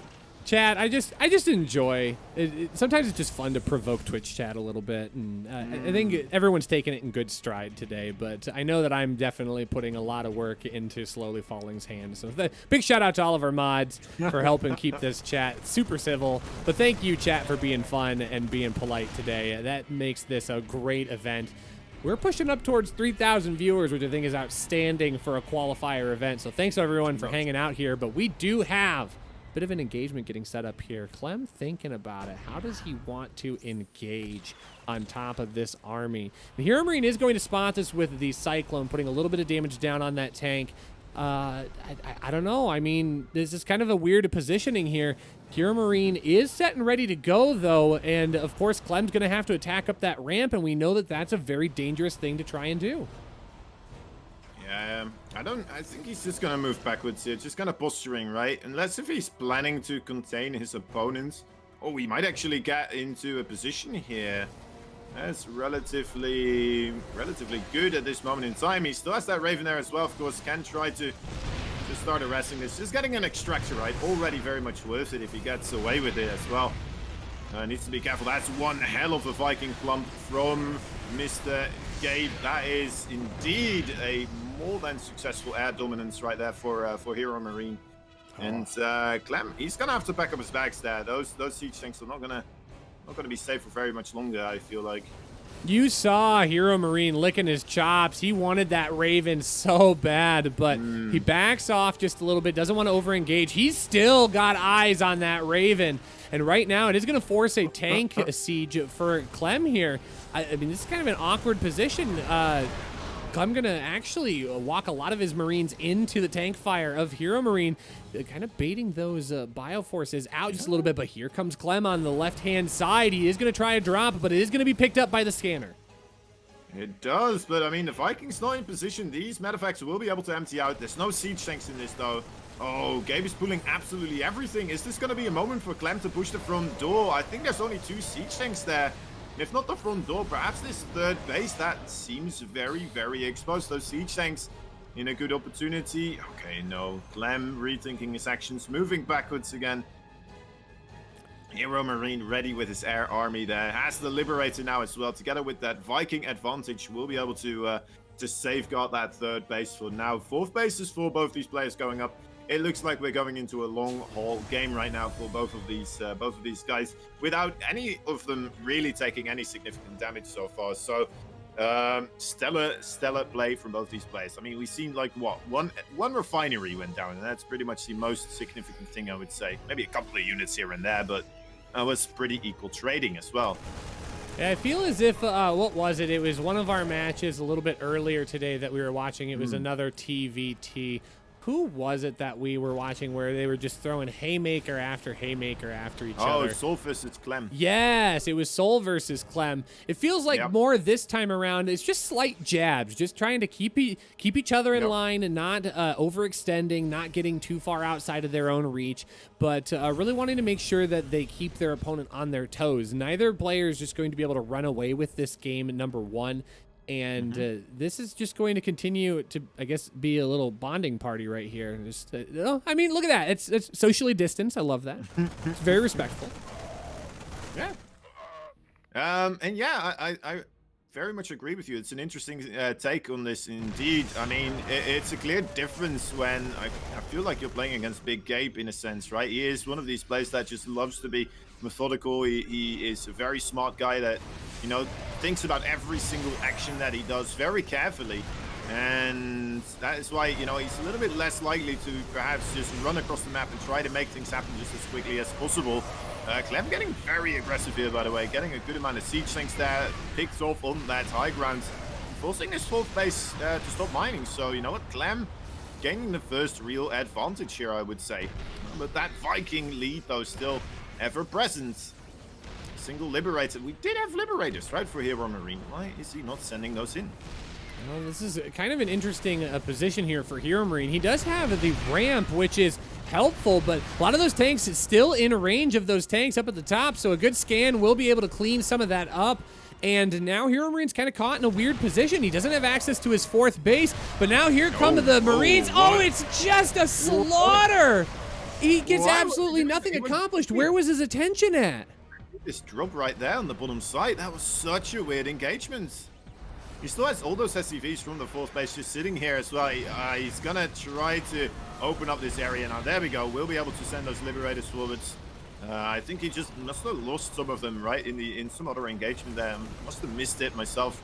Anyway, now being able to force this backwards, but man, I mean, that command center, not even an orbital yet. The amount of minerals that Clem's already been able to take from that fourth base, that is very significant. And that is going to have to put him in a very good position overall here. I mean, that was absolutely devastating losses there for Hero Marine. I mean, he's able to recover. He's already rebuilt the army units, and he does have that defender's advantage to get those units back into his pocket. But he can't afford to just constantly throw that away. But here is now where Hero Marine's going to pick this back up. Right now, Clem is not aware that this is coming. He might have actually spotted that a little bit with the Vikings that are coming up on the right-hand side here. But there are enough tanks to be able to hold this army back. Hero Marine is going to try and position those tanks a little bit closer, leapfrogging. It should be another scan, but it looks like Clem's going to be the one that gets on top of that first. But here comes Hero Marine down on the bottom side of the map. This is not going to be a good engagement, though, because there's a planetary fortress and tanks are already getting put into place. Yeah, it should be okay for Clem overall, right? And ultimately, you would expect the reinforcements here to handle this. 2 siege tanks as well, not the greatest amount of DPS, especially if they're not shooting because they don't have vision. And, you know, a small amount of SCV should be able to hold their own against this sort of stuff. And there we go. There's the repair. But I suppose, you know what? He's keeping Clem from having a 5th base versus 3 base. Oh my god, all the siege tanks. They are all going to go down here. That is quite the catch for Hero Marine. That is, you know what, making up for a lot of missed mining that he's not been able to do from that 4th base, right? Just have great trade. Oh my god, the other siege tanks as well. My dear god, Clem, he's going to have to be more careful with his siege tanks. Oh, if Hero Marine had his forces from the top side, he could collapse on top of this army, and that's exactly what's going to happen here. The tanks are going to get sieged up on the bottom side, but it's a nice little sandwich here. Tanks on the top are going to take care of the Marines of Clem, and now Hero Marine is able to get on top of everything here. Clem is going to get completely cleaned up, his entire army taken care of in the center of the map, and now Hero Marine will be able to reclaim his 4th base and get back on top, but Clem has already gotten out to his 5th base. Here he loses his whole army, but he's up 82 to 69 workers, and he has that income advantage. Hero Marine's not going to be able to move out onto the map, at least for a little while, but he has the army advantage for right now. Yeah. Can he claw his way back in, though? He did forget one of his armor upgrades here, so he's still lacking behind a little bit on that mark, but I mean, if you just manage to outposition your opponent like that, it doesn't really matter, does it? One upgrade advantage or not. Cleaning up so many of those siege tanks is an absolute real great moment there for Hero Marine. Now he's going to be the person that does get a bit aggressive here. Of course, Clem, I mean, he's going up to 6 bases right now. That is, I mean, that should be enough to kind of make up for the fact that he had such a bad fight. Getting himself the fusion core as well. Both of these players, and in fact, looking to regain that air dominance right now.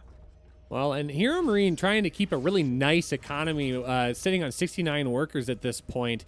But it is going to be a move out for Hero Marine to try and deal a little bit more damage. Clem is starting to run away with the economy as it sits right now. And Hero Marine hasn't had a chance to really do anything to get back in this. But now he is going to start positioning forward once again. Tanks are going to have to spot for each other, and the Viking count heavily in Clem's favor as it sits right now. Yeah, I was going to say, Hero Marine's got to back up. He's not going to get the engagement that he's looking for there. Clem already sitting positioned really nicely. But, okay, this is another engagement here, but where are the Vikings? The Vikings of Hero Marine are nowhere to be found, so all of these tanks are going to get shredded in the center, and now Liberator is going to be added into the mix. These Vikings are going to have to go back home. Hero Marine has got to figure out how he's going to engage on Clem. Clem is running a clinic right now. There we go. This is a good start, coming in here on the right side with a small cluster of units, right? Trying to slow down Clem's approach as well, I suppose, perhaps with one single siege tank there. But yeah, he takes out one of these bases, kind of equalizing the base count a little bit here, but not enough to just call it even Steven just now. Clem, I mean, that is one rightful army here at the front door, knocking on the Hero Marine's 3rd base right here. As he is going to try to keep this safe. The Vikings coming in, Liberator making short work of those siege tanks, and yeah, Clem, does he still have enough Vikings here? I'm not quite sure. It looks like Hero Marine actually really dominant right now in that Viking count, but no Liberators, so that's always an awkward moment. Oh, coming in from the backside as well. That is a lovely job cleaning up all these siege tanks right now. Hero Marine once again kind of showing the art of war in a sense, right? He's been behind for a long time, but he's just taking such great engagements continuously, time and time again. He is still making this one hell of a fight, even though he's been behind on 2 bases for a long part of this game. So this is where I think, once again, we talked about that experience coming into play, and Hero Marine has definitely been in those positions where he overextends and he knows how to punish other players who do the same thing. And right now, that Viking count is severely in Hero Marine's favor. He is going to try and spread things out here, doesn't want to just run up into a tank meat shredder, but he is going to be able to get sieged up on this ramp. Suddenly now these tanks are going to be able to engage on top of Clem's base. One of these orbital commands is going to be very under fire here, but now the Viking count is very clearly back in Clem's favor once again. This is just a push back and forth between both of these players where neither one can really secure an overall lead at this point. Hero Marine is going to have to back off here, though. He's got these tanks unsieged, and now the Marines of Liquid Clem is going to come on over. These tanks are going to start getting picked away at, and once again, Hero Marine unable to really make anything happen here, but here comes a little bit of damage. This one Liberator going to get some worker kills off at that 5th base location, and now Hero Marine's going to try and hold a little bit of map control. I can't believe Hero Marine got that Viking count back up there again. He's once again on top, right? 8 Vikings versus 1. And that was with that. Oh my god, these 2 Liberators here doing so much work right now. Clem, all of a sudden on a single base economy pretty much. Look at his mineral income just absolutely stagnating. He's gonna have to find out a way to stop this stranglehold from taking place. And in he comes trying to clean this up, but I don't think he's gonna have the stuff that he needs.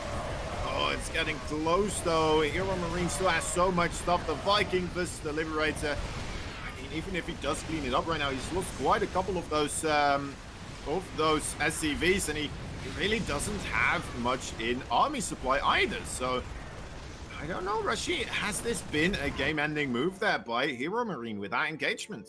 I think he's done what he needs to try and at least hold on here. I mean, 115 to 80, it's a double army supply advantage over Liquid Clem at this point, and it's that worker advantage as well. Those 2 Liberators cleaning up so many SCVs for Clem, and that's going to be difficult for him to try and come back from, especially when he needs to be pumping out Marine after Marine to catch back up. And here goes another base that is just going to fall at the hands of Hero Marine. And now suddenly trying to secure himself. Look at that units lost tab. So many more Marines taken down for Clem in comparison to Hero Marine. That tank count is a little bit closer, but I mean, this is just, again, it's a war of minerals at this point when most of your unit production is going to be in Marines. And if you're coming out losing 70 to 80 more Marines, it's just not going to do very well for you. And there's that income advantage graph. Hero Marine wrestling back control. He's going to do what he needs to shut this down, but it looks like Hero Marine's going to be taking game number 1. Yeah, I mean, it's been so incredibly impressive here from Hero Marine, how he's been able to just kind of use his disadvantage in a way, just be very patient, try to make Clem overcommit here and there, and being able to take the game ultimately there with just some very, very solid engagements. Very, very cool stuff there from Hero Marine, really showing where his strengths lie within StarCraft 2, you know? Oh, Big Gabriel showing why he is big in these tournaments, and he is already up 1-0 in this match. We're going to be moving on to game number 2, where this is going to be match point for Hero Marine. If he can close out one more game against Clem on Submarine, he's going to be able to advance forward as our number 2 player from the EU bracket. We have so much StarCraft left to play, Kozan. So much left to go. Oh. And these games have just been absolutely sick. We are so glad that you're able to join us for all of these amazing qualifier matches. And it's only going to get better from here. We've got more players today. And of course, all of these outstanding players are just going to be playing in our main event next week. So absolutely just outstanding stuff. Exclamation point bracket if you want to check and see what's happening on the bottom side of the bracket. Of course, Nightbot doing absolutely the Lord's work here. But Hero Marine on the verge of advancing forward. But does Clem have a trick in his back pocket to upset his opponent and show us why he is the number 6 player on Aligulac? And he spawns in the top left-hand corner of Submarine. Team Liquid, he needs your energy, chat. Send it to him right now. It's your Blue Terran. Give it up for Clem. And we need all the babes right here, because the red Terran in the bottom right side, it is nobody else but the biggest of Gabes, Hero Marine.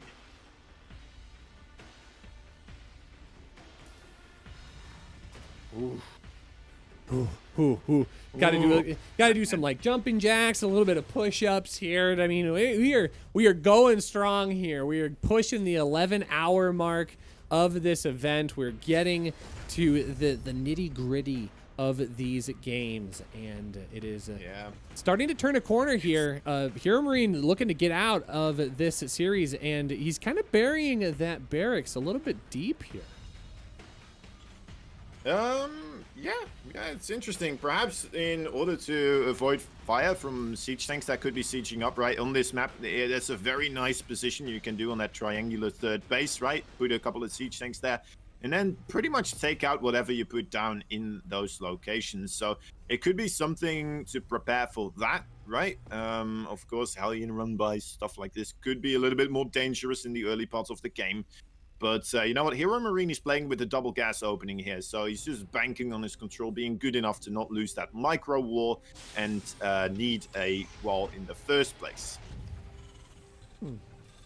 I just think it's interesting here. I believe you. I think you're right. I think you're right. But I'll be curious to see if there's any shenanigans that come out of this game at number 2. Because, of course, it's Submarine. We actually haven't seen a whole lot of this map in this tournament because it is so small. It's a returning map from the, I guess, current map pool. I was about to say previous, but I mean current map pool. And I don't know. Especially like even TvT, I don't feel like I've seen a whole lot of Terran versus Terran on this map in specific. I'll be interested to see if we get some interesting interactions between these two because of the map size, or if we're just going to see another slugfest TvT. Yeah. Yeah, I personally like this map overall. I like the way it's laid out. It's a little bit similar in a sense to, like, it almost feels like a Settlers of Catan board, if that makes sense, right? You have like these circles that are all connected with one another, and then these just choke points everywhere. So you can quite easily fall back to another choke point, and then you need to push in somewhere, and it just feels like it's a map that allows for very tactical play in that sense, right? With how you set up your army, where you set up your army, and how you take fights exactly. Whether you come around, try to flank from 2 angles, whether you just try to push straight through one of those choke points, right? It kind of shows what kind of players these players are and how they try to approach these fights. And overall, you know what? Whenever you can get more of those identifying staples of somebody's play, it just adds so much overall value in the game of StarCraft 2, you know? Well, look at this interesting play right here. This is getting a little dicey. Hero Marine going to come across with a whole bunch of Hellions and Reapers. It looks like 5 Reapers and 3 Hellions compared to the 4 Hellions and 1 Reaper of his opponent, who is going into quick concussive shells with Marauders. This is bad news right now here for Clem. He's not going to have enough to deal with this, but he's going to be prepared. The Hellion coverage is very, very strong, though, and that does buy him a little bit of time. It's a matter of whether or not Hero Marine can engage, and at this point, Clem's doing a really good job pushing him off. Yeah, I think Clem should have this. The one problem perhaps is going to be that Banshee, but we're already seeing a Viking on the way as well. Clem not taking too many risks with this one. These Marauders, they are a very dangerous component of this army at the moment. And Hero Marine is going to have to fall backwards, wait for that follow-up Banshee to be coming in here. Nice pick up micro there against the Reaper nades with those Marauders. Very cool to see. Trying to pick up and just get the Hellions to slow down here, but again, Hero Marine responding with his Medevac micro in kind. This base suddenly under quite a bit of pressure, and there's the Banshee though to shut this down. Should see Clem moving backwards here. Oh, he's going for it again. What in the... I was going to say, he can't afford to stick around here. That Viking, Banshee will the literally... Viking is here. Okay, the Viking is now here, so now that should be able to be engaged upon. But this is a scrappy engagement here. Clem making the most of this, though, taking a slight advantage here. That Banshee is going to go down, and now the Medevac is under fire as well. Hero Marine trying his best, though, to stay on top of everything. There's a tank just brought in from the backside now. So Hero Marine just walking everything out at this point. But, this is going to be Clem catching Hero Marine completely out of position here, Kozan. Biggest of brains right now. That Medevac from Hero Marine was fleeing the battlefield, so it's not capable of varying units in the same way that Clem is doing because of that Viking zoning it out. Clem making some marvelous use of his overall air dominance at the moment. Even though it's one Viking, it's doing so much for him at this moment in time. And now there's 2 Vikings out for Hero Marine, so he's gonna have to skid. Oh no, he's losing everything. All right, he did kill a couple of SCVs there, right? He killed like 6 of them in total. I mean, he's he's looking okay at the moment, right? He's got a good solid defensive setup. He's got a 3rd base on the way here, and the army supply just a smidge behind, and that should be more than enough for him to still be able to hold on to anything that Big Gabe throws at him, since you know, defensive setup for Terrence is so large, although he only has 1 siege tank versus 3. And is there a Raven here for Hero Marine? I think there may be. If there is, I haven't seen one. Interesting. Yeah, absolutely. I haven't seen that Raven come out yet for Hero Marine, and I don't think he's going to be happening here. He's producing Vikings 2 at a time. Yep. And now it is going to be a positioning war once again, where it's going to be Hero Marine diving into the main base, but Clem sensing this is probably happening here. The Vikings are going to try and reposition here. Raven going to help with that as well. And the Vikings of Hero Marine are just going to land, and now all of a sudden Clem is caught completely off position. He's going to have to lift that third command center.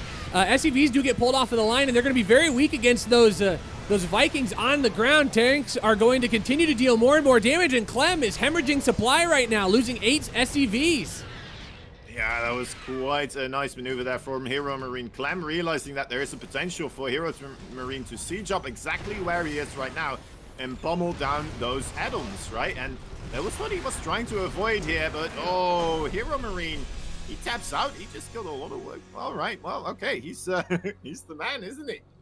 Okay, thought he had to finish it off right then and there. Didn't quite manage to do it, and he taps out. So, you know what? It's a 1-1. He still has another game in the bag. But yeah, that was a bit surprising to me. That was a bit surprising to me, honestly. I'm not going to lie. Here we go. I have a thought here. All right. I mean, Hit it. Submarine's a small map. Big Gabe is not going to try to win this series on a small map. He needs space to spread out. He needs space to spread his arms, to stand tall, to let the large Gabe roam free. We're going to find that on our third map here. Where are we headed, though? Because I don't exactly know. Yeah, there's not enough leg room on Submarine. There's just no place for him to go, and it's going to be on Lightshade. Lightshade's going to be more his speed, but exactly what I thought was going to happen here, Kozan. It was going to be Clem pulling out some tricks here in game number 2, getting on top of his opponent early so that way he could control the speed of that engagement. But now it's going to be for all the points right here. Winner is going to advance on.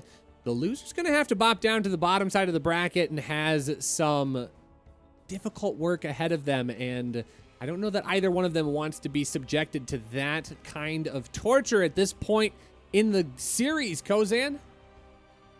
It's a rough one for both these players, honestly. I mean, I'm still a bit baffled by how that game ended so quickly, but anyway, we're continuing onwards. Clem versus Hero Marine, of course. Lightshade, perhaps this is the Big Gabe's map choice, and this is the moment where he's gonna have to make it work. Let's see if he will, and let's see how he will be able to get it done if he does. Of course, maybe not. We'll see. Well, let's find out here. We're booting into Lightshade. Kozan, take her away. In that top left side, the blue Terran player fighting for Team Liquid. He is the Frenchman Clem. Spam this babe to help our red Terran. Playing for Mouse Esports. Give it up for Big Gabriel himself, Hero Marine. Oh, all right. Well, then we'll have to wait and see how this is going to unfold. We're seeing a gas opening first here for Clem. So Clem once again trying to be a little bit more greedy overall. As we saw in the previous TvT as well, right? Versus Soul, I believe it was, in the final game. So yeah, Clem here with a slight gamble in case, if you do get yourself proxy 2 wrecked or something along those lines. Sometimes this can get a little bit dicey, but overall, actually, he is still Hero Marine actually going for the single gas. Clem going for another gas. Well, he did go for the gas first, so this could indicate actually that he's going to get quite aggressive right now. I think that plays into Clem's favor, right? Hero Marine is very comfortable going into those late game scenarios, and late game usually relies on that experience. So Clem finding some success in game number 2, being able to jump on top of Hero Marine and stay aggressive and control the flow of the game. Wants to do it again here in game number 3, and on Lightshade, I think that it's got some potential. I mean, look at how big those bases are. There's a lot of room to try and wiggle around. Yeah, very true indeed. And Hero Marine, in fact, going to be the player with the quicker command center here. And it's like a reverse Uno's all of a sudden in my mind. You know. I'm fine with it though. I mean, Clem, he is the quick, nimble one, right? He likes to be aggressive. He likes to be on the map. He likes to multitask. He loves to do the aggressive sort of things. And Hero Marine more so the methodical Terran, at least in my mind, that would likes to have everything planned out and just have the perfect game right off the get-go. Which is maybe why he got a little bit flustered in that previous game, right? And tapped out. Yeah, I don't disagree with that that idea here. It is going to be a interesting engagement here between these two players. Hero Marine's going to be the one that wants to stay defensive. Clearly, he's going to toss down the bunker, make sure he's set and ready to go. He's got Starport on the way for Clem. Both players just getting themselves wound up. A couple more Reapers going to come across, but yeah, absolutely, it's going to be Hero Marine that is going to be our defensive player, at least for the start of this game. Yeah, as we saw in that game number 1, he is not, you know, it's somebody that shies away from as soon as he knows he can get something done, he will try to make it happen. Reaper that just thinking about perhaps going into that base, deciding not to at this moment in time. Hero Marine, by the way, this is a similar map as Submarine, as where you have that little siege up point right there near the main base entrance, right? So there is definitely a possibility for siege things to siege up there as well. But Hero Marine deciding to, regardless, still put all his stuff on this edge right now. So I'm wondering if that's just maybe something submarine specific. Oh my god, all those body pods splattered across the bunker right there. Oh, gruesome. That Marine inside of the bunker is like, Fred, no! Fred's unfortunately spread out on splattered on the ground. It's unfortunate. So now Gabe's gonna have to fight for Fred's revenge here. Gonna have to see what Clem has in store. I think we need to keep an eye on the Frenchman himself, because it seems as if he is wanting to get aggressive. We got a Raven coming out. It's another medevac coming across the map. One tank should be able to add a little bit of cover fire here and provide at least a little bit of pressure against Hero Marine. And it looks like he was trying to set that up. Tank's going to get down on the low ground and will get a siege off. And he does push back this army enough so that way Clem can engage with the Marines up on the high ground. That tank for right now will be able to continue being aggressive onto that barracks. But now the Hellions get added into the fight, and the SCVs are going to have to get pulled off of the line. But the tank is going to have to choose where it wants to engage. But those Hellions will not get any damage done, at least not at this point. But still, no answer for Clem's tank on the low ground. Yeah, that's that medevac, though, of course, an integral part to the overall engagements here. Wants to keep that alive, otherwise all those units in the main base will just be stuck here. That siege tank needs to be picked up as well. Yeah, I mean, Clem moves away, but that was a reasonable bit of poking, right? He's got Hero Marine a little bit riled up, has to repair those barracks, the supply depot. Didn't have as much Marine production there either, because, you know, there's not that many barracks out right now. If you have that barracks with the reactor stop making Marines for a while, suddenly you can see Clem just spiking up with the Marine count overall. Especially if he cleans up a couple of Marines from that bunker as well, right? Oh, this is getting really dicey for Hero Marine. He's starting to get shoved a little bit further back into his base. Clem owning the map control right now here on Lightshade, as he is going to rotate those tanks around to the right-hand side. I can't tell if those tanks are in range of the mineral patch. The one tank it is going to get an interference matrix dropped on top of it, and that's actually going to force Clem into a bit of an engagement here. These tanks can get on top of the tanks of Clem, and now all of a sudden Clem able to stem forward, but stem's not quite there yet. It's only just begun at this point, so Clem's going to have to be careful. He doesn't have a whole lot of micro potential against the army of Hero Marine, but the army of Hero Marine is just getting pushed further and further back. He's going to try to do the mass repair here, do the dirty. So this is the power of Terran that I'm willing to wield. And these two siege tanks here still for Clem. I mean, that is a great position to be in right now, you know. This is just Hero Marine slowly falling behind, and as I said before, he's the meticulous Terran that wants to have everything going according to plan. This is just incredibly frustrating for him to deal with at this moment, right? He's got 2 mineral patches that are not mining. He's He's got a command center that he's continuously having to repair. 2 siege tanks right now, just shooting away at this. This is looking absolutely amazing for Clem. Hero Marine, how is he going to deal with this? He still has a single Raven, and he needs to make something happen with that. Is he going to try right now? Just checking, losing a good amount of SCVs there, though. Rotating along the wrong side of town. There's just nothing. There's no way for Hero Marine to engage in on top of this effectively. He's going to have to pull all the workers to make this happen. A couple of those tanks do fall down, but Clem's done it. He gets on top of Hero Marine and knocks him out, kicks him into the pit. GG is called, and Clem advancing forward over Hero Marine. David strikes Goliath and knocks him out. Once again. You know what, Clem, once more, showing that he is indeed an incredible force to be reckoned with, being able to take, you know what, the second qualifying spot right here today, which is basically, you know what, the first qualifying spot, of course, as well. There's 2 first qualifying spots here, but yeah, very well done there by Mr. Clem, the second player to advance right now. That's 2 Terran players here from Europe entering the fray for the main event. And we still have quite a bit of StarCraft 2 coming up here, guys. We still have another qualifying spot remaining. That is going to be in the loser bracket side of things. And we still have quite a few particularly scary opponents waiting in the shadows that we are going to be following here as they're coming up. Is there anything you've been keeping an eye out here for that you are looking forward to see? Well, I was actually particularly excited about Special versus Keliger, but it looks like Keliger is going to get the walkover on that matchup. So it's going to be Keliger versus Neeb on the bottom side of the bottom bracket. Looks like a couple of matches already mid-game right now. We've got Aquaron versus a Laser. It's currently 1-1 in the series.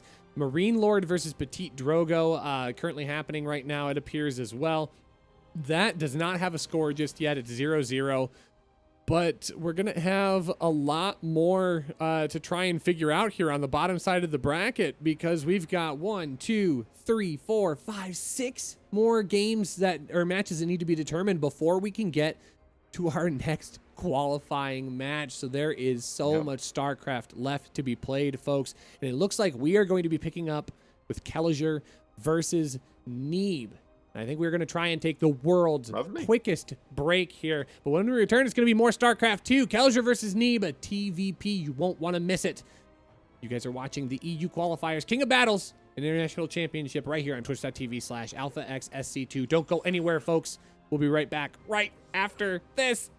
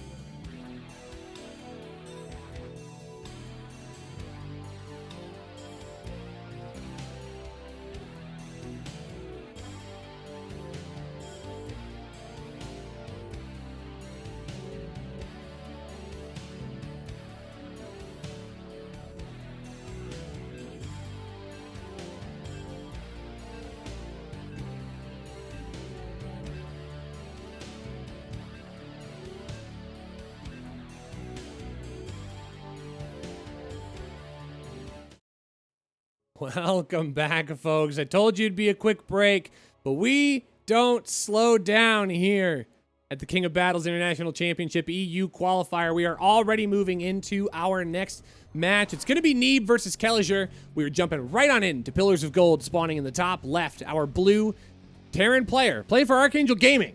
Make it up. for the Brazilian, Keliger.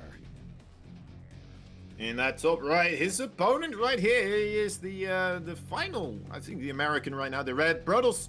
Fighting for Ting, he is Neeb. Also known as Neeblets. Neeblets. Probably said it.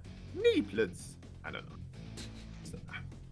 So this is actually an interesting interaction here because in all technicality, this is an NA versus NA match right now. The winner gets the honor to go face off against Hero Marine, which we know that Hero Marine is going to be out for blood. Is Brazil part of NA? I thought it would be South America, no? Well, so I feel like, well, I guess this is Latin America, but then we always consider Special a part of NA as well. So like Yeah, NA that's true, just actually. being the whole Americas. But then, I thought, well, maybe, I mean, Mexico is still part of it, right? Of NA? Say that again? No? Isn't he also still part of the overall continent of North America? Or am I crazy here? Technically, no. Mexico is considered part of Central America. So Central. Ah, okay. Well, the more I know. what? You guys are gonna call Mexico North America when it's literally Central America? I mean, guys, you're arguing with somebody literally from America, so I don't think you have any chance of winning this argument right now. Oh wow, near. I mean, that's a little harsh, my dude. What do you mean harsh? Geography. You know these things. Okay. You know what? I will put. Okay. Google search says Mexico is a country in North America. I'll own it. I'll own that, chat. See, like a man and like a big boy, I will admit when I'm wrong. So Mexico is considered part of the North American continent. I learned something new today. Just so you know, UK is also Northern Europe. Most people don't know that. Really? I guess so. I thought that was Eastern America. That was crazy. That's fair. All right. I mean, technically everything is America in a sense, isn't it? Yeah, I guess so. When you really think about it. All right. Everyone can chill out again. Man, that really got them riled up. Oh my dear lord. I love it. That's actually wonderful. I think that's beautiful. So, but anyways, we'll move on here. Keliger, the South American Brazilian, because we'll make sure that everybody gets squared away. Get 'em, boys! Yeah. Unfortunately, these SCVs didn't go to the School of Bjorn because they are not being quite aggressive enough. Don't let him get away! Unfortunately, 3 of their buddies do go down in that whole tangle. Right now, Keliger does have himself a bunker secured here, but that was a rough one.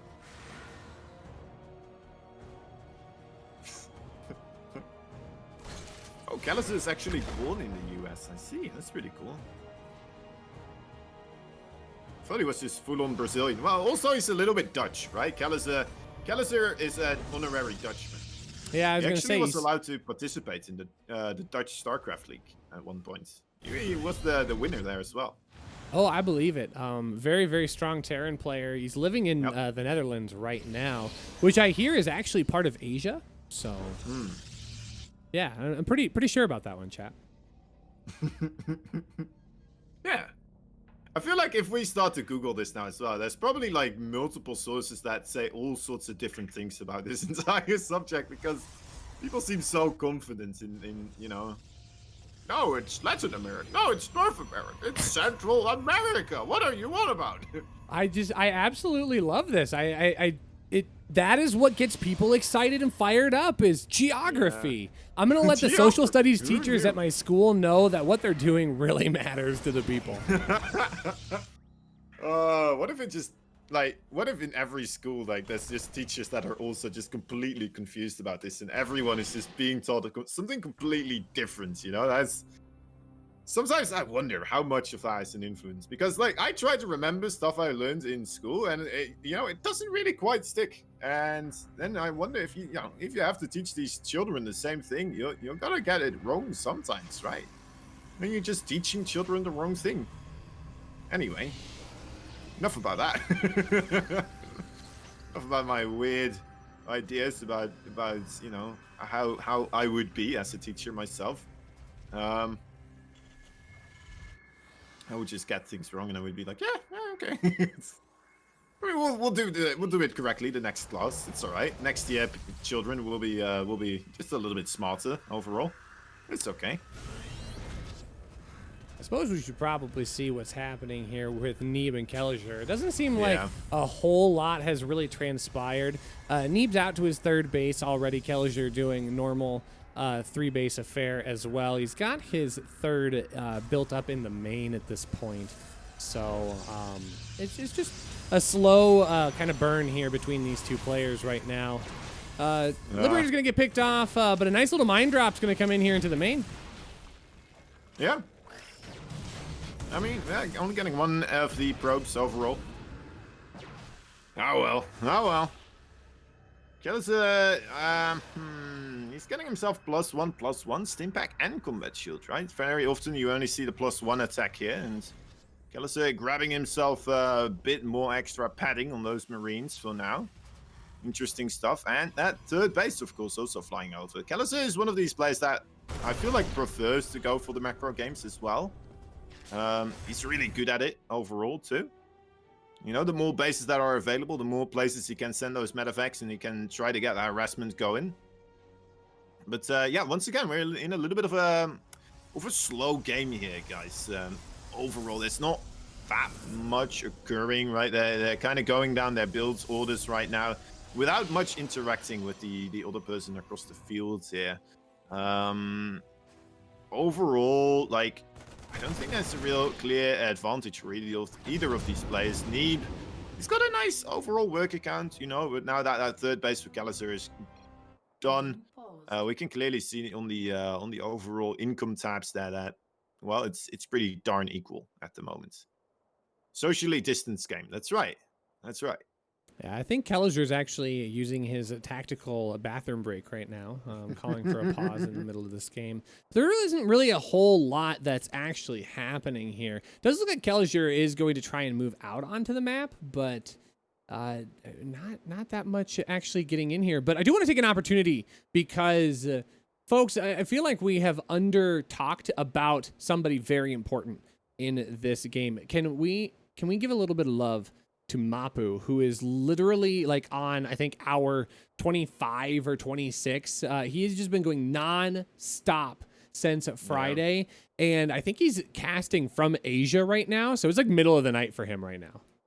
Yep. It is. Yep, it's starting to become the morning for him. Like he mentions, actually, this is the biggest StarCraft 2 marathon he has done ever in his entire career. So hats off to him. I don't know why he didn't go to sleep for a while there, but I mean, yeah, around the 26-hour mark that he's been up right now, and he's been going strong still. Hopefully, we don't have eyes on him in particulars, but we're assuming, right? He's still doing observing, so everything seems okay. That actually might be why we're just going so quickly in between these games, because before Mapu has a chance to just like relax and let his eyes go, nope, I gotta watch the game still, and he is still like nailing all these engagements, finding all of the interesting things happening in our games. Like we are not good enough for Mapu. He is too good for this world. Yeah, for sure. Where is the game? The game is currently on pause. I know I just said that a minute ago, but just don't worry. We'll take care of you. I promise, chat. We'll take care of you. This is the same way you took care of me in North America and Mexico. So I'm just like, hey, we're all good. We're Gucci. We're back into the game here. Keliger now going to get moving across the map once again with his medevacs, and Neeb is not going to find this. He's not going to see this coming until all of a sudden it's just right on top of him. Yeah, there is that shield battery overcharged already, and very smart of Neeb to micro his way over. And this drop, I mean, it's trying to get some stuff done, but ultimately it's not looking like it's getting a lot overall here, right? I mean, there was 3 medevacs filled with infantry units that are pretty much gone right now, right? Not much that he really got done, that I can say. Was trying to do something on the left side as well at the same time. That is quite interesting. A bit desynchronized, perhaps, unfortunately, and couldn't quite make something happen. But seeing units from Neeb as well moving away from that locate. No, actually, that's the force from the main base. Interesting. Maybe that's just a lot of infrastructure there. Static defenses on that fourth base. All right, Marauders here trying to get a cancel on this Nexus. A little bit of damage, a little bit of poking overall. Does soften it up a slight. And let's see this this drop with Widow Mines. Maybe able to get some real damage finally dealt here to Neeb, who has been pretty much impenetrable so far with his defenses. Trying to figure out how Keliger is going to be able to set an example in this, and this is exactly what he's going to do here. Some really good mine drops. Going to pick up 7 probes. What? It's a Neeb, hello? Yeah, I was going to say, Neeb is not paying attention to this. I'm not quite sure where his attention is at. He's not microing anything. Oh, he's got something in 4th base of Keliger right now. We don't quite know what's happening. I just see the blinking, so I can imagine that there's at least a little bit of an engagement here. But Keliger also engaging with a chunk of his army here at Neeb's 4th base as well. It looks like Neeb trying to get a lot of damage done across the map. It's a good zealot run by at the 4th base. Now we finally get a chance to see it, but he is going to save it. Keliger is not going to have to cancel that just yet. I think he's going to be able to get on top. Not targeting that command center down there. That is that's quite devastating, isn't it? Man, you're right. Well, it would have been a nice cancel there. I didn't quite get anything done against those Marauders, of course, as there were medeffects involved as well. The Widow Mines, are all the Widow Mines cleaned up right now? Because we're still seeing probe kills suddenly popping up here. And yeah, more of those probes now moving away. Actually, that's just to move over. Cannon will clean this up eventually. Thank you, Mapu. It's like, I will see this Widow Mine go down, and we shall all rejoice. Yay! Neeb is safe again. Well, Neeb's not safe for long, though. Keliger's moving up here on the right-hand side with another large force here. And it's largely Marauders, which will trade out very well against this army of Neeb, but Neeb's got those disruptors in the back. Those are going to be difficult units to try and micro. A great pickup here with those Liberators, going to grab that Warp Prism and make that less effective, but Neeb is just going to continue shoving on forward. Those disruptors, they're waiting. They're lurking in the back in the shadows, waiting for their moment to strike. And it's going to be as patient as he possibly can, but it is Zealots in the 3rd base here. 11 workers going to go down.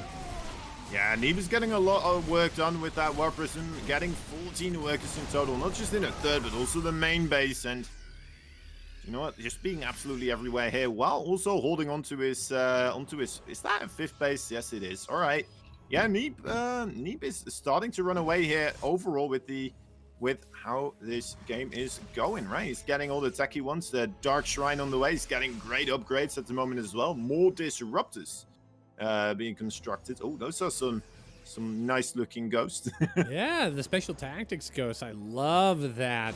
That's actually a lot of them. Usually those are 1 in like 15 or 16, but he's got 3 of them all piled up right there. Unless that's a skin, in which case I don't play Terran, folks. So this is a big engagement here, but Keliger's kind of fighting into a choke, and now that the disruptors and those Colossi are going to leap on forward, we're going to have a lot of AoE covered. Disruptor shots do go out, and going to get on top of a good chunk of the army on the top side there. Keliger is going to have to back off, but he still has an army supply advantage. He's going to lose all those ghosts. An unfortunate move command is going to tear Keliger's army apart right there, and Neeb is going to be able to push across the map here. Keliger's got to be careful. He's going to be having a lot of Protoss show up at his front door. Yeah, that's so easy to do. I mean, it looks silly for us, of course, because we're watching it happen, but for Keliger, he needs to just move command his units backwards, right? He may waypoint a little bit and then just not focus on it too much anymore, because there's more stuff to be done, right? He needs to macro up. He needs to continue getting upgrades, get that overall macro rolling again. And yeah, that's when you start losing those ghosts if you're just a little bit short on the waypointing. And well, this base here for Keliger under a lot of pressure. He's sending those Vikings over, but he's still going across the map with the rest of his forces here. Just gonna try to target down the Colossi. It looks like maybe slow it down a little bit. Here is that big Marauder ball though, with a couple of Marines mixed in as well. We're in a full-on base trade scenario. This does not look like it will be able to go on for very much longer. And overall, you know what? It's rough to say who should be able to take the better victory here. Yeah, I'm not quite sure how I feel about this for Keliger. I mean, Neeb has got a lot of army sitting here, and it's just going to recall back home to deal with this army. So the third base is going to get populated once again. Marauders will be able to trade out effectively, but the disruptors are still the fear that he has to deal with. There are so many disruptors, and a couple is all he needs. We learned that really quickly, right? All you need is 2 disruptor shots to end a Terran's game, and Neeb's gonna take kind of the Manor Nexus over across the map at Keliger's natural next location, and I don't know if he's gonna spot that right away, but I don't think it's gonna matter because it's more Neeb engagement all the time coming forward here. The first disruptor shots do go out, a couple more do connect with a portion of the bio, and Neeb is actually kind of slipping a little bit here, but Keliger isn't capitalizing on it as well. Some great disruptor shots coming out from Neeb as Neeb is going to try and push back. Those disruptors are now actually fully exposed, and he's got Stim to get on top of those. All of a sudden, we find Neeb with a few less units than he started with, but Keliger not able to try and capitalize on it just yet. Yeah, canceling that Nexus is always like, all right, maybe not the best time to make a Nexus there. He needs that money back and is gonna try to get his, army re-established right now. Man, that was just a great fight from Keliger right there, spreading his army out absolutely magnificently, and being able to take one hell of a trade in that situation. Very, very impressive. And that's just not just great control from Keliger, but also a nice place to fight for him. Right, he chose a great location. Neeb that. You know what? Thinking he may be able to make it work with those disruptors and the AoE damage that he had. And honestly, for a moment, I thought he would be able to get away with it. And yeah, it was just a little bit short. Keliger 2 on top of his micro, 2 spread out, a concave that was the size of the sun. And yeah, Keliger right now in a marvelous position overall, with Neeb's army just being so less sophisticated than what it used to be. Yeah, and I think that is going to be what we need to watch here as these armies continue to collide into each other. If we see a transition from either one back into those smaller, cheaper units, we're gonna have to see a shift into their economic prowess as well. But I think Neeb is just gonna continue to try and build up that disruptor count. He's gonna keep adding a few more of those colossi into the mix here, but it's gonna be Keliger that needs to stay on top of his economic advantage. Otherwise, he's gonna slowly start falling out of this game. Ghosts are gonna be good, but he needs to get some EMPs down. And now we're gonna see Dark Templar start getting warped in here. That is a great way to upset Keliger and really offset his economic advantage here. Yeah, I'm very impressed as well with Neeb. This micro with these disruptor balls, it is quite impressive.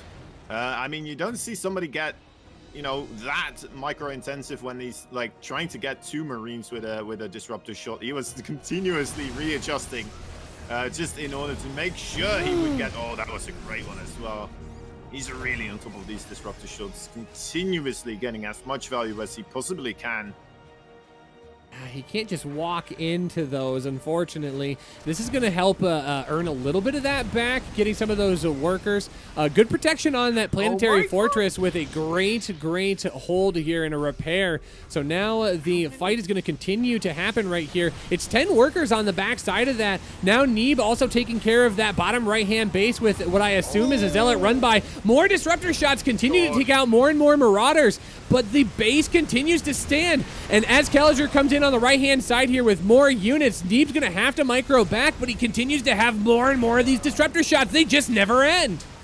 Yeah, he had so many disruptors there. I almost think he had too many disruptors. He needed a bit more of a meat shield, right, to try and hold this off. Doesn't quite get those disruptors anymore. And now he's just bleeding. He's bleeding out so much of his resource. So many of those very, very expensive units go down here once again. And Keliger once more showcasing the importance of just having a massive concave against armies like this and picking a great place for another battle, being able to make it work and turning this into his favor. Also, just overall really solid splitting from the Brazilian Terran here. Oh, the DTs are doing work, though, on the bottom side of the map. Neeb is not out of this just yet. He's 1 or 2 disruptor shots away from being able to close this out because there is nothing back at home to deal with that many DTs of Neeb. But Keliger is just shoving on in here. He refuses to back out. He's going to go all the way into the main base here. He starts picking off pylons. The production is going to be halted. All of these disruptors are going to get shut down. And suddenly, we find ourselves at a position where Keliger able to claim game number 1 as a victory here, showing that he has still got what it takes to go toe-to-toe with the Protoss Phenom of North America. Yeah, what a match right there, Keliger. I am blown away by the amount of overall prowess that he showed within taking those engagements. Right, continuously picking the exact right battle that he needed to, and being able to close that one out. Very, very impressive. I enjoy the micro is a good unit, and that stutter step is very, very good. And Keliger has been playing a lot lately. I know he kind of had a period of time where he kind of fell out of the scene just a little bit. He was playing pretty quiet. I don't feel like he's ever been completely out, but definitely here in 2020, Keliger's been putting in the time, really spending some time with his team, Archangel Gaming, and making himself a name in the scene, putting himself up there with some of the other Western players. So we are going to be putting ourselves into game number 2 here. It's going to be on Death Aura. I don't know. Do we think Neeb can hang on to this and advance forward? I was very surprised, honestly, with just the army that Neeb did create for himself, right? That was so many disruptors. Right? And sure, if you get all those disruptors to get perfect shots, I mean, go for it. But I feel like he had too many disruptors, like more than he needed in a sense, right? Overall, to ask him to put more stuff that is very micro intensive, such as Storm, for example, in that composition, maybe, you know, that is always a potential that you can add in there as well. But then again, that means you're going to be able to less perfectly guide those disruptor shots. Anyway, 1 point on the board here. The blue Terran player, Archangel Gaming. He is the Brazilian Keliger. And spawning in the bottom right, playing for North America in the United States, our Red Protoss for Ting Esports. Give it up for Neeb.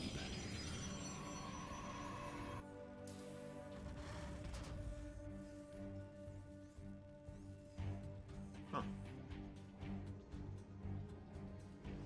right. Lovely stuff, lovely stuff.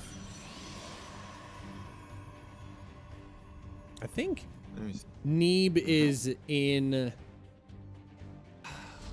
He's in trouble because he's down 1-0 against Keliger. I mean, one more loss and he's going to be excused from the remainder of this bracket. But I feel like he's just kind of slipping a little bit against the Terran opponents because he kind of fell into the same trap with UThermal as well.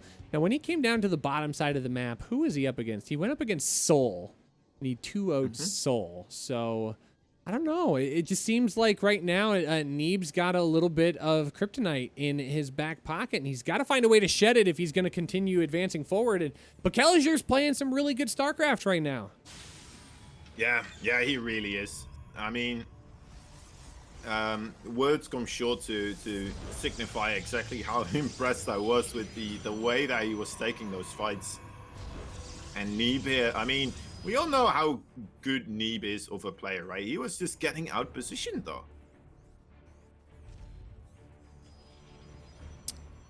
Yeah, and positioning is definitely the game that Keliger needs to win against a player like Neeb. Because Neeb's so scrappy. He's a very, very calculated player.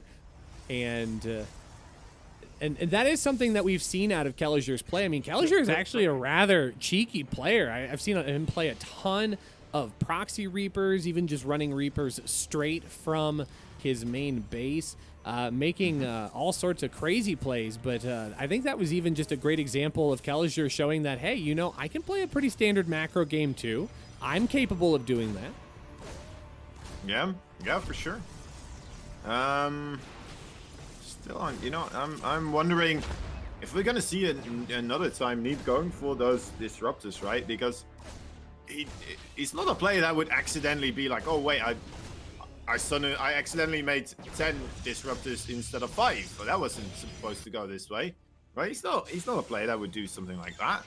It's ridiculous, and there must be some idea behind this. Maybe it's map specific because there's a couple of choke points, but I mean, Golden Wall overall for a map, it's quite a open map. So yeah, if we're gonna see this again here from Neeb, there must be something, right? There must be something I'm missing here that I'm just not fully aware of why he would go for such an army composition. I don't know that I have a better answer, unfortunately. So we're gonna have to see where it goes in game number 2 at least. Because Death Aura is a little bit more. Well, I'll call it a standard map just because it's been around for a while, and it's gonna be one of the more classic maps that we see in this map pool going forward.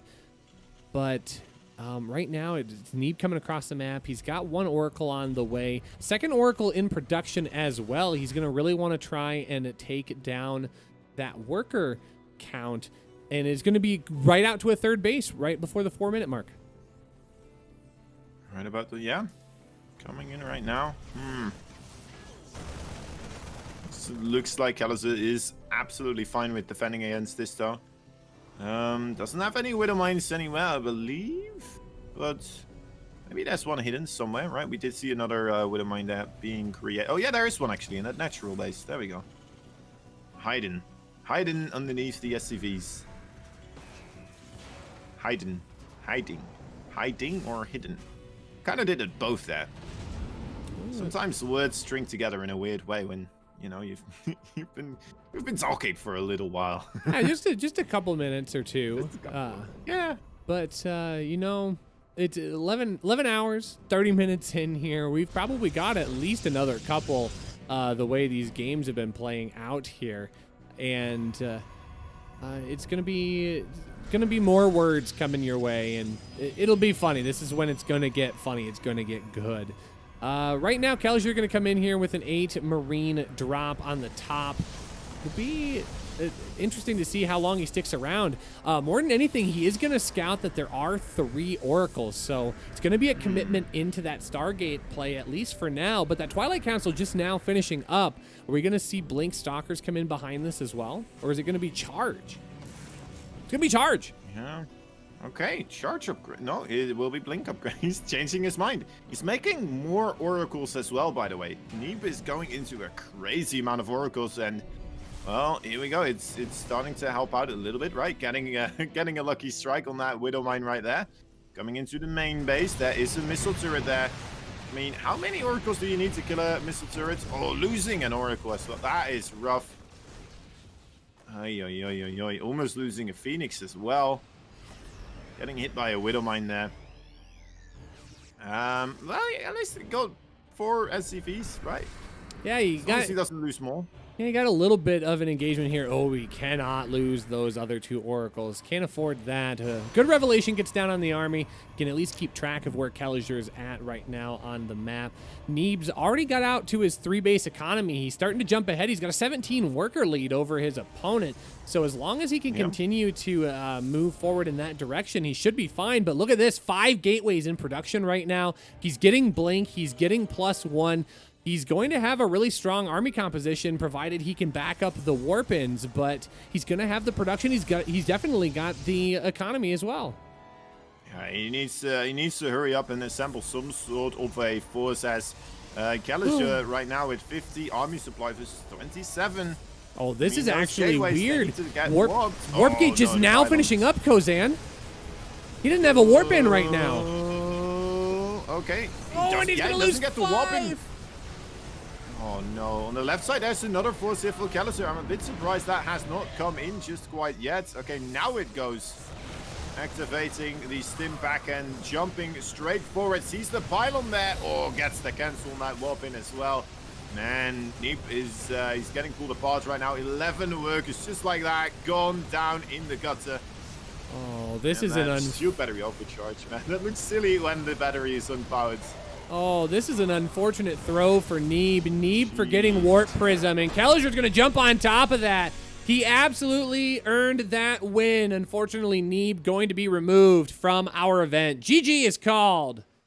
Oh, GG. Keliger. Very, very good play. Noticing, like, wait a minute. You're not able to warp in anything. Gets the Artosis Pylon, takes out 5 of those warp gates, and all of a sudden, able to move himself into a match with Hero Marine. Up next. Let's take a look and see what we have here on the top side of the bracket. Of course, it's Petite Drogo taking a 2-0 win over Marine Lord. A Laser 2-1 over Aquaron. And that is going to lead to a Petite Drogo Laser losers round 3. The winner's going to go on to face Gerald. And then the winners of those 2 matchups will be moving on to the qualifying match where we will find out who will be joining Clem and UThermal in the main event. We just need that one last player to qualify. Yeah, we're gonna have to wait and see. Honestly, there's a good couple of players here, right? That I would not be bothered by at all if any of them manage to qualify here. Would be very interesting. There's a couple, you know, that are a bit closer to my heart, of course, as is with any individual. But I mean, any of these players, sign me up. Let them join these official matches as the final player, because this is the final player for the main event to sign up here if they do manage to qualify. I mean, there's just one more spot, Rushy, and if this spot gets taken, that's it. We have our main event established, and yeah, we'll have to go in with that group. Talking about that group, the lineup that we have right now, I'm not quite sure how aware people are of it. People are asking about it continuously. But let's have a look at the overall players that are already qualified. TY, Rogue, Rainier, and Serral all already qualified at the start of this. They didn't have to go through the qualifier because of their EPT standings, whether it be in Korea and the circuit. So the top 2 players right there already pre-invited for the main events. From the Korean qualifiers, of course, we have 2 Protoss players, Trap and Zaun, being able to qualify right there. We have 3 Terrans, Cure, Innovation, and Maru being able to qualify as the Zerg player. A lonesome Korean Zerg, that is, of course, Ragnarok. We have in the European qualifier, Clem and UThermal right now as the 2 qualified players right there. One more will be joining him. And from the NA qualifier, we also have those 3 players already established. And it's going to be 3 Protoss, Mana, Nice, and Showtime. Yeah, that's right. We already mentioned it, right? NA is one hell of a big continent. I mean, encompassing Poland, Germany, Taiwan, sorry. Oh my God. The Taiwanese scene of the world as well. It's pretty much everywhere. It's absolutely everywhere. All right. Well, you know, if we're going to talk about North America, we should always talk about my favorite country, Europe, as well. So, favorite country. I absolutely love the cheese. So, but before Twitch Tech comes at me with their pitchforks once again, we are going to take a short break here. We're taking care of picks and bans for our next match. It's going to be Hero Marine versus Keliger. You guys are watching the EU qualifier of the King of Battles International Championship right here on twitch.tv/alphaxsc2. We'll be right back right after this, folks. Don't go anywhere.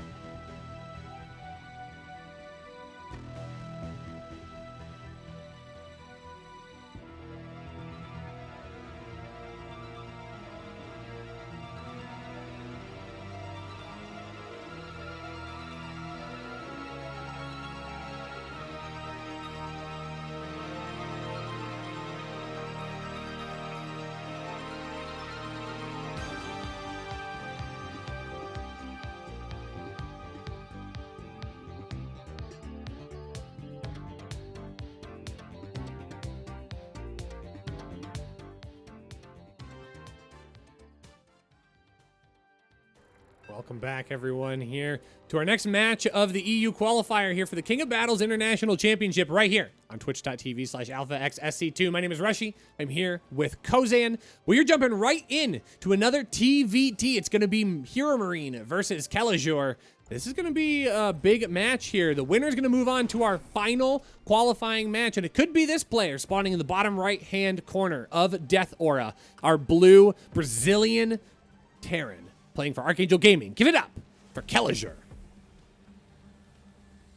And his opponent right here, he is the biggest of man. So I'm surprised, you know, how he fits in those command centers. Anyway, it's the Red Terran, Hero Marine from Mouse Esports. So here we go. Keliger was born in Florida and moved to Brazil when he was 3. Huh. That's interesting. The more you know. The more you... No, wait. Here's another good fact. Big Gabe stands 17 feet 8 inches tall and 600 pounds of pure muscle. Actually, I thought it was like pure brain, but you know, that's fine too. It must be meters, right? The 7/8. Oh, 7 meters tall? Yeah, that'd be pretty close. Must be. He only has one hand? Well, apparently you only need hand. one hand to play StarCraft these days, but Yeah.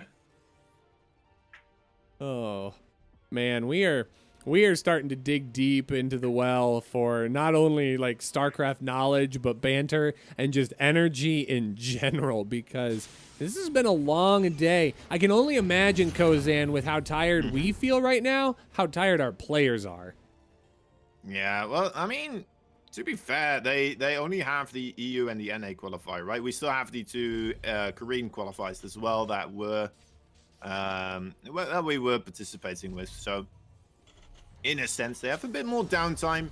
Also, they sometimes get to wait for their opponents, stuff like this, right? But you know what? Overall, great stuff. Great stuff here from these 2 players. I mean, from all the players, really. Overall, always thoroughly impressed with what the StarCraft 2 players can do and how much resilience they have, endurance in these types of events. And you know what? It's praiseworthy for the players that do have that endurance to make it through this far in an event, still be able to be fresh, still be able to play their best, or close enough to their best to be able to beat their opponents, right?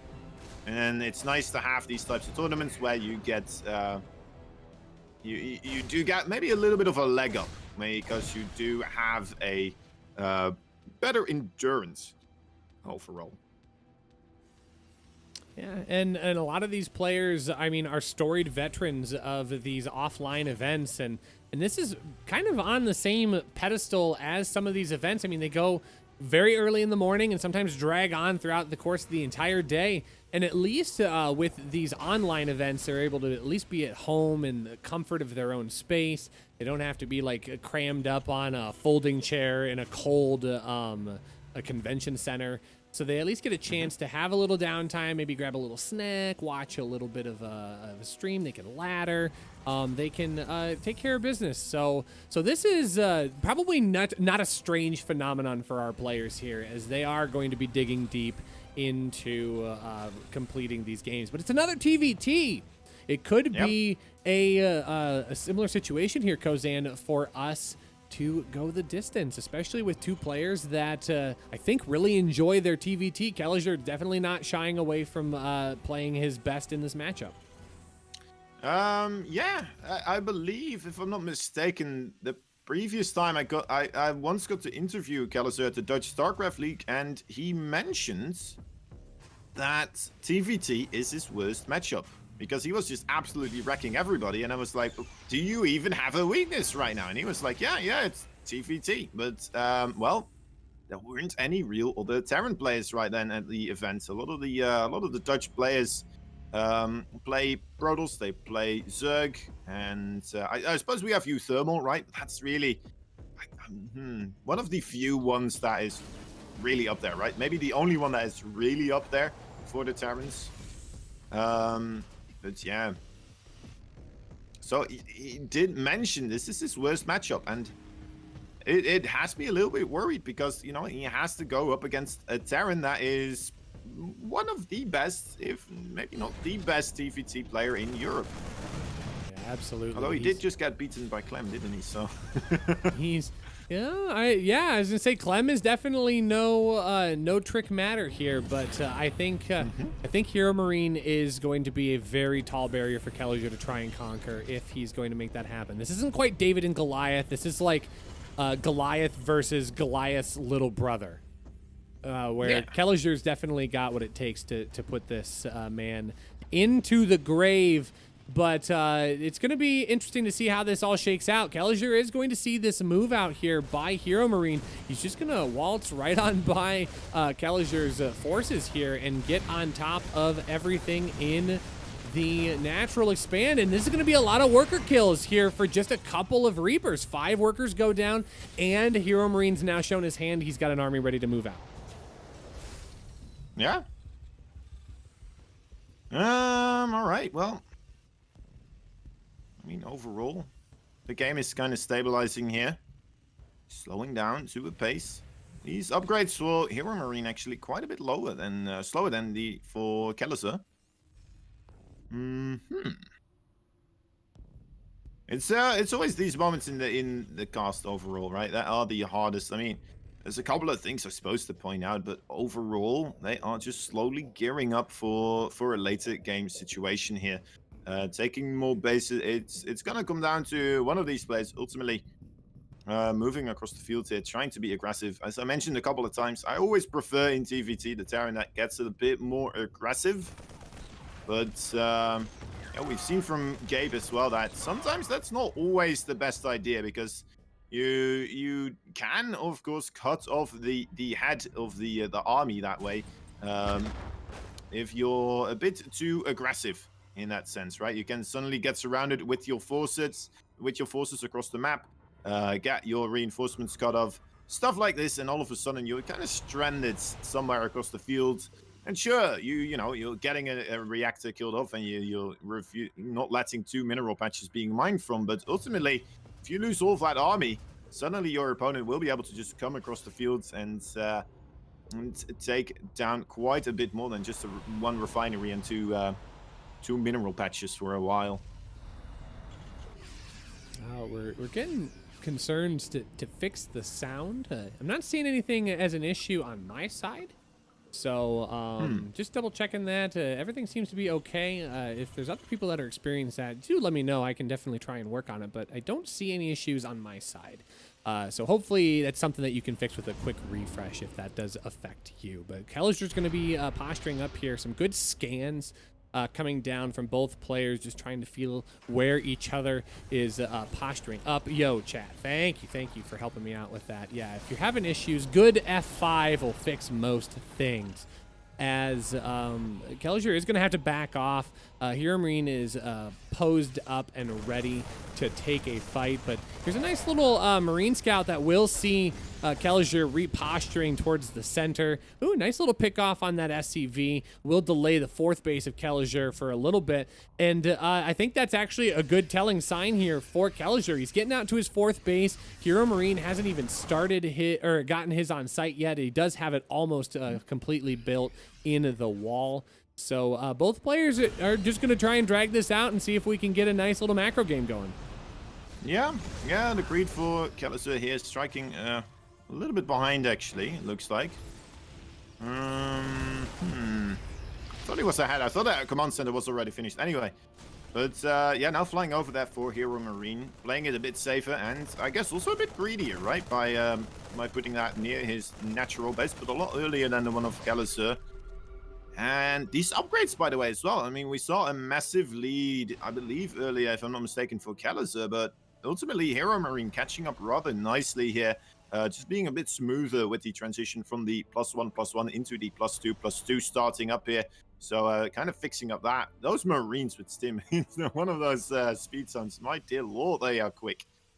It's like when Keliger boosts his Marines through there, it's almost like Sonic the Hedgehog running through. To just take off. It really is. So Keliger is going to try and reposition this once again. He's going to take a good chunk of the army, but Hero Marine is ready to meet him. He's going to have those sensor towers in place to see that Keliger is starting to move up in a posture once again. But mostly it's just going to be Keliger checking out that 5th base location, not seeing anything. He's going to back off, but both of these players are just playing so careful right now. Yeah, well, here we go. Finally a big engagement right here. Those Marines will be able to get on top of it. Most of the siege tanks take them out, so that's a good trade there. Of course, always positive to trade siege tanks for Marines. As long as you're the one trading the Marines, of course. And Keliger is still with this army on the bottom left side. I'm wondering how long he's going to stick around here. Maybe try to get the reinforcements over as well and then push in on that location. I mean, he's forcing a lot of Hero Marine stuff on the right side right now. Not completely necessary. Those siege tanks most likely won't be able to push in to that location. But here we go. All right, a big attack coming up. Hero Marine ready with those Vikings, but the siege tanks are behind the orbital, which means this base, yeah, that's right, it's gonna have to be evacuated. I have no idea how those Marines aren't infinitely trapped behind those tanks. They were just trying to filter in towards the side.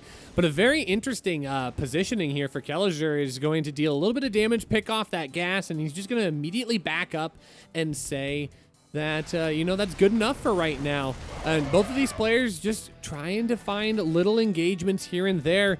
Keliger moving out to his 5th base location. He's going to be able to secure that on the bottom corner of the map. But this is just more posturing. We have advanced ballistics coming in here for Hero Marine. This is a huge doom drop that's going to be coming into the main base of a Hero Marine. These tanks are going to get sieged up, and if they do, that ramp is going to be very exposed. A lot of units are going to fall for Hero Marine, as he's not going to be able to engage into this area very cleanly, but a couple of Liberators will be able to help control the ground force for Hero Marine. Keliger will eventually get shut down, but it allows Keliger to get on top of this 4th base. 37 workers have gone down and counting. This is the damage that Keliger was looking for. My dear God, that was quite a brutal engagement right there. Hero Marine being caught out quite a bit with that sensor tower not being up, and all of a sudden, you know what? I thought his response overall was pretty darn clean, but he still lost so many of those SCVs. And now Keliger, all he has to do basically is try and hold off a counterattack, right? He still has a good amount of army supply overall. He's ready to stim on in once more, delaying this counterattack even further. Oh, he's just going to go straight up into that base again. More SCVs go down further. Absolutely forcing Hero Marine's hand. He's gonna have to do something across the field here, and Keliger, he's not gonna make that easy to do whatsoever. With that +3/+3 finishing up for him now as well. Hero Marine in a world of hurt. Well, Keliger did such a great job of pulling Hero Marine's tanks so far out onto the map that those Marines were able to just get into the main base without even being touched. So now, once again, it's going to be Keliger kind of forcing the issue with these tanks. But the tanks are going to get sieged up in time. Those Marines need to be careful. They can't just stim on forward. They're going to get shredded to pieces by these tanks. And now the air superiority will be on display for Hero Marine, but he's fallen so far behind. 82 workers to 36 of Hero Marine. He's got an army advantage, but Keliger can easily make this back. Liberators were not being protected by the siege tanks there, so the Marines getting right underneath and capable of gunning those down very quickly. And now that air dominance, I mean, it is still very important, but without the Liberators, you don't have that much ground to push those siege tanks with.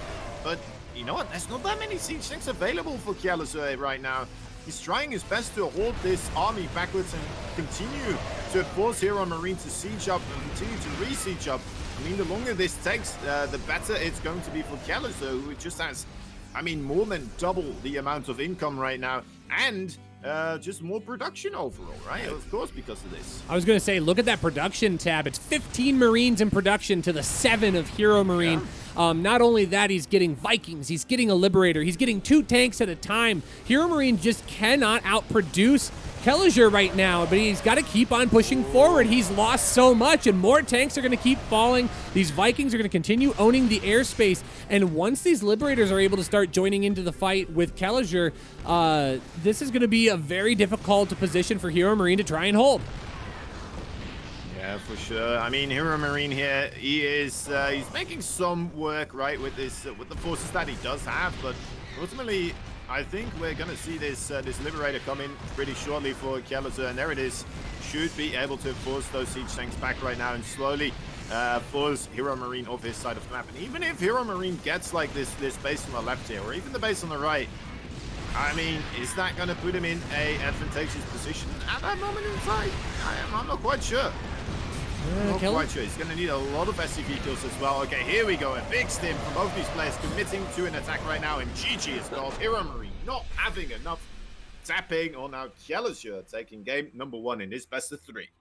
Yeah, this is a great kill by Keliger. This has got to get him feeling really good right now.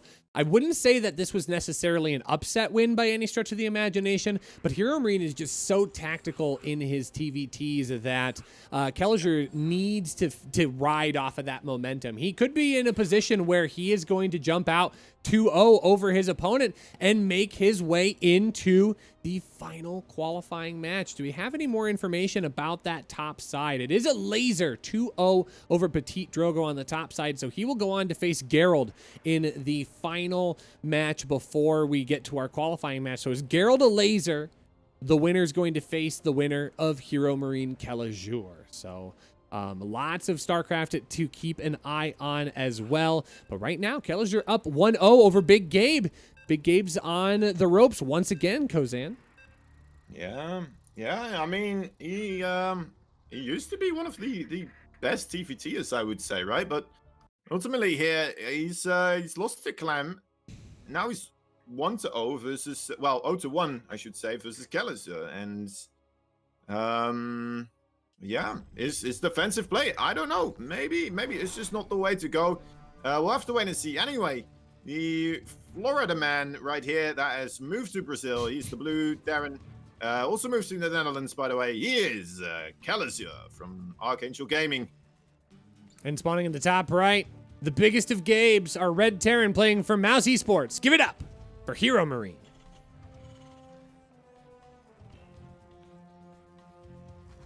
He's on the verge of elimination right now, and I can't say Hero Marine can feel comfortable at this point, because now he has found himself on the receiving end of not one but 2 players knocking him down a game, and honestly probably not expecting it either. So but good props to Keliger. He's got some really good builds, he's got some really scrappy play, and I think he definitely deserves to be in the conversation here. If he were to advance on to our final qualifying match, definitely not going to be a surprise. I mean, he's got the receipts to prove that he deserves to be there.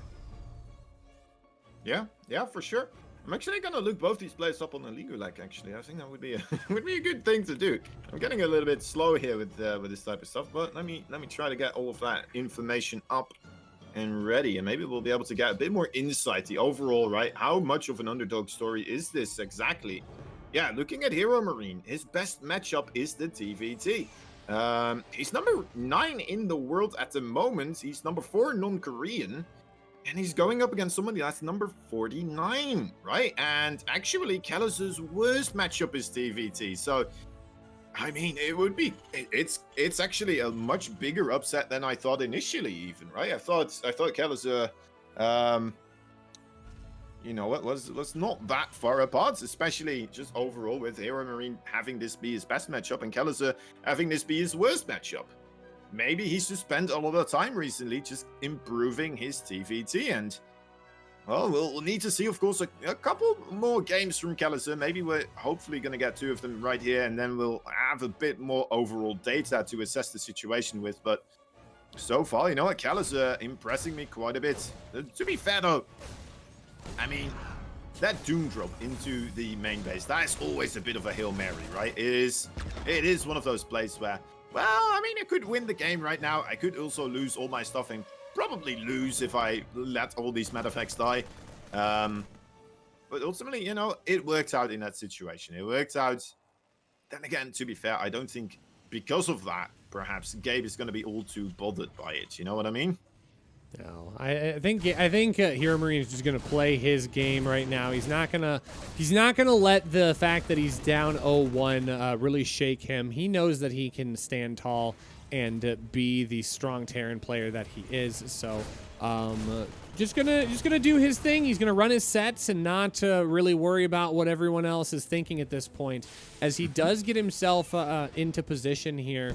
Oh God! See, exactly That's my not supposed to happen. exactly my point right there. He's gonna make it work no matter what. But that SCV has got to feel really good. He's willing to throw that away at this point. It came and got the job done.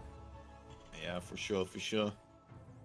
Actually, interested in seeing which other opponents Hero Marine went up against in this bracket so far. Let me take a look. He went up against Aquaron 2-0. He went up against Goblin 2-1. Nitix as well. So overall a couple of pretty tough opponents, but ultimately running into Clem all of a sudden, and now Keliger, he's struggling a little bit. Interesting. Did he get too relaxed playing against a little bit of the lower tier players?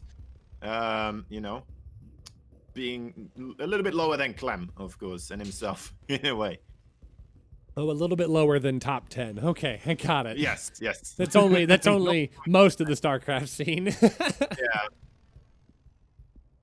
Well, I'm actually quite surprised here. Maybe we can catch some of this playstyle from Keliger just because we didn't cast every single game of his throughout this tournament, but we haven't seen a whole lot of really aggressive play out of Keliger. He's played very crafty, but not showing some of his signature playstyle in putting out lots of Reapers, putting out a lot of early aggression. And I think that's really cool. Keliger's doing what he needs to stay relevant here, but he's mixing up his play style and really keeping his opponents on edge here. But this is almost a mere walkthrough of the first 5 minutes of the game. Only now it looks like Hero Marine is going to throw down his third base a little bit sooner. But here goes Keliger as well. So continuing just to be almost a move for move mirror matchup with these two opponents right now. Yeah, eerily similar build orders here. We're seeing one lacking reactor from Keliger, maybe an indicator that he wants to be a little bit more heavy on the minerals here, I suppose. We're gonna have to wait and see both these players as well. Getting a, I think they're going up to the double Raven. Man, I'm just not paying enough attention anymore. I'm pretty sure they're both going double Raven at the moment. Perhaps. Who knows? I shouldn't have said anything if I'm not sure. This is the problem. Not a problem here. Okay, you are double right, Raven. though, on the double Raven for Keliger. He's actually got 3. Third one just popped out, so that's gonna be good pressure here coming across the map for Keliger. But Hero Marine sitting back at home. He's got 48 workers. He's got a little bit more army, but only 1 Raven. So it is a bit of a difference here. Does it? Oh, yeah. Okay, the first Raven was out on the map. I missed it. My bad. Yeah. All right. Well, Keliger, his army supply not looking all too sharp, but these 3 Ravens, as you mentioned, it's 1 more, right? Interference Matrix, your opponents Ravens, and maybe it's just okay. It's Auto Turret Palooza, and it looks like so far also one disable on the tank right there on the top. Keliger making quite a bit of magic happen at the moment. Needs to safeguard those Marines, so move back a little bit here. Is he gonna go further in? Yes, he is. Will try to deny this base from going up. And that is 3 siege tanks right now, being able to start shooting away at that command center. And that should force Hero Marine in either to take a bad fight against already pre-sieged up siege tanks, or just move away with that command center. That's always a quite a depressing sight, of course, seeing those command centers just going, all right, boys, come on, back inside and let's get away. We'll find another home. Oh, and I love the positioning on those tanks, being able to not only engage onto the ramp if Hero Marine wants to try and move up to protect that third base, but also forcing the liftoff and the cancel of that orbital command from Hero Marine as well. So getting damage done on both fronts here. He's got 4 tanks that are just going to try and hang around for the time being, but Vikings are going to try and shoo them away. A nice little Cyclone's going to get some scouting information here, pick off a couple of workers. In fact, it's going to get 3, 6 in total for that Cyclone individually. But yeah, it's going to just zoom right out the top side here and things are in a good position. Hero Marine's at least been able to push this back off, and he reclaims that supply lead once again as well. 1-1 on the way for both players. I think Keliger's got a little bit of an advantage there, but Hero Marine's not going to be far behind. Yeah, I mean, it's a testament to his overall prowess in this matchup, perhaps, or just his overall StarCraft 2 skill, right? Even though he had that third base forced to be lifted up, not turning into an orbital there for a while, he's still a little bit ahead in the overall statistics here, right? Making it look easy. And even though he is behind on the overall losses, right? He's got more overall resources lost in that tab, and by 500 as well. But still, I mean, looking sharp here. I don't think he's going to go falling under anytime soon here by the pressure that Keliger may be able to be putting him under. Ooh, I love the Ravens coming in on the top side here, though, but a very good missile turret will be able to push that back and away, so not going to get the harassment he was looking for. The 1-1 timing did queue up for Keliger, but now he's not able to really do anything with it. However, he is going to move over to the left-hand side here. He might get a quick jump on these medevacs that are moving forward. Not quite sure what Keliger was able to pick up right there, but the Marines just standing there looking proud like, yeah, we did it, but we don't know what we did. There we go. Job well done. All right, anyway, +2/+2 here for Keliger. Look at that. That armory for Hero Marine finally falling a little bit behind on those upgrades, it looks like. So Keliger now the person that will take a little bit of an advantage in that department. Will he be able to capitalize on it, though? It's not even that of a big one, especially if Hero Marine right now starts it up as soon as that armory finishes. Which, you know, he does have the gas for it, so I assume that he will. Yeah, there it is. That's those upgrades coming up immediately. So, you know what? Overall, not too bad. Yeah, and Keliger is doing a really nice job of staying on the top side of this matchup here. It's really easy to accidentally slip against a player of the same level as Keliger or as Hero Marine, but he's doing a really nice job trying to get on top of everything. This is going to be a huge drop coming into the natural. So many scans going down in so many locations here. That one Raven going to try and be a hero and sacrifice itself for the good of the whole. These tanks are going to be able to get in on the top side. The missile turret finally does go down, and now the tanks can get to work. They're getting on top of all these Marines and these workers. 10 SCVs going to go down, but meanwhile, Keliger also going to engage at that third base as well. He's going to pick off so many of these Vikings. That's going to kill so much of the air superiority for Hero Marine. Keliger, is he doing it right now? He's getting so much damage done. He's getting very, very close. He is going to lose this base here. It looks like no repair anywhere in sight. And yeah, he's pushing further forwards. I didn't think he would get too much done, but okay, he's moving back. No, he's going to start sieging up again. Knows he will not be able to retreat with those siege tanks, so he's just going to go for the best trade that he possibly can. Quick maneuver, and yeah, Hero Marine stabilizes once more. He does seem to have that base advantage now, actually. So you know what? Actually, I'm kind of digging Hero Marine's position in this game. Yeah, that actually went very well for Hero Marine. Watching those numbers equalize out here, he really doesn't drop below the worker count of Keliger at any point, but now has that army lead. But Keliger clawing it back in here. He's going to get that +3 upgrade, trying to continue to advance that upgrade lead over his opponent for at least a brief amount of time, but also grabbing +1 for his vehicle weapons. So his tanks are going to be able to hit just a little bit harder. Yeah, for certain. Have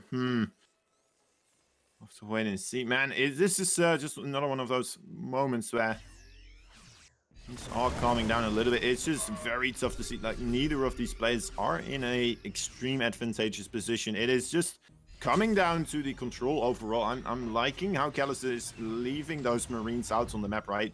Looking to ensure that he will not be caught off guard with his pants down, and moves backwards to his side of the map. I mean, ultimately, where do you take this game from here?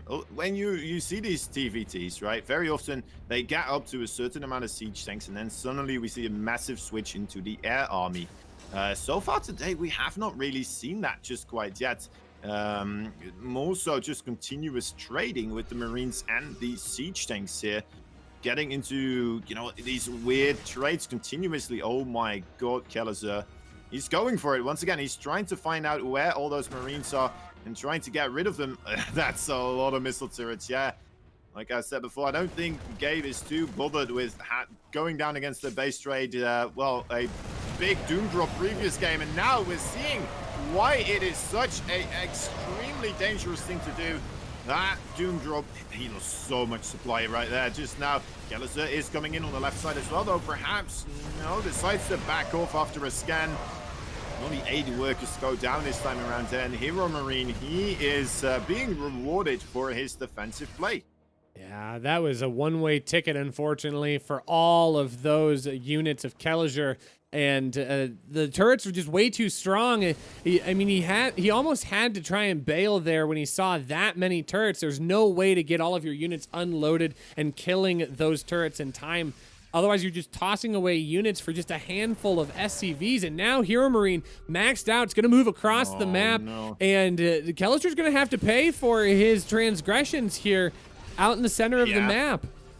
I think he realizes that he has nothing to really compare in the army size of Hero Marine right now. So he's just going to go try to do the base trades here. He does have more bases, right? So ultimately, as long as he gets a good engagement going on the other side. Oh, that's a lot of siege tanks though from Big Gabe, already shooting away so many of the Marines right now. I think we may be going into a game number 3 right now with Hero Marine pushing in rather aggressively, not losing much of anything here in Keliger. I mean, those sources on the other side already quite hurt at this moment in time. He does have a bit of a setup, though, in the main base, but ultimately, yeah, this is going to get cleaned up here for Keliger. I do believe. This is rough for Keliger. He put a lot into that Doom drop into the main and did not get what he paid for. These tanks are going to clean up a lot of damage here. This second base is going to eventually get reclaimed, but Hero Marine continuing to deal tons and tons of damage back on Keliger's side of the map. There's just no answer for what Hero Marine has to offer, and at this point, once these tanks get cleaned up, that is going to be about all Keliger has to be able to deal with. We are going to be going to a game number 3 here, I think, Kozan. Hero Marine looking to exact revenge. Here he comes. Another base is going to fall, and Keliger, I mean, he is trying to scramble anything, right? He doesn't want to go into a game number 3. I don't blame him. Rather close it out right now, but he is rather far behind. He doesn't quite know how far behind he is, of course. So he still has that base in the bottom right side. He still has some mining going on, but ultimately, this is Hero Marine with an already significant advantage. Twice the overall worker supply, more than twice the army supply, and twice the mining bases right here. So, I mean, there's not much else that can go into the favor for Hero Marine here without really saying that he's cheating at the moment in time. There we go. GG is called. There it is. Game number 3 coming on up. All right. Well, we're going to have to see if Keliger's high-risk strats are going to pay off for him in game number 3. It certainly didn't work that way in game number 2. But I would say it makes sense that the longer the game goes on, I think it slowly starts to shift into Hero Marine's favor. That is definitely where he is going to thrive. And we're going to have to see where it happens in game number 3. But we're going to Submarine, Kozan. A small map. Are going to a small map. Lots of potential for aggression, early, weird cheese. And I happen to know Keliger has a build specifically for Submarine. And it usually involves Reapers. So we'll have to see if Keliger is going to pull that out here. Folks, we are into 12 hours. StarCraft 2. We've probably got at least one more on the way. These TVTs, man. But you know what? We're into 12 hours. Mapu just put in the chat for our in-game 29. We need to send Mapu a lot of love. If you know him on Twitter, if you've got his tag, even just spam it in the chat. Thank you to Mapu. Kozan, we are tired. Mapu's got to be exhausted, but you know, the hype continues to flow. They've taken a lot of breaks. It's less than 12 hours. You know, there has been some breaks here and there. I've had some Stroop waffles here and there. But, yeah, Mapu, the real MVP. I wonder what else he did during the moments. You know, when that was the, what was it, 9-hour period between the NA qualifiers and the Korean qualifiers of today. I wonder what he was doing. Wonder if he was still observing some StarCraft 2 somewhere. He was probably, yeah, he just got picked up for a different event. But here we Yeah, are. probably. Game number 3. Winner's going to advance on to our qualifying match here. It could be this man spawning in the top left. Our Brazilian Terran playing for Archangel Gaming. Give it up for Keliger. His opponent fighting for Mouse Esports. He is, of course, the Red Terran, the biggest German in the world. He is Hero Marine.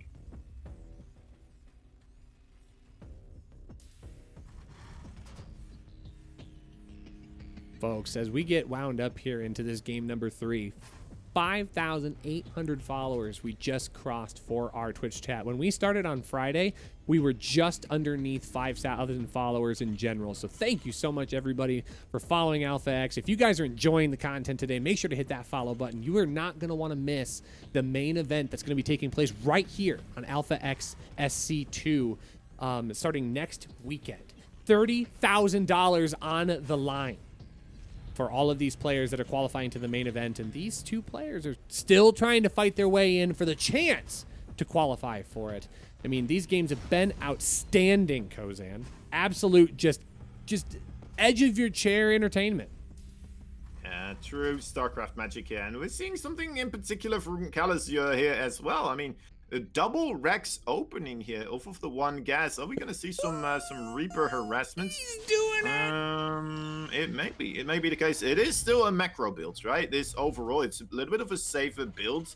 It allows you to be safe against the proxy 2 racks in particular, which you can be wary of. But ultimately, I'm not quite sure. I never think it goes up all that well against somebody that opens up with double gas. Overall, I think you're going to be a little bit behind here with your tech tree in particular. But he may still be able to squeeze out a command center slightly early, right? So, yeah, it's a bit of a give and take in this situation.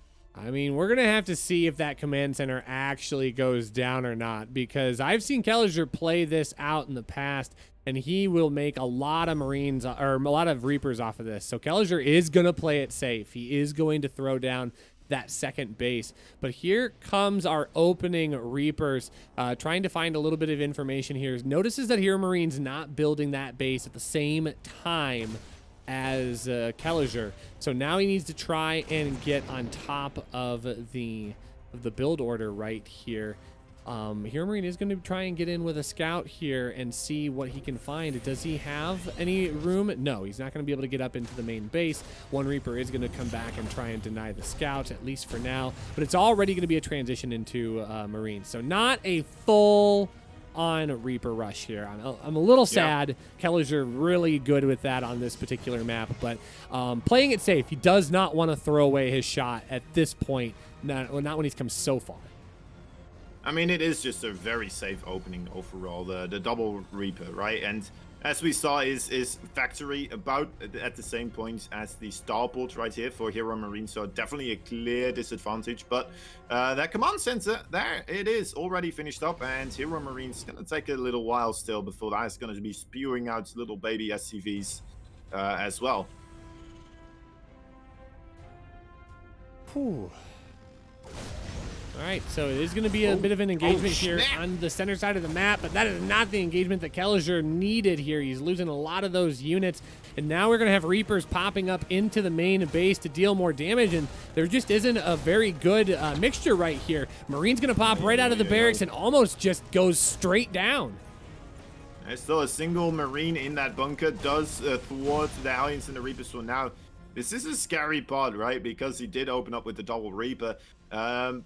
He doesn't have any Hellion or anything like that, something mobile to kind of combat those Reapers from Hero Marine right now. All he has is those Marines, and they are kind of, you know what, very, very vulnerable to Hellions. Well, and the Hellions are going to be continue to be a crucial part of this engagement here. Hero Marine controlling a lot of the map right now, as he is just doing a little patrol outside of Keliger's main base. It's going to be a Raven coming out for Keliger, but already a Banshee on the field for Hero Marine. I think Hero Marine's just going to want to keep his foot on the pedal and not allow Keliger to be able to get out of his base easily. That's going to be, I think, the best way for Hero Marine to try and control this game, especially on a short map like Submarine.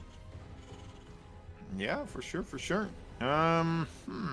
Continuing the little bit of aggression. I think Hero Marine is moving out again here. There he goes.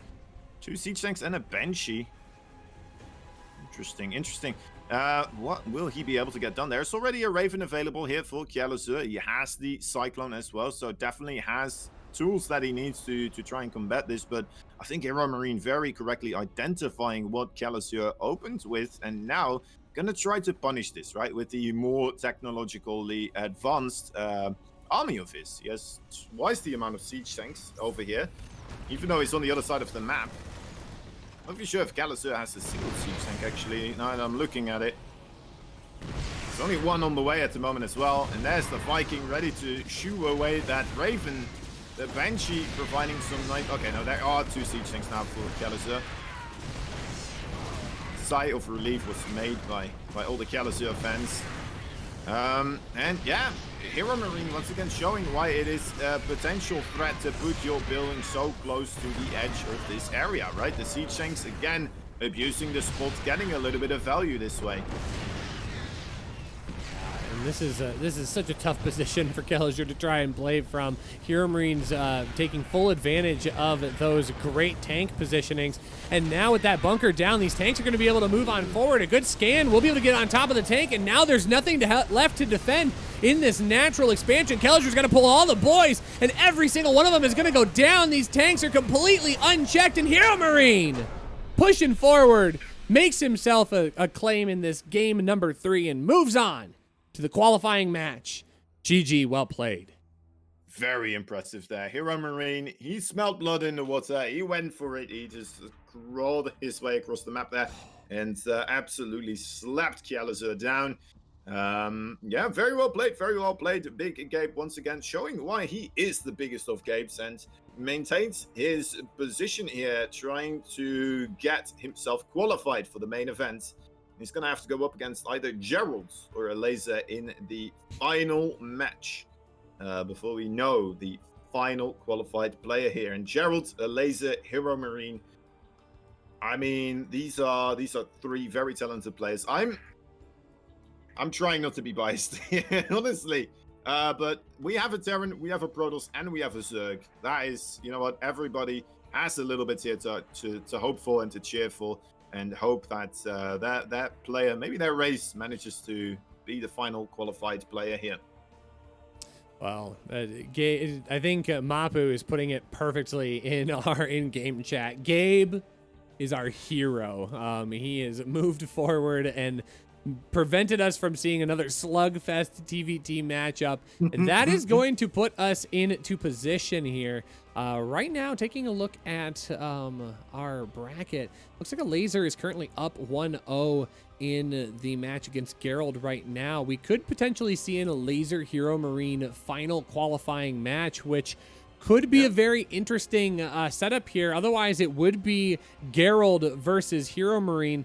Gerald couldn't get the best of UThermal, but maybe could take a shot at Hero Marine to move on forward in the matchup, but we're gonna have to wait and see how everything is gonna shake out. I'm not exactly sure where they're at or if we're gonna be able to jump on in. More than likely, if they do go to a game number 3, we will jump on in and join the fun there. But we do have a couple of bills that we need to pay as well, because one of our primary sponsors for this event is Strive. And Strive is teaming up with Matcherino to create a special opportunity for fans of this tournament. They're offering 20% off all products on Strive's website using the code ALPHAX20. For every 5 purchases with the code, Matcherino will donate 25% directly to the prize pool, and $100 will get added to the prize pool for every 30 orders completed. You must use that code at the checkout if you want to help contribute to that prize pool. Now, 2 lucky buyers will also stand a chance to win an Alpha X jersey, hoodie, or jacket like the ones that you can see right here on your screen right now. So thank you, Strive and Maturino, for sponsoring us, and check out some delicious and healthy biltong meat snacks brought to you by our friends over at Strive. And I have mine right now. You can see I cracked into it. I got hungry. I've been munching as much as I can as we sit here and let the rest of this bracket fill out. But we are going to have to take a short break here, folks, as we wait for the conclusion of our other bracket match between Elazer and Geralt. Again, if we do go into a game number 3, don't worry, I will bring you back. We will go in and check that out, but we know for a fact that it will be Hero Marine versus one of those 2 players. So don't go anywhere, folks. You won't want to miss the stunning conclusion of today's EU qualifier for the King of Battles International Championship right here on twitch.tv/alphaxsc2. We're going to take a short break, but when we return, more StarCraft and the conclusion of our bracket. Stay tuned.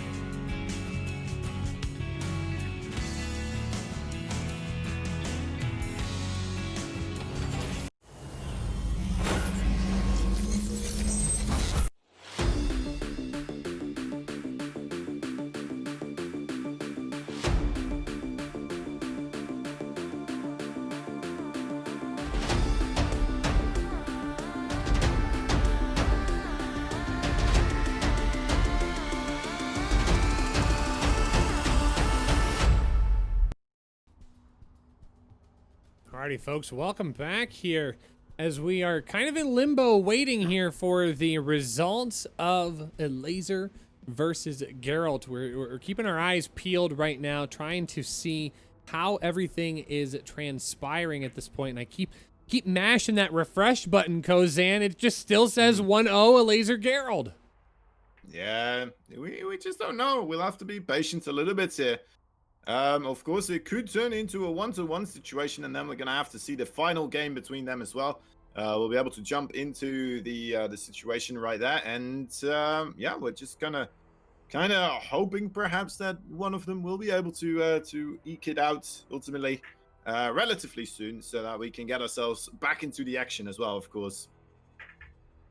Yeah, wouldn't it just be kind of a weird situation? We've gone pretty much almost 12 hours with not a whole lot of breaks. Yeah, we've got some built-in ads and some built-in breaks here and there, but this is probably the slowest I feel like our production has moved at this point. So yeah. We'll just have to be patient here. We can talk to you a little bit about what's happening, not only with the remainder of our event, but going forward into our main event here as well. Of course, we have our last qualifying match where Hero Marine has already secured his pass to the qualifying match. He just needs to punch his ticket now to the main event, and we're waiting to see Geralt versus a Laser shape up to see who's going to compete for Hero Marine for that opportunity.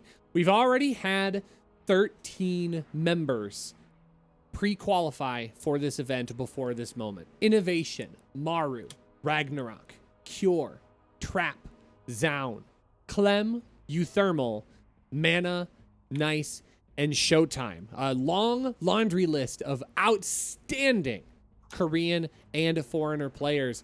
And we're just waiting to see who will be our final person to join in.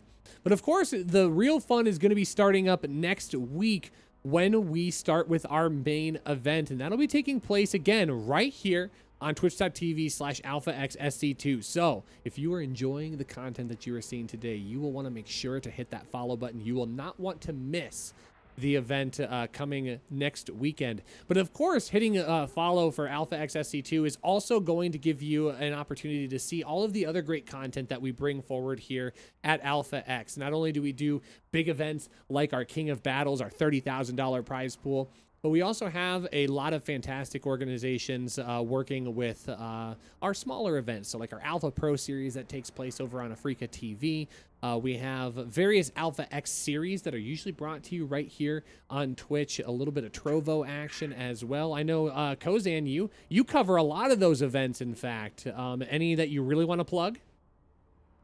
Well, there's the Trovo Weekly, where every week we have just a bunch of great Korean players, usually, that we organize together with the Into the Clan community. I don't know if you guys know about those, but it's just overall stellar, great StarCraft from players such as Innovation, Cure, Solar shows up a lot. We have Rogue sometimes, TY, like all the greatest, right? All the ones that you would like to see showing up right now to those types of events, all being, you know what, as cool as the previous one.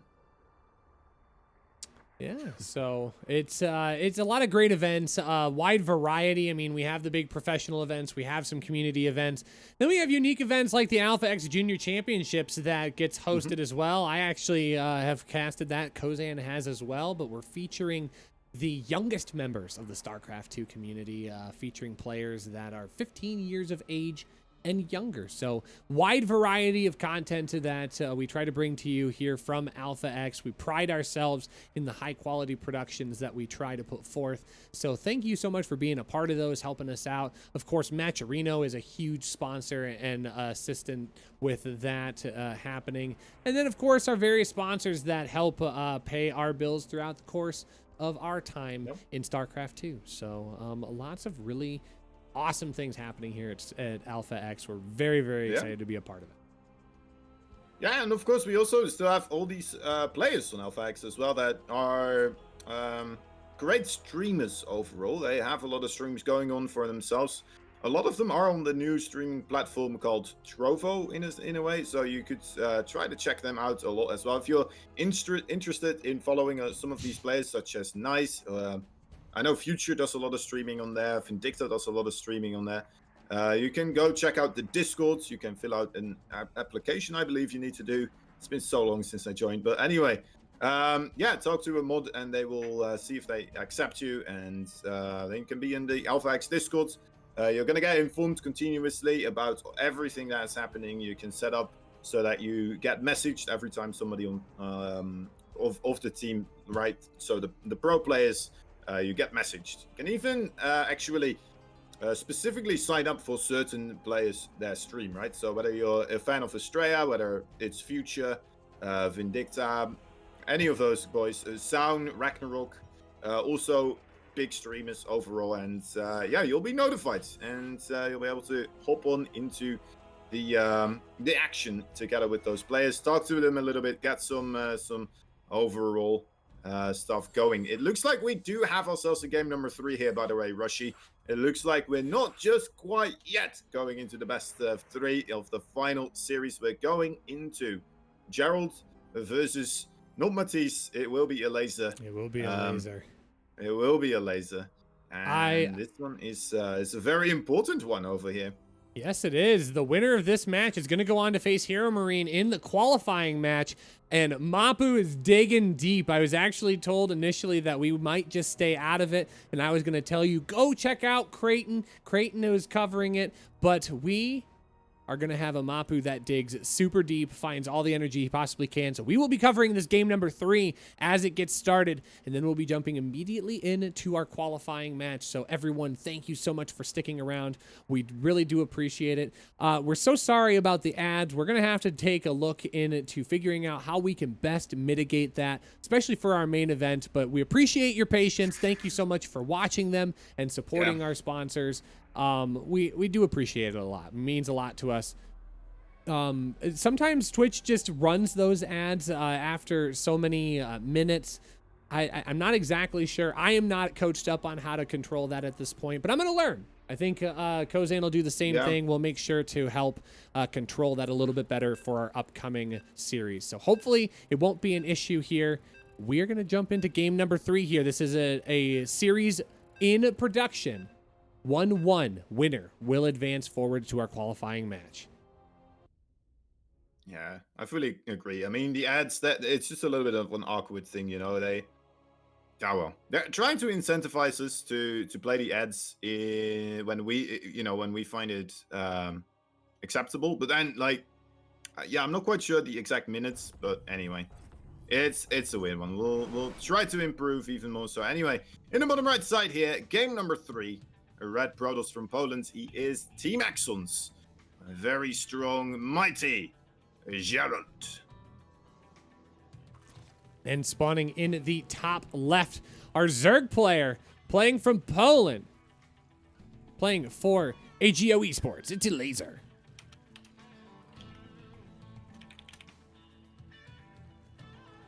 Yeah, I'm not quite sure why. I did read as well on Twitter that Twitch was like, all right, well, we're not doing the mid-roll ads. But ultimately, I don't remember a moment when we didn't have those mid-roll ads. Like, it's just continuously been a thing from Twitch on this channel. I'm not quite sure where the definition or the difference lies there.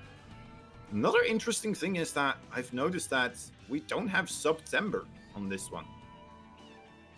On this channel. Yeah, you kind of mentioned that to me as well, so... Yeah. That's weird, right? It's still going on other channels, but then here, it's not here for some reason. It's weird. Yeah, the very, very interesting position here. So we are boiling up for game number 3 here. It's hard to say what's exactly happened here in the first 2 games because I know the first 2 games went rather long. I mean, we were able to get through our entire series after Geralt the Laser had started, and now they're still continuing into the game number 3, and it's not like our games were necessarily super short either. I'm a bit worried about the intense macro games that these two are going to be bringing here. Look at that, a 3rd base before any queens are out. That's looking like a greedy little laser right now. Geralt We'll have to wait and see what does he have up his sleeve. That late game PvC can be very, very drawn out right now, of course. As we know, the Lurkers, the Spore Crawlers, Vipers, fighting against shield batteries, cannons, carriers, Tempest, High Templar, all this stuff, right? Every great late game unit is going to be making an appearance at that moment in time, if that is going to be the case. But Geralt here going for the Twilight Council might be looking to do a little bit of early on aggression to end this a bit earlier on as well. I'm mentally preparing myself here, Kozan. If we end up boiling up another 10, 15, 20 minute game here, I think my brain might just overload. Mapu, we need to send our energy to Mapu. Mapu is just running on pure esports passion right now as he's trying to keep himself awake as he finishes this out. I mean, he's going to sleep so good by the time this is all set and done. Yeah. I wish I could sleep. Oh, man. No. I feel for you, Kozan. I really do. Yeah. I have work very early in the morning tomorrow. It's, oh well. Anyway. TT Shrine and that Robo actually going to be the follow-up here for Geralt. So he, Laser moved that Overlord away after seeing the Twilight Council. He didn't see the rest of this stuff just quite yet. I believe we do have a Stalker, which is in the main wall though. So, the wall though. Anyway, so yeah, it's gonna be a little bit difficult here, perhaps still for a Laser to scout it, but at the same time, he does have quick access to it without much in the way for that Overlord to get right on top of that Dark Shrine. It wouldn't be too bad of a thing for a Laser to double check something like a Twilight Council, right? Is it upgrading something? Is it not? Is that the Dark Shrine also being put down? And oh, what's this? A Laser going for the Lay attack actually right now. Lair attack is on the way. Is that a pretty normal time, all things considered? But he's not going to have Overseers in time for this Dark Shrine that's just about to finish up. So we could be, are we going to see the quick game clean up here? There's no third base on the way just yet. It's not a terrible timing for that. The Roach Warren is only in production right now. The Spores are going to be allowed to finish. Oh, but he's going to warp these in right in the face of these Queens. And now it's going to be a matter of how he can deal with those. Does he have anything? He picks off the Warp Prism. That's actually very huge, but there is no Spore Crawler in the main right now. So that is an exposed spawning pool, and that spawning pool is going to get picked off. Ooh, gets surrounded here, trying to recall those Archons. We'll be able to get away, but has two Dark Templars that do go down. He did get 6 drones somewhere else. What in the world was happening there? I guess there were depths in his third base at the same time. So yeah, he still gets 6 workers there. There's some value in that. Unfortunately, he did lose the Warp Prism. He did lose 2 Dark Templars there. But he killed off the spawning pool as well. It's a weird one, isn't it? It's a hard one to calculate entirely. But overall, Geralt, I mean, he needs to get that third base, right? There is still a lot of potential here for a Laser, I would say, to play this into his favor. He's got that layer already done. Overlord speed on the way. Roach speed on the way. More gases being acquired. He can take this wherever he wants to, I feel like. Well, I keep looking at that supply difference here, 92 to 64, but a lot of it is locked up in Zerglings, which is really not going to engage very well into Geralt's army.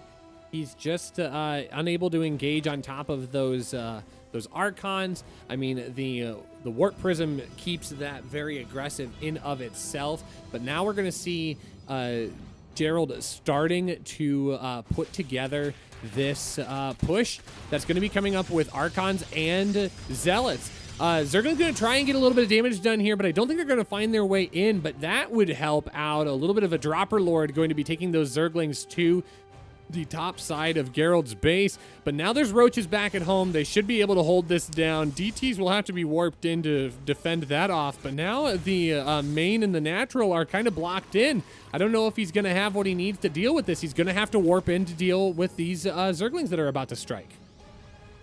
This is turning into a very dirty fight overall. Very quickly here, these Archons trying to harass the Zerglings everywhere. Dark Templars doing harassment as well. And then the Zerglings now in the main base as well. Just a lot of stuff happening right now. A lot of pieces on the board. I'm kind of curious what's happening with those Zerglings at the moment. In the main base, it looks like they did get cleaned up. Oh, the wall is... Oh, that's just a clutch whopping if I've ever seen one. Being able to block both of those waves in a sense.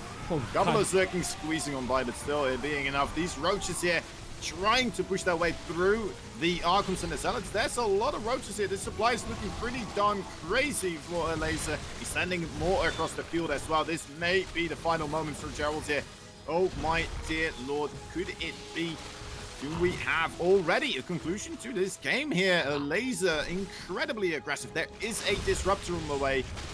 And I mean, the overall worker count is not that far apart.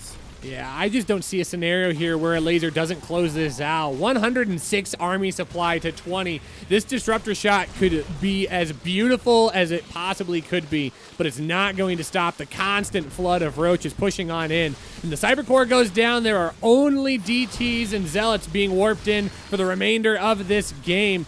One more disruptor going to try and get the shot off of the Sentry, but I don't think it's going to be enough. And a laser is going to hold this down and force his opponent to tap out. GG is called, and a laser making a quick 8-minute game happen. He's going to move on to face Hero Marine in the qualifying match.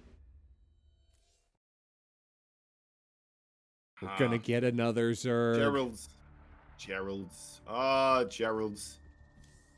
That's rough. That is rough, man. Again, having an amazing run overall through the entire tournament, but then coming up a little bit short from qualifying. It is so unfortunate that for Gerald. Let's give him a bit of a shout out. I mean, he managed to get into the winners match in a sense, right? Into the winners bracket in the game deciding matches versus UThermal. Made a pretty darn close series there as well. 2-1 versus UThermal. He was one game away from qualifying. And now in the loser bracket as well, one game and I suppose one series away from qualifying in a bracket that is as stacked as this one. An incredible performance there by Gerald, being able to take out not just you know what else actually? He played a laser earlier on in this bracket as well, in the winners bracket, and he was the one who beat a laser into the loser bracket 2-0. So this means actually the total score between Gerald and a laser is 3 points for Gerald and 2 points for a laser, and a laser still manages to ultimately beat him out in this sense, right? In this type of scenario, and moves on past Gerald. That is always a bit of a stinging thought over that. But yeah, very well played there by a laser in that final game. A nice push overall, a bit of aggression being applied at the right time, and more than enough to make Gerald crumble there. But what a performance by Gerald overall. All right, and that is going to set us up for Kozan. Hang on, the final series of our day. 13 hours of StarCraft, and it's going to come down to a ZVT. It's going to be Hero Marine versus a laser. We're going to take a super brief break. We're going to let these players pick out their picks and bans, but when we return, it is going to be our final qualifying match. Hero Marine versus a laser. One of them is going to move on to the main event. We'll have to find out who right when we come back. Don't go anywhere, guys. It's the King of Battles EU Qualifier right here on twitch.tv/AlphaXSC2. We'll be right back. Oh, we'll be right back right after this. And I'm going to click the right button this time.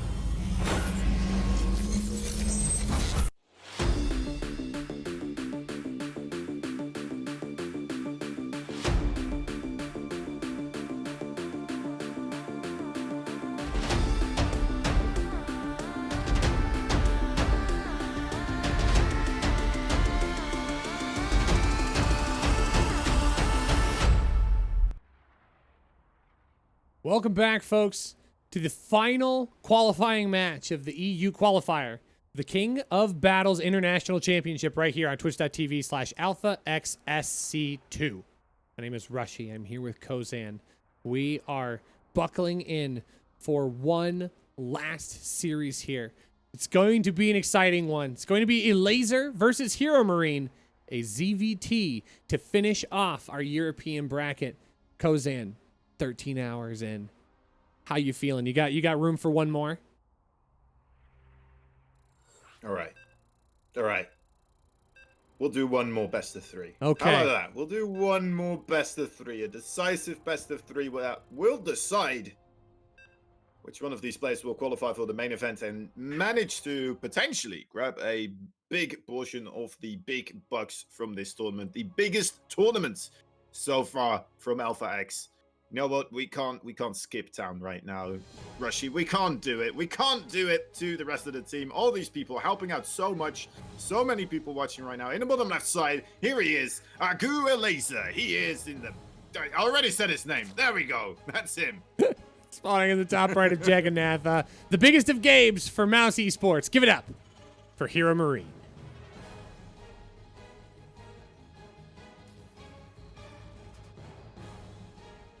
When is Clem versus UThermal? So Clem and UThermal have just qualified. They won't actually play against each other in the bracket. They have already qualified. Both of them are probably asleep right now. Or definitely doing other things. Because I know it is starting to get a little bit late in European land. So should be an interesting setup here. So this is our final match of the day, and again, it's going to be a good one. I'm curious to see what a Laser is going to pull out against Hero Marine. Let's give it a roll, Rushy here. Let's make the house tremble with these two absolute behemoths of StarCraft 2. These two players that have been championing the overall races of their kind in the European for so incredibly long right now. And you know, I don't think there's a better way to finish off the European qualifiers than having Hero Marine face off against the Laser right here. And I am really hoping that, you know what, we're gonna get ourselves some amazing plays from, well, either of these players or both of the players, right? And mostly, but here we go. Standard openings so far. The regular cookie cutting TVC openings here. Reaper, fast expand, and a hatchery into a pool and a gas. Everything looking kosher. Everything looking like the way it's supposed to be. StarCraft 2, done right by the book. Yeah, and unfortunately, that's probably gonna work its way into a maybe longer, drawn-out style game. But I wouldn't get too worried about that at this point. I have a feeling a Laser is probably going to put the pressure on here. He does best when he plays really quickly and it gets aggressive across the map, and I wouldn't be surprised to see him do that here against a player like Hero Marine. Yeah, ultimately that is kind of the thing for Laser, right? This is how he got himself up on the big stage previously. It was because of that very aggressive play. Hero Marine, the exact opposite, I would say, right? A player that is completely usually aimed towards the defensive. We're already seeing it, right? 2 command centers there in the production tab being constructed at the same time. He is looking for the macro game. A Laser, if anyone is gonna get aggressive, I fully agree, it should be a Laser. He's been trying to get it more and more out of his system, though, going for those macro games. Oh, look at this, though. Hero Marine going for that triple command center very early, picking it up before the 3-minute mark. To your point exactly. Hero Marine's going to want to drag this out. He wants to play a longer game, and he's showing it by getting that economic advantage right away. But a Laser only now getting out to place down his third hatchery. Very slow indeed. He will have that link speed, in fact, pretty much done before the third base goes down. So that is incredibly delayed. He is still droning up rather heavily. And there we go. That is the lay attack. So that is what the lay was all about. Saving up for that lay attack at the same time. Most likely going to be quick Mutalisk, I would anticipate. Ooh, I'd love Mutas on this map. I feel like there's a lot of really good dead space too. use that full advantage. That Ling's going to get up and scout almost everything in this main base. That's going to be a great read by Laser. He's going to see the third base on the way. He's going to see that engineering bay on deck in the back as well. There's also stim pack incoming as well, so he's going to have to make sure that he doesn't underestimate his opponent, rather.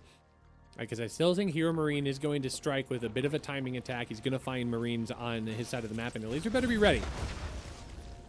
Interesting note here, actually. The previous time these guys fought one another was in a best of 3 as well. It was on the 21st in the ESL Open Cup for Europe.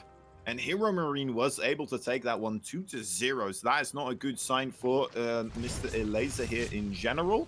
The better sign, though, is, of course, overall by a slight percentage, Hero Marine here, his weakest matchup against the Zerg players, in fact. So wasn't expecting that necessarily. And to be fair, though, you know what? Overall, Laser, middle tier, right? It's not his weakest, it's not his best matchup. It's the middle matchup, right? The matchup that he sometimes wins, he sometimes loses. Yeah, Laser can definitely go both ways. I don't know if it's weird because I want to use the word consistent, but Laser is a rather good player. I feel like he has his days where he can take games off of some of the best players in the world. I mean, like, we've seen him take games off of Serral. We've seen him beat Serral. And then there are definitely series where it's like, wait, where did the Laser we know and love disappear to? So where did all that firepower go to? Exactly. So I think a big question here is, who has Laser had a chance to compete against in this bracket? He didn't make it terribly far on the top side. He did get bopped by Geralt in the top, so actually getting a little bit of revenge on the bottom side, but beating beating Aquaron, beating Petite Drogo. He's showing up against some really quality names here in our bracket. For sure. And I mean, it makes sense, right? He's here in the qualifying match. Ultimately, in that loser bracket, we've been mentioning time and time again, this is the hardest qualifier match to probably get to. Funnily enough, it seems somewhat, in a way, easier to get into the winners bracket qualifier match rather than the one in the loser bracket, because all of these incredibly strong players are just bulking up here, filling up this bracket side, and you know what? There's only one spot. There's only the one spot. Yeah, and unfortunately, there are so many other people on that list too that just are not going to be able to be there. But we can digress that point at this point, because we've got Mutas out on the map here, Kozan. We've got Mutas, we've got Lings, we've got Banes. We've got exactly what you were expecting to see here out of Laser. And this is a big map to try and control. Look at how far out his creep spread is. I mean, this is a long map, and he's already got creep spread out to almost dead center. I mean, this is very good for Laser. Hero Marine needs to try and get out and clear some of that out, but I don't even know if he knows of its existence at this point. Yeah, I'm not sure either if he does know about it. Another thing about this, I want to talk about this map again, right? Because I am such a massive fan about it from just for this map overall. I love these speed zones. It just adds so much. You know, it seems like such a little tiny thing, but ultimately, look at this, getting an engagement right there on the top side with those links. Not having as much time, I'm supposed to pull back now with those links as well. Just running it straight on top of those Marines. Banelings, stimmed Marines, right? You don't have as much time to try and get your splits off, but at the same time, you know, maybe you don't need as much time because your Marines are running much quicker overall. Very interesting thing. Coming up here with a nice engagement overall for Hero Marine. In fact, those Mutalisks overstaying their welcome quite a bit. They're all gonna go down. GG is God, my dear lord. Hero Marine there with a very fine push, being able to just kind of waltz up there and, well, Laser perhaps feeling a little bit too obliged to try and make a push happen there before it really was his time, right? Just kind of running down that ramp, being like, all right, well, you're here, I suppose. So let's try to get this, sorted. And yeah, there we go. That's not how that's not how that is supposed to go. That engagement did not go well at all for a laser. It's just he tossed every single unit he had in the trash. He's like, I just don't want to play this game anymore, and just throws it away. So that is gonna be it's gonna put him immediately on the back foot here. It's gonna be a game number 2. I didn't see what map we're coming into, but somebody in the chat just mentioned that was Hero Marine's first time ever seeing that map. He must have been banning it throughout the course of the tournament. You know what? That's kind of interesting overall. You still made it work, right? Still made it work. I'm always interested in seeing the overall ideas from Hero Marine, right? His stream is very, very educational to watch. Whenever he streams, you know, it's a great stream to check out overall, guys. So definitely do make sure to check those out sometimes. But he always likes to go just on a roll about the new maps that are available. He checks them out a little bit, and then he goes in deep about like the tiny things that pro players kind of would spot in these types of new maps, right? And then like the little tiny nitpicky things that make it either a good map or a bad map. And that's very educational overall. Great stuff that you learn from him. And some funny sometimes bugs as well that, you know, these map makers, because they aren't professional gamers themselves, just don't fully realize would be a problem. Well, the laser's gonna claw this one back. He's gonna have to do it here. Map number 2 on Death Aura. This is another great map for Muta's Kozan if he wants to stay in on that Muta play. But I don't know, Hero Marine kind of had his number dialed. And he was calling it all night long. And let's see if it's going to be a different story for a laser, or if we're going to see a quick 2-0 victory for our Red Terran. But standing in his way, spawning in the top left, our Pink Zerg playing for AGO Esports. Give it up for a laser. His opponents, the Mouse Esports extraordinaire, the Terran player in the red color right here. He is nobody else but the German biggest Terran, Hero Marine. The Gabe. Big G. Gabe. Whew. I think Large Gabe is a funnier name than Big Gabe for some reason. Just, you know. Who's that? Oh, it's, no, you know, don't matter him. It's just Large Gabe. Why is he so tall? Oh, it's, you know, it's because he's Large Gabe. It's just the way he was born. Yeah, the doctor pulled him out, spanked him on the butt to make sure he'd cry, and he's like, "This is Large Gabe." And that's how this all started. Why is this baby the size of myself? Does not make sense. How did you give birth to a fully grown human being? What happened here? Yet it's still a baby. What's going on? You know what? Who knows? Who knows? What kind of circus would take Big Gabe, actually?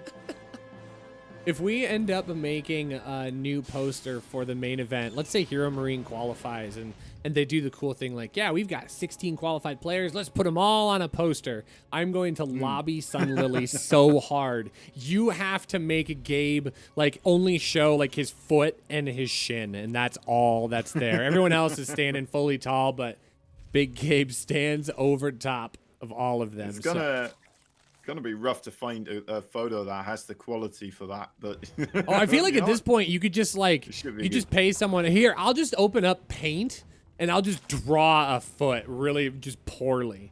So like the rest of it's gonna be beautiful, because I don't know if you guys noticed, but all of these graphics, Sunlily in the chat, she is an absolute goddess when it comes to graphic design. We are so much better here at Alpha X because of her presence. Please give her a lot of love for all of the graphics that she's put together, not only for this event, but for every single event that I get the pleasure of being a part of. She's an amazing person. We're so glad to have her as a part of our team. But I'm telling you, I'm gonna make that foot. She's doing it for a lot of other people too, and yeah, she you know what? She gives it away for a steal as well. So if you're looking for any graphics work, definitely hit her up. Yes, I actually, fun fact, did my own personal graphics for my stream through Sunlily, and absolutely love them. Yeah, I've did some calculations actually. I believe, in fact, she's asking for less money overall than, you know, a kid would for cleaning up your driveway in a sense. So I told her to charge more. Maybe she has been charging more ever since, but go check it out. Go check it out, guys. Big Gabe, meet Big Sun Lily. I don't know if that one works. For sure. All right, anyway, this game right here, we have ourselves a bit of a Hellion aggression. There's no Broxy starport, but there is a very quick third base again. Where is this starport actually being built? It is still in the base, right? I'm not seeing it. Yeah, it's definitely not proxied. Yeah, all right. It's good. It's good. I'm not hallucinating. There it is. It's right there, underneath the Strive logo. No car. All right. Now Carhartt. Yes. So what do we have going on here? I mean, we do have Lair Tech on the way. It's going to be a Baneling nest down for a Laser. I think a Laser's going to try and go into that Muta play. Once again, he's got all 4 gases. He's picking up his third base. Hero Marine is a little bit slower on the draw with... Well, no, actually, he's not. He's already got his third base. He's getting that orbital command, so he's actually just as quick on the draw with that third base coming out. So he will be able to get that lifted out. That's actually a very gutsy call here against an opponent that will probably likely go into more Mutiling Bane, but it worked for him in game number 1. Yeah, it worked out marvelously. I mean, he still went for a very greedy opening, yet somehow he still had so much stuff overall against the player that just went more so for an army type of composition, right? And you have to wonder, maybe this is just a little bit of a build order that Hero Marine has figured out for himself.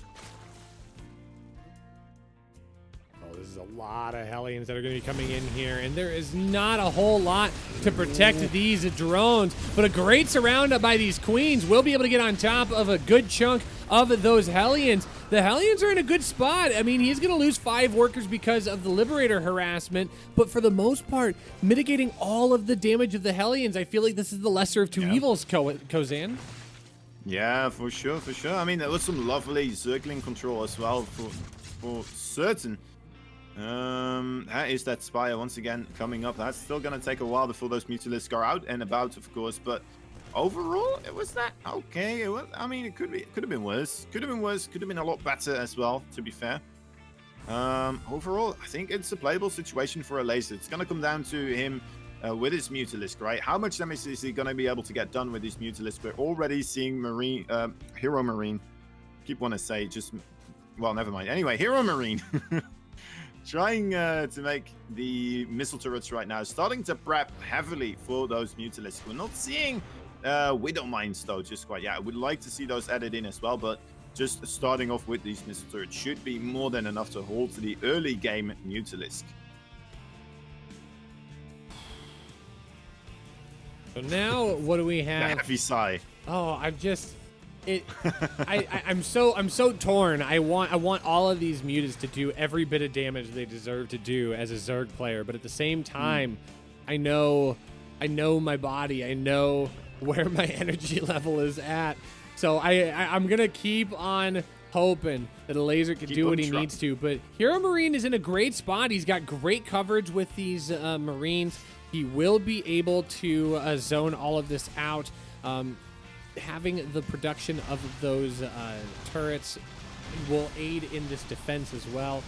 But a Laser going to try and jump on top of that gas. I think that's a great call. It's just going to slow down Hero Marine's eventual push across the map. And right now, a Laser needs to slow him down as much as possible. He might have that 18 worker advantage, but Hero Marine's up 14 army supply, and it continues to grow. Yeah, also those upgrades, look at them, man. That's +1/+1 now on the way, only for a Laser, of course. Those Mutalisks, getting them this early, you delay that by quite a bit, and without him actually being able to get any damage done, that is such a massive investment. Not just because now you have these Mutalisks flying around that aren't doing anything. The upgrades are severely delayed, and he's going to find himself continuously throughout this match with 2 upgrades at a disadvantage, and that's just not that great in the TVC in particular. Here he goes, Hero Marine moving on out, chugging down the track, looking to... No, actually, he's coming back. No, never mind, he is going out. I would love to see him go back and forth a couple more times. I wouldn't. No, he's going back. No, he might go. No, it's not rethinking his actions. Oh, well, Laser's got to be careful. He threw away his mutas in the last game, and that's kind of what cost him the game overall, and he needs to be very careful. There's a lot more Banelings this time, and he's going to be able to engage on creep, but some good splits by the Marines. We'll be able to pick off a bunch of these Banelings to begin with. There's not a really good spot. One tank sitting out in the center, doing a nice job of zoning, just creating a little bit of distraction for these Banelings as they try to kite and move about the army of Hero Marine. But now where are these Hero Marine is going to get that Liberator on the backside of the main. He's already gotten a handful of kills and he's looking for more, but it's more posturing at the center of the map. Hero Marine's going to swing around the left-hand side, open up another path for himself, and that fourth base is looking rather exposed. Yeah, very smart. I mean, Alace's creep spread here, very, very strong at the moment, making life rather difficult for Hero Marine. He doesn't find quite the opportunity to just march on in here without severely exposing himself to just the mass amount of Banelings right now that are available for Alace. The army supply, most of it right now is across the map for Hero Marine. He has realized that these Mutalisks feel pretty darn locked up on this side of the map right now. Okay, there they go. Will finally go across.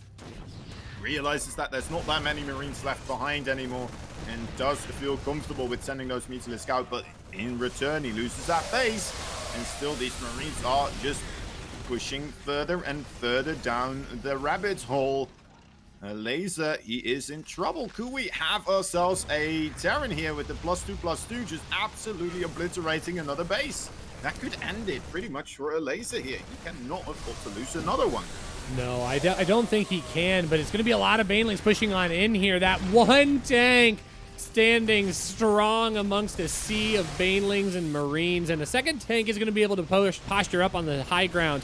A bunch of kills here on SCVs will help a Laser at least stay in this game for a brief amount of time, but there still isn't a whole lot to deal with this positioning of Hero Marine. He is completely owned the top of this ramp, and now it's going to be a big concave here. He's going to try and attack from multiple different angles, but not able to get on top of all these workers. Look at those god splits from Hero Marine on the top side, and now there's a whole band of Marines coming up the ramp. Unfortunately, I don't think a Laser's going to have what he needs. It's more and more stuff just spilling on through. The Banelings, a desperate final attempt here to bust it open, make some living space for the Zerg again, but I don't think it's going to work out. More and more Marines are arriving here, and GG, well played. Congratulations to Hero Marine. That's going to be yet another person qualifying. It will be the German, the biggest of games. He is Hero Marine, our final competitor in the main event. You know what?